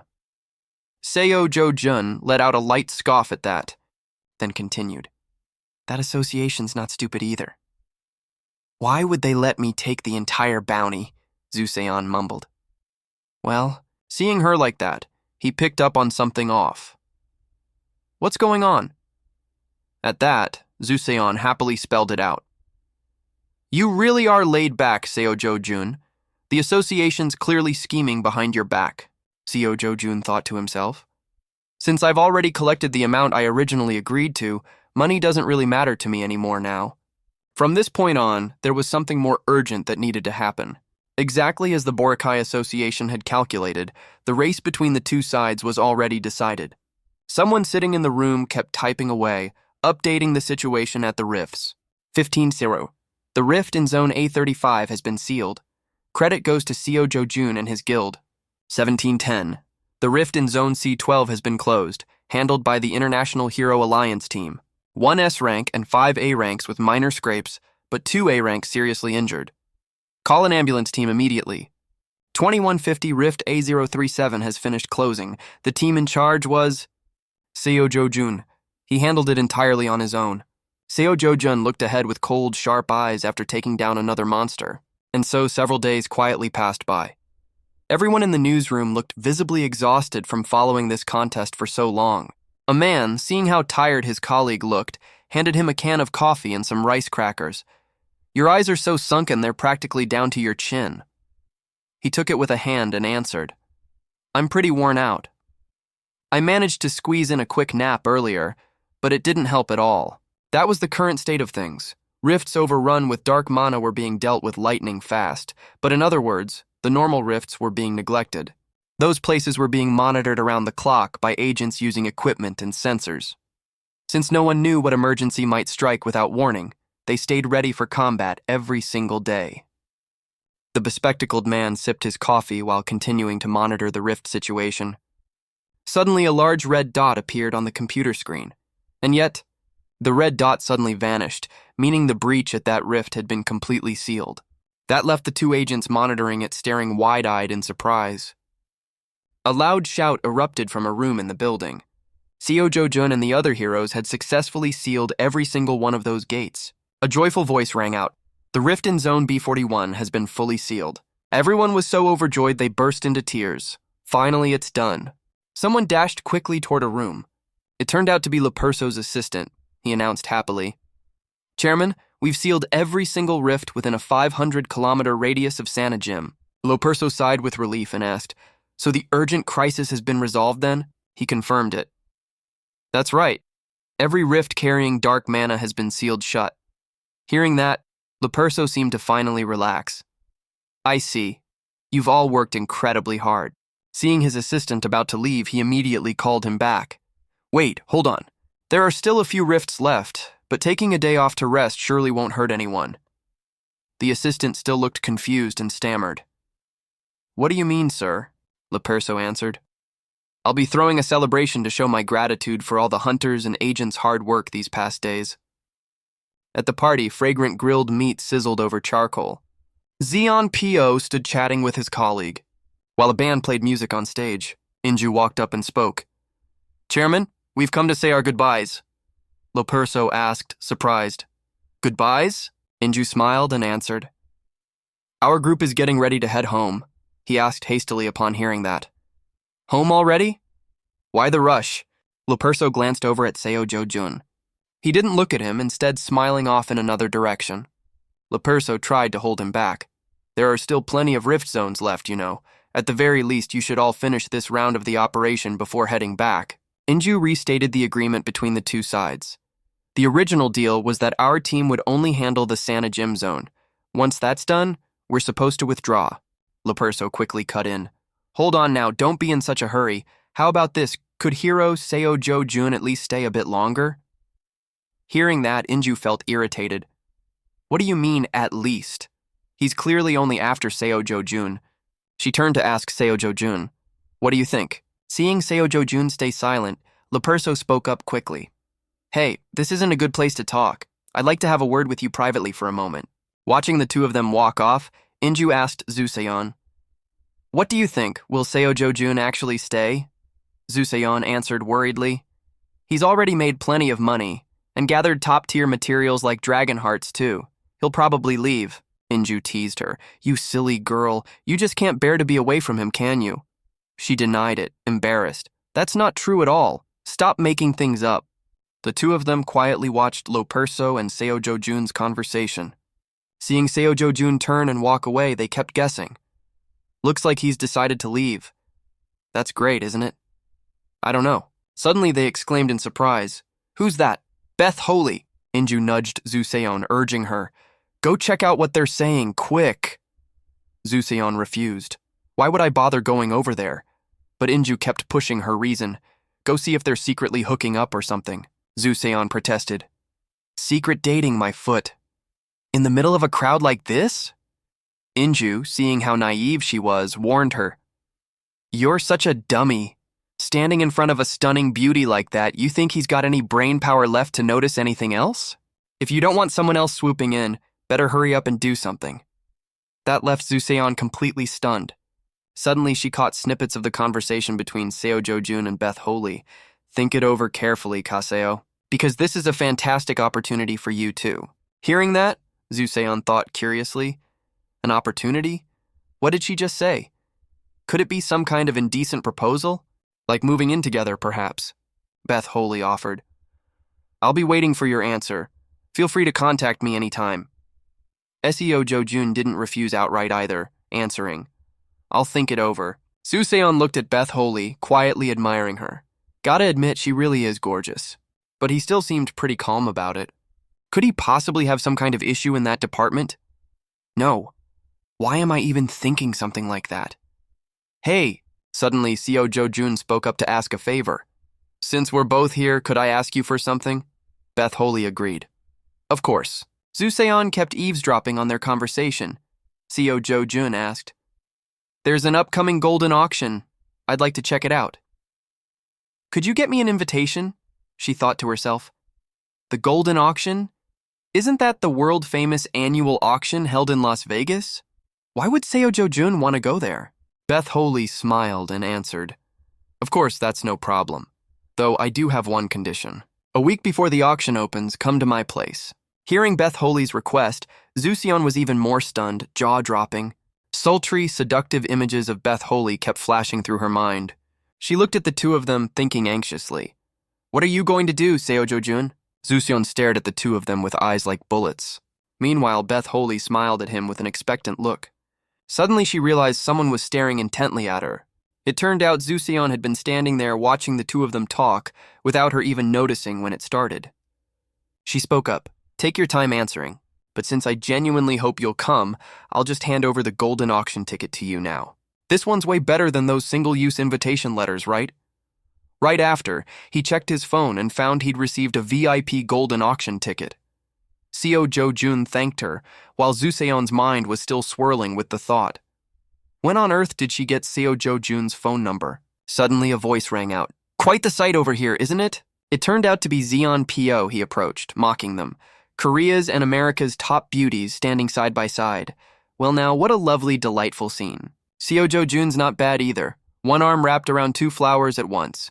You must feel like you're holding the whole world in your hands, huh? Isn't that right? Seo Jo-jun glanced over at Zeon Po. Zhu Seon felt uneasy inside. The more she looked at Zeon Po, the more it seemed like he was about to start trouble. Suddenly he burst out laughing, drawing everyone's attention. Zeon Po put on a show of nobility. Honestly, no need to get so tense. I don't have any bad intentions here. I just wanted to introduce a friend of mine to you, that's all. Oh, though it looks like you two might already know each other? Seo Jo-jun looked at the person approaching. Beth Holy looked at him too with a look of surprise. Zhu Seon thought to herself in shock. Takashi. The man standing before them was indeed Takashi, one arm in a cast. Zhu Seon frowned, thinking to herself, he's already out of the hospital? Chairman Lo Perso also looked a bit flustered seeing him show up here. Honestly, the reason I didn't invite Hiro Takashi was exactly because I feared this would happen. Why did these two have to cross paths at this exact moment? Seo Jo-jun looked at him with expressionless eyes, while Takashi looked at him with a face full of resentment. Suddenly, Seo Jo-jun spoke up. Looks like your body's made a full recovery, am I right? He answered politely as well. Thanks to you, I got quite the memorable experience, Seo Jo-jun replied. As long as you're feeling okay, that's all that matters. Sensing the tension in the air, Chairman Lo Perso spoke up to smooth things over. Hiro Takashi, your body's recovered quite a lot. I didn't invite you to this event out of fear you'd wear yourself out. But seeing you like this, it eases my worries a bit. Now then, there's a very comfortable sofa over there. Feel free to relax and chat as you like. Seeing the situation not going as he'd hoped, Zeon P.O. cursed inwardly. Damn that old man.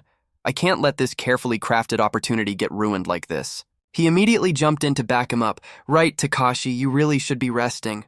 The injuries Seo-jo-jun gave you must still hurt like hell, right? Oh, and by the way, I wonder if you've received an apology yet? After all, you did get beaten up, so you deserve an apology. Isn't that right? The more he talked, the angrier Takashi got. He looked over at Seo-jo-jun.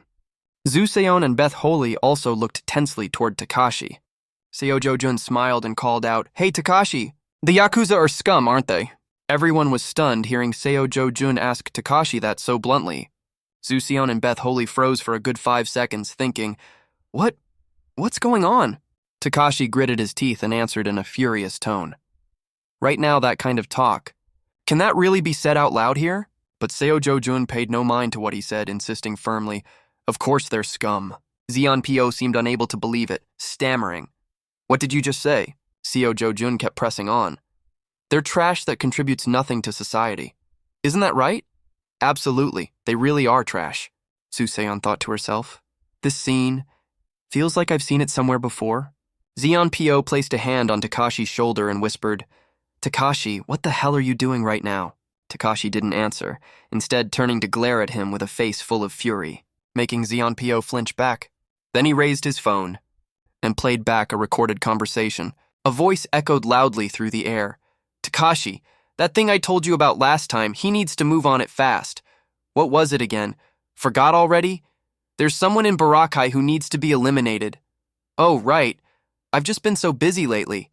What was his name again? Seo-jo-jun. Whoever was listening looked utterly stunned. The voice kept playing from the recording. Just deal with him inside the rift, that's fine, right? Talking too much just tires me out. Anything else going on in Boracay? If so, maybe a date with some girls? While I'm at it, I'd like to try flirting with Georgia once. Or Zuseon works too. Sounds like she doesn't have a boyfriend yet. Well then, see you in Boracay. Zeon P.O. stared at Takashi with a look of utter disbelief. He never expected Lin's eye to have this much of an effect. Zeon P.O., you picked the wrong enemy this time. From this moment on, I'll torment you until you wish you were dead. With hundreds of eyes now on Zeon P.O., he broke into an embarrassed sweat. He frowned so hard the veins on his face stood out clearly. Suddenly, Zuseon burst out laughing. A voice rang out. Damn it, that idiot Yakuza just ruined everything. Takashi stood facing Zeon P.O., the air between them crackling like it could burst into flame at any second. The voice continued. That's right, even though he's already told plenty of lies. Seo-jo-jun thought to himself, but if he keeps running his mouth like this, it's going to blow up big time. Sure enough, right as expected, Zeon P.O. raised his fist and threw a powerful punch straight into Takashi's face, making him retch up blood. Takashi cried out in pain. Taking advantage of him being hurt, Zeon P.O. quickly made a run for it. Chairman Loperso immediately gave the order, Grab him now! The bodyguards obeyed at once. Yes, sir, and chased after Zeon P.O. Seeing this, Zuseon urged him on. Seo-jo-jun, catch him quick. Suddenly, she froze. Seeing Seo-jo-jun still standing there without moving, she thought to herself, he's not chasing after him either. In that situation just now, Seo-jo-jun could definitely have stopped him. Zuseon asked, puzzled, Why didn't you stop him? But Seo-jo-jun just stayed silent and didn't answer. It was a night that shook everyone.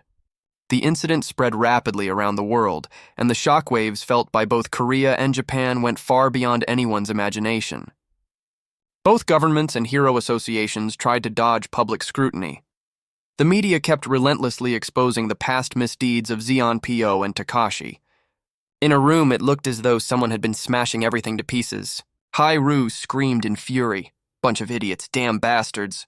Cursed fools, all of them. Hai-Ru kept swinging a golf club to smash the furniture. She seemed to be venting all her fury onto the objects in the house. Manager Lee stood outside, able only to silently endure her raging fit. Suddenly, she shouted loudly, Manager Lee, get in here now! That made him jump, his heart skipping a beat. By now, the furniture in the room had been smashed to pieces under Hai-Ru's fury. She picked up a cigarette and asked, What's the situation with Zeon P.O. right now? Manager Lee reported the situation at once. I've heard Interpol and the World Hero Alliance are searching for him relentlessly, but there's still no information about him being caught. She snapped angrily. That damn wretch. I just hope he resists and dies on the spot out of my sight for good. And that loose thread, has it been tied up yet? Manager Lee answered. Yes, I've already taken every necessary measure.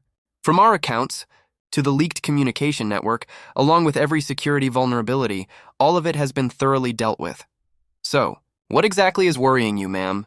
Without answering, Hairu flung the phone at him. Manager Lee caught the phone, then asked in surprise, Wait, is this a phone? Hearing that, she shot back. Can't even recognize it just by looking. It's the one I use for personal matters. Only family members know this number. And yet, read the message that just came in. Manager Lee glanced down at the phone and saw a threatening text. Let's cooperate, partner. If you refuse, I'll leak the evidence. I'll be in touch again soon. He asked suspiciously, Don't tell me this is Xeon PO? What kind of nonsense partnership does he think he wants with us? Hairu, unable to keep her composure, screamed. Who cares whether it matters or not? Just being linked to him is more than enough to cause serious trouble. A bunch of useless, incompetent good-for-nothings.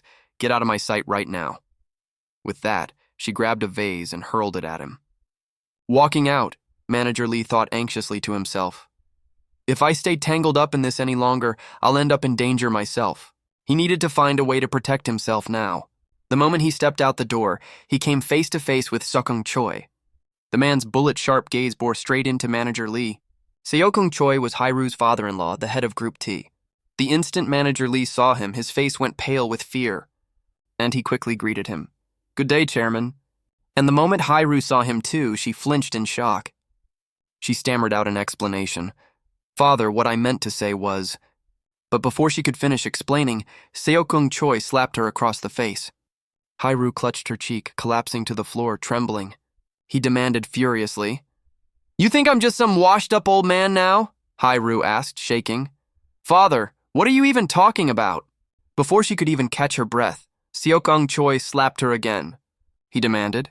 You think I don't know you hired Xeon PO to kill that Seo Jo-jun? My own flesh and blood turns out to be a hero. I will absolutely bring Seo Jo-jun into this family. Hairu was stunned hearing this. Seokung Choi continued. I've never liked how Group T lorded over everyone just because of that one gang Seo Eung-ho. Heaven's still smiling down on me, Seokung Choi. With that, he broke into a sinister smile. If that's what you want, we first need to sort out just how to clean up the mess you've made. Hairu frowned, her face beaded with sweat. While chaos swirled around Xeon PO, Seo Jo-jun's group returned to Korea. Looking out the plane window, Seo Jo-jun thought to himself, this rift-clearing expedition turned out pretty profitable, gathered enough materials, and the money's rolling in too. Soo Se-on suddenly leaned in to ask him, There's something I'm really curious about. Can you clear it up for me? Seo Jo-jun looked at her and asked back, What is it? Soo Se-on continued, It's about Xeon PO. You let him escape on purpose, didn't you? Seo Jo-jun smiled, then answered playfully. That's the only way to move on to the next step. In Seoul, Korea, Ye-yoon happily enjoyed the hamburger in her hands. Seo Jo-jun smiled and asked the little girl, Is it good? The girl answered happily, It's absolutely delicious. He watched her eat with a cheerful expression, but his eyes seemed to be holding something back. Seo Jo-jun recalled what had happened before. After returning home and reuniting with his family, he'd been utterly shocked, because grandmother's health had visibly deteriorated. Seeing that, he rushed over worriedly to ask, Why wouldn't Grandma go to the hospital, and why didn't she even call to let him know? Ye-yoon said quietly, Big brother, don't scold Grandma. She said that money was what you earned by risking your very life, so it shouldn't be spent carelessly. Seo Jo-jun reached his hand over to Grandma's, then said, Going to the hospital when you're sick isn't wasteful spending at all, he whispered by her ear. I made a lot of money in Boracay, so Grandma, don't worry and just go to the hospital. For whatever needs doing. For whatever you want to buy, Seo Jo-jun said. From now on, Grandma, stop holding back and just live comfortably. Hearing that, Grandma was moved to tears. Seo Jo-jun immediately had her admitted to the best hospital in Korea, and visiting her every day along with Ye-yoon, then eating hamburgers together became part of his daily routine. The two siblings happily ate hamburgers together.